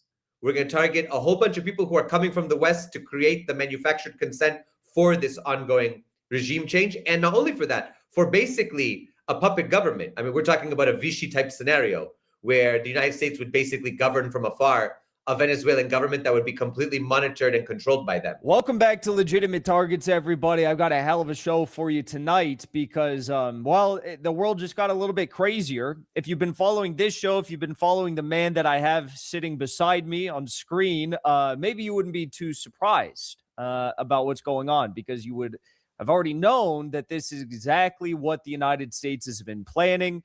The kidnapping of Maduro, airstrikes on Venezuela. Chris Halali, sitting right next to me, is the International Secretary of the American Communist Party. He is the High Bailiff of Orange County, Vermont. That's a correct county, right? Yes, and He's got quite the record to stand on. He also is the man that found the second Epstein Black Book.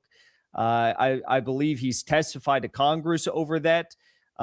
He is a journalist. He's many things and more, and he's launching a new YouTube show. So you don't want to miss out on that. You can check. We're going to have that linked in the description for everyone to follow. If you want to go down a great internet rabbit hole, go check out his new YouTube channel and be sure to subscribe. But Chris, thank you so much for joining me. I wish it was under better circumstances. How are you doing? I'm doing well. Thank you so much for having me. And I also wish it was under better circumstances, and also that we had a little bit more sleep in our lives. But it seems that the news cycle never lets down, and certainly the news never lets up. I don't think 2026 is going to be any exception to that rule. Well, you were with me in Venezuela on our last trip. You first visited Venezuela in 2019, I believe. If you could. You know what, bro? I want to show this shit, but this is sad, man. Let me read this to you. For the Columbus video, it was very edifying. Yeah, man. It was. Do you know what the sad part is, bro? But I'll say this. 2/3 of our people don't care. And maybe we focus on them too much. Maybe that's the reality, man. We give these weak-ass people too much fucking love. And the sad part is, like, we're just trying to help you out, motherfuckers, bro. You know what I'm saying? Anyways, pay attention to this shit, because you know what, dude? This is crazy. He's going to prove that they're not going to do nothing. And you guys are glorying the white man. His time is over. It's done. You two-third motherfuckers are the weakest people I've ever met. I'm so disgusted by you. Maybe that's why I'm glad that you're going to get burned. 2/3. You weak motherfuckers. Briefly, because I want to cover the events and your thoughts on the events this week. What was your takeaway from visiting in 2019 in Venezuela versus the most recent time? How did you see things change? Were things getting better? Give me your thoughts. Well, in 2019, when I went, it was in the springtime, and the first Trump administration was really pressing the Venezuelan government and really pushing for regime change.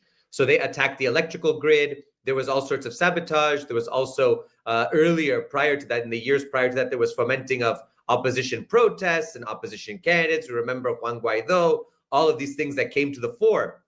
And I was there as part of a bigger movement and delegations, U.S. Peace Council, UNAC, many others that went down there to basically show the truth. I remember even Max Blumenthal had gone some 2 months before I did and was showing the truth about like the supermarkets, for example. One of the refrains was Venezuelans are starving, Venezuelans are eating corpses, Venezuelans are basically resorting to cannibalism. It's unbelievable, the propaganda that was being pushed.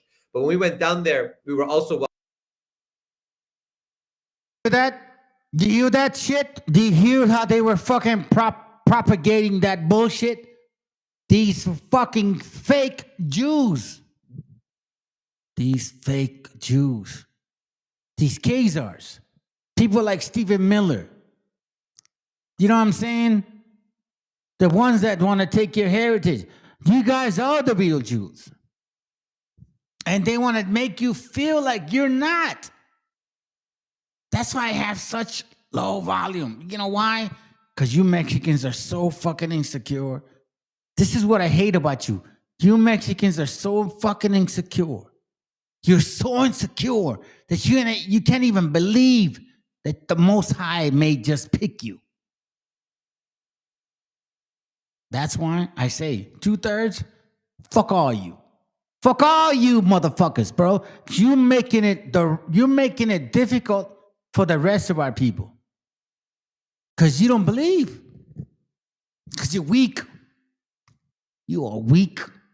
And you let these fucking people enslave you. And that's why I don't like you. So fuck you.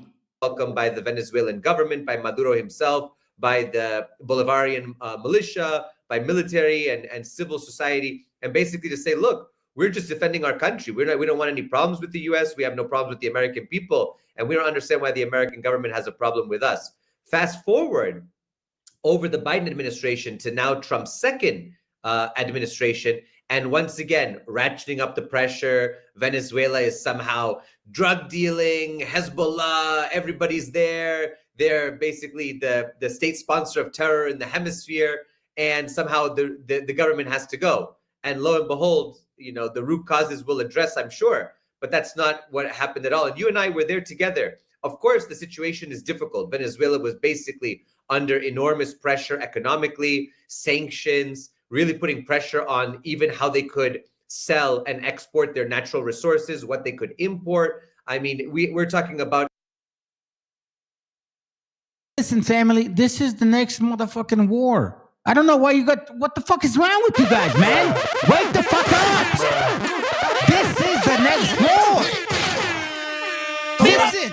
I don't care about your kids. Your kids are gonna get fucking raped, slaughtered, killed. What the fuck is wrong with you guys? This is no joke. We are in World War III.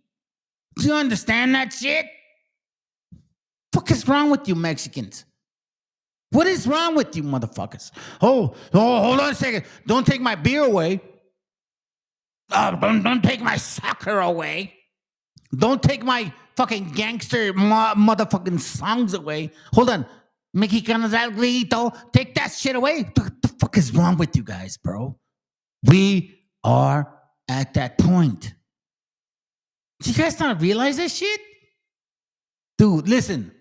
This is why I'm going to tell you right now, bro. I'm going to say it right now. That's why I said it. Not all are Israelites. Not all raza is Israelites. Do you understand what I'm saying? Do you understand what that fucking means? These people are trying to conquer you based on the Bible. You fucking dumb Mexicans. Is that not ringing a fucking bell? Does that not fucking trigger you? Are you that fucking dumb? Maybe you are. Maybe that's just what you are. Maybe you are Canaan. The strangulation of an entire country and a people, and ultimately the economic welfare of all of them and that country. So we saw, of course, the struggles of everyday life, but the basic necessities were met by all people in the society. The government made it clear that they would provide housing, they would provide adequate food, they would provide adequate education and healthcare free of charge. And that was that continued to be provided even when we were there, and even better so than in 2019. We saw constant improvements to that system. So I want to say that we saw tremendous improvements, but we also saw the results of over a decade of hybrid economic warfare and how that was slowly grinding the people down. Because the goal is not immediate regime change in that sense. The goal is slow, painful death, like the frog in boiling water. And at some point, when it knows that it's dying, it's too late, and already the people are going to start rising up, which is what we're seeing in other parts of the world. So that economic warfare is trying to bring about the intended consequences. Of course, it still hasn't succeeded yet, but they're continuing to ratchet up the pressure as we're seeing today. Yeah, that's the interesting point here, is that despite the fact that 40 Venezuelans, civilians, and armed forces were unalived in the attacks, despite the fact that Maduro and his wife... Hey, listen. Fuck you, bastards. I'm going to say this to you right now. I'm sorry. You guys watch my channel and you probably think like, oh, well, he's probably nice because he reads the Bible. No, fuck though. I'm fucking hardcore. I'm from the streets. I express the way I am, and I'm not gonna fucking apologize. Fuck you, Mexicans. that believe this bullshit. Fuck you Mexicans that are weak in spirit. Fuck you Mexicans that claim that, oh, we're raza, and you don't even support your own. I think we need to understand what is raza. That needs to be differentiated. Because there's such a thing as indigenous bloodline. Indigenous bloodline. This is not indigenous bloodline right here. But guess what? A lot of you motherfuckers that look like us, you ain't indigenous either. I'm glad we get DNA now. We should start doing that on everybody, family. I saw a movie the other day, and it was kind of weird. It was about Christmas Christians. What is that called? Christmas Christians? Some white shit. And they went out of their way to figure out, like, hey, listen, we want to pick you to a position where, you know, there's like white power. But do you have any, you know, deficiencies within you and shit? And eventually they found out that he had a kid with a black woman. You know, this is a recent movie. And they said a lot of negative shit about our people. Matter of fact, dude, I'm actually asking you, Raza, to please look up how many times they said derogatory shit in that movie. Hey, I'll show you a little bit of that movie, so you can see what I'm talking about. Fuck these motherfuckers. Fuck you, Cracker Barrels, bro. I don't like you. I don't give a fuck about you. You don't know me. I don't own you. It's all good. I own my own business. But fuck you, motherfuckers. I know who you are. This is who you are. You see that? This is a sanctuary city full of thousands of wet and stinkies. You know what the sad part is? This is only 3 people watching. That's the sad part. You know what that says about you motherfuckers? You love the white man. Raza, listen, you need to wake the fuck up, because there's a lot of raza that wants to be white. In the gangster shit, like, I'm cholo and shit, and I'm hardcore. Fuck though, bro.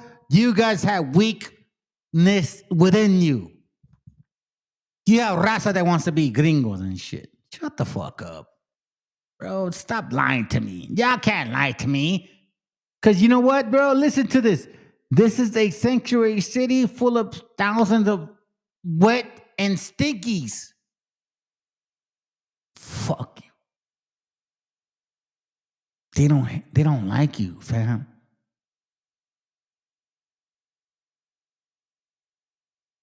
Luna, they will rape you and they get rid of you. Plus, you're not even raza. Pinche malinches, bro. We got malinches, pinche malinches as men too. We got pinche malinches as men too. Listen to this. What's cooking? How can I help? Well, Tim, there's this troubling little rumor we just heard. And we brought you in to see if you can help clear it up. I'm going to hand you over the bill. I'll give you the details. Over to you, Bill. All right. Tim, I'm going to get right to it. There's an unconfirmed report that Colonel Stephen J. Lockjaw is the father of a mixed-race child. Which mix? There's no real easy way to say this, but yeah, it's black.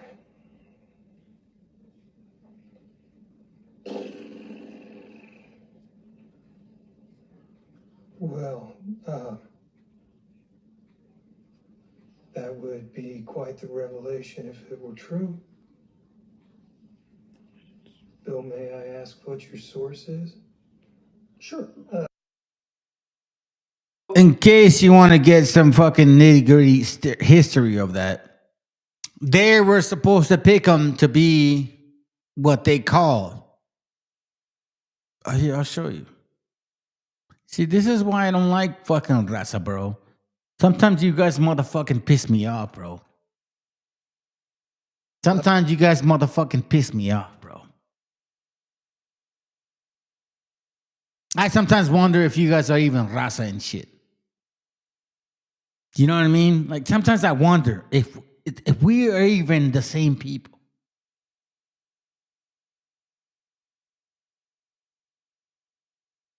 Because sometimes, because you guys are fucking stupid. How do you get fooled? It's been years already. The Christmas Adventurers Club. The fuck, man? They make fun of you guys. Like, are you that stupid? Look. It's right in your face. We weren't aware of that. You see, we were learning about you guys.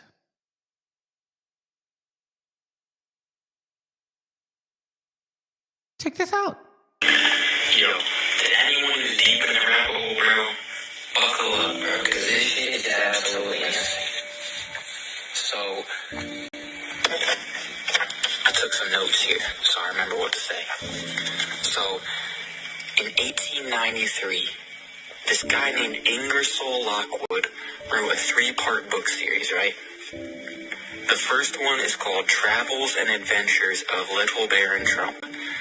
The second one is called Baron Trump's Marvelous Underground Journey. And the third one is called The Last President. All right? So this young man does a video and he does a bunch of weird shit. It doesn't matter to me. I don't care if he disappears. Watch this. Watch what this says. We're not kidding. It says double Yankee refers to an stringent background investigation and solidity standard for individual supporting the president or vice president, going beyond a standard of top secret clearance. It's called double Yankee. So basically, if you're not white, you ain't right. See that? Do you guys understand that shit? Double Yankee, meaning like you will never be a president unless you're crackety white. Unless you're one of those fucking white people that don't wash their asses.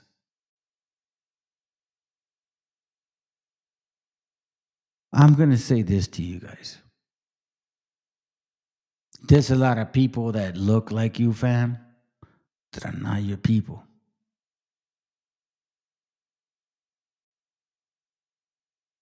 Do you understand that shit? Do you want to know what the weirdest thing just happened to my fucking to my mouse? Okay, so like I have my office in the garage, right? And I had a cricket that just jumped on my on my mouse when I said that. I'm gonna say this to you. You're on the wrong team.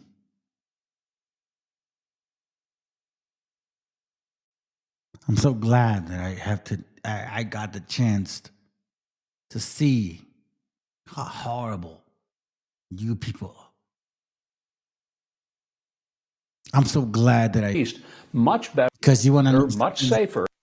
I know where I'm at. I know where I stand. And your shit is over pretty soon. Pretty fucking soon. And I'm not offended by it. Nor am I upset. I've done my job. I love my kids. You know what I mean? Like I fucking been teaching them well. They know who they are. They know they're Israel. You know what I'm saying? So when this shit hits the fan, guess what? My family knows who they are. I've done my job. Have you? Have you taught your kids how wonderful and beautiful they are? Have you let them know that God chose them? Or were you afraid because you were so insecure? I'm not. My kids know who they are. My kids love who they are. My kids know they're Israelites. Do your kids know? An important element in the U.S. plans to attack Iran again, I believe.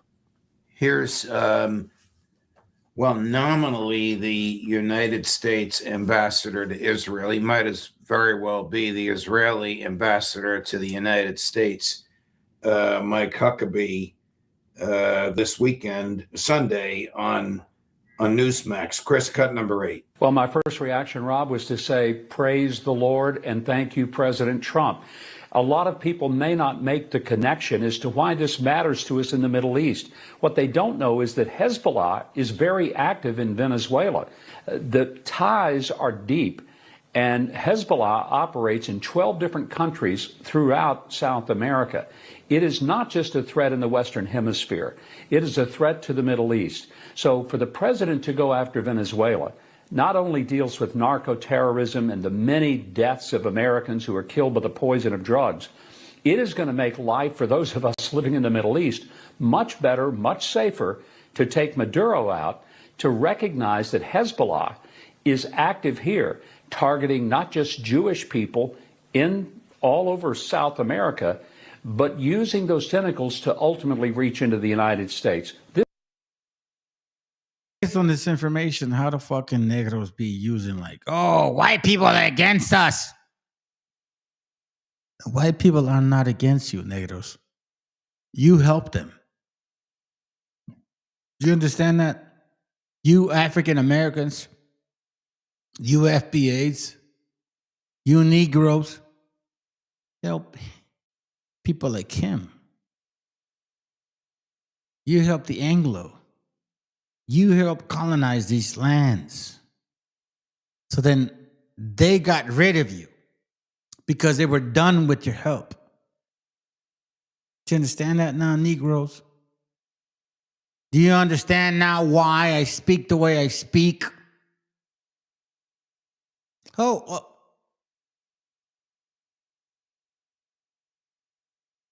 say it like this. Fuck you. Fuck you, FBA. Fuck you, BHI. Fuck all you black Hebrew Israelites. You Aboriginals. Curimeo. Fuck faces. What are you saying right now that this is going on? Hey, listen, I'm asking you. Curimeo, where you at? When you say, we're the original black people, what the fuck's going on right now? What the fuck's going on right now? So are you guys still original black people? So you fucking FBAs, where the fuck are you at defending this continent? You fucking stupid Negros. Y'all don't even fucking have the balls to step up to this game. Where you Negros at? Where you Negros at defending this continent? Where are you? Come on, man. Y'all ballsy and shit. Where the fuck are you at? Come on, bro. Please, listen. I will, dude, look, man, come on, dude. Do me a favor, bro. Do me a favor. Please represent your fucking blackness. Your blackity black fucking blackness. Where the fuck is your blackity blackness? Showing that you guys are the original people of this land. Where you at? Are you defending it? How come you don't fucking glory up and fucking go there and down there and do your shit? You want to know why? Because you're fucking Africans, you dirty bastards. And I'm the only one that says it like that. Do you want to know why? Because everybody's scared. Yo, FBA, what the fuck are you? Come on, man. Step the fuck up. Come on, bro. This is your continent. This is who you guys are. Come on, man. Show me. The government. What if Jefferson was right? What if that government is best which governs least? What if it is dangerous to be right when the government is wrong? What if it is better to perish fighting for freedom than to live as a slave? Bro, you guys are fucking slaves. Shut your cracker ass up. I'm asking for fucking negros to step up to this game. Where the fuck y'all at, bro?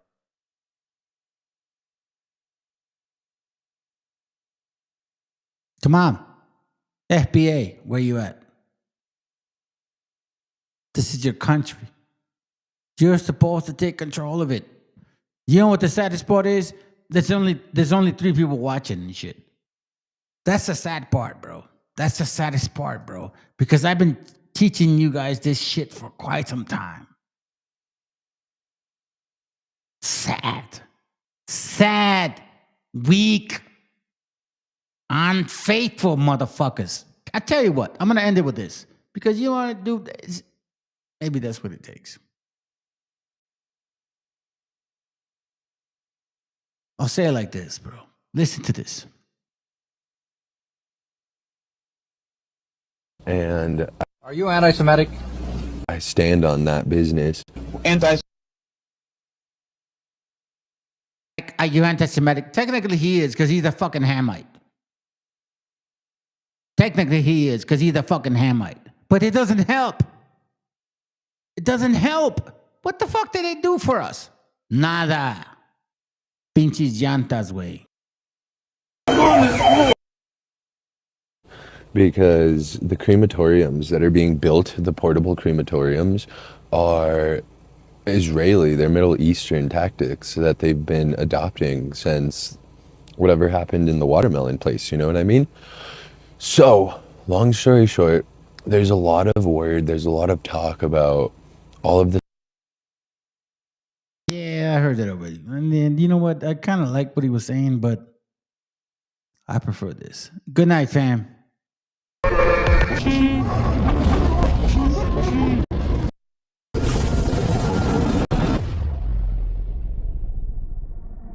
I see skies of blue, clouds of white, the bright blessed day,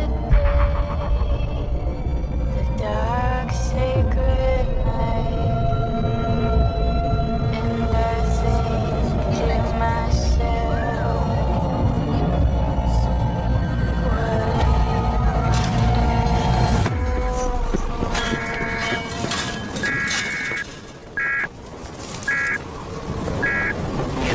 broadcasting to bring you this emergency action notification. This is a global emergency. Important information to follow.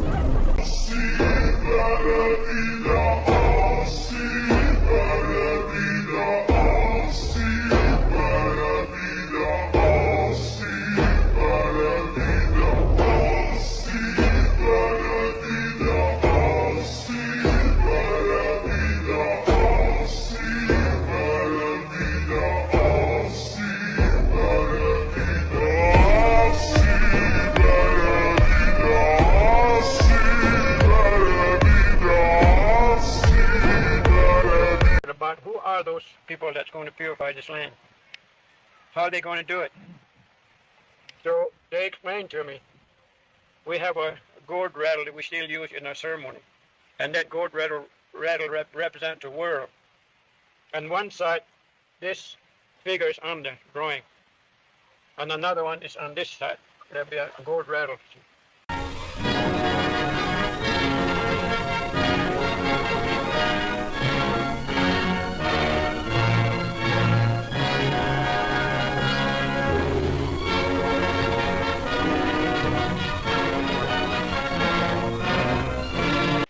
still use them. But one old man told me, take a look. Whoever have this symbol in this world going to shake us up 2 times. Surveillance footage of an armed group of men carrying flags emblazoned with swastikas marching through the streets of Columbus, Ohio. The troubling incident happening Saturday afternoon. Each person dressed head to toe in all black, masks concealing their faces. They shouted vile and racist speech against Jews and people of color.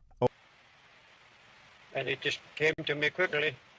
And I wondered, what nation ever sown something similar to this one? Because they will be very intelligent people. They're going to produce many inventions of all types. They're going to be so powerful that they're going to use that to shake us up real hard. And they're going to almost destroy themselves. But later, out of it, a new generation is going to rise. This time they will know what to do in the right manner, for the right purpose. Then around it, there's a sun symbol. Those people are very intelligent people that have that symbol. They have produced many things, invent many things, and they become powerful. And they also shake us up 2 times. Second time, with the help of another. These 2 have. How are we doing, people? It's Revival of Wisdom. We're back today talking about sun worship. Okay? And please enjoy the video. First thing we need to understand is that the sun is the risen Savior. It's the light of the world. Without the sun, we have nothing. Shook us up 2 times real hard, warning us. And they almost destroy themselves. But out of it, a new generation is coming, stronger, much better equipment, everything, powerful things going to be developed by these 2 people. Then the third one that will finally bring about purification of this land in this continent would be a man with red cap, red hat, or red cloak. Deluge of illegals, bloodthirsty terrorists, savage gang members pouring in by the millions and millions, drug dealers, human traffickers. Our cities have already become hellholes. A crime-ridden, gang-infested terrorist, pedophiles, stone-cold killers. You can't walk across the street to get a loaf of bread, you get shot. Teenagers cut to shreds. They'll walk into your kitchen, they'll cut your throat. Now, we do not know who that nation is or what people, but they say those people will have a large population, and they will also have much scientific inventions of all types, very powerful.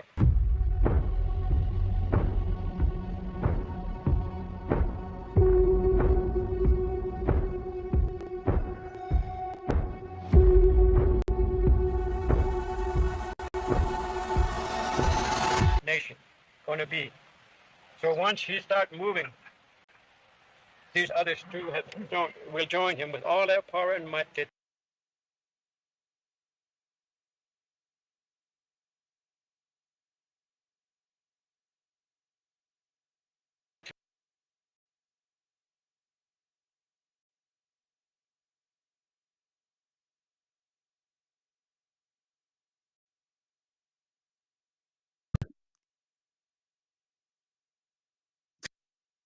I won't forget. Comandante.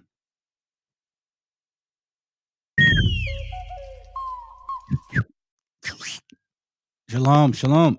¿Qué huele? What's up, family? Comandante. Bienvenidos a todos los extraños. Welcome to you, strangers from above. Today's session, supposedly show, like also likes to call it, I won't forget that kid. It was kind of entertaining. Anyways, or edification, however you guys want to slice it. The topic today is the wicked hand of the real Amalek. There's a reason why I'm saying that. So first of all, thank you very much for being here with me, please. Vicky's Talent Chronicles, man. I really like your channel, bro. You know that brother you show, the native brother? He's basically exactly what we here in the continent look like. You know, like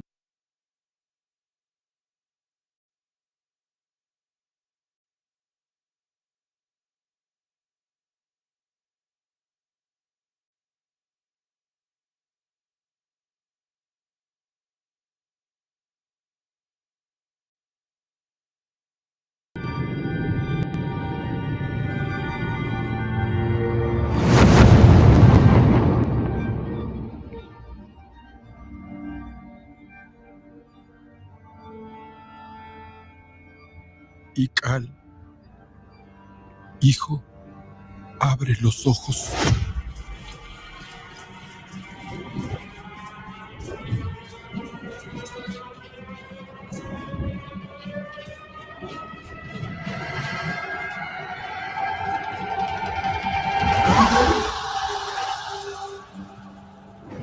Tu cuerpo se queda con nosotros, pero tu espíritu debe seguir.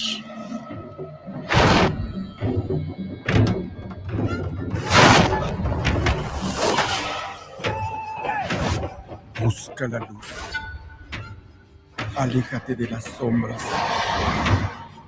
Deja que nuestro dolor sea tu fuerza.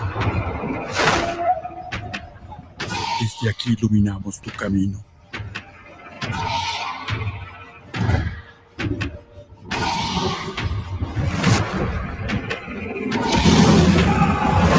Lucha como nosotros ante esta pena tan grande. Yo soy tú. Tú eres yo.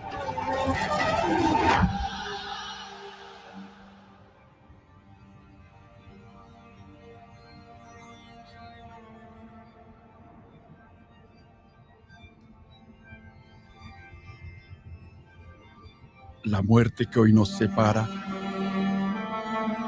mañana volverá a unirnos. Eres libre, hijo. They use this against us.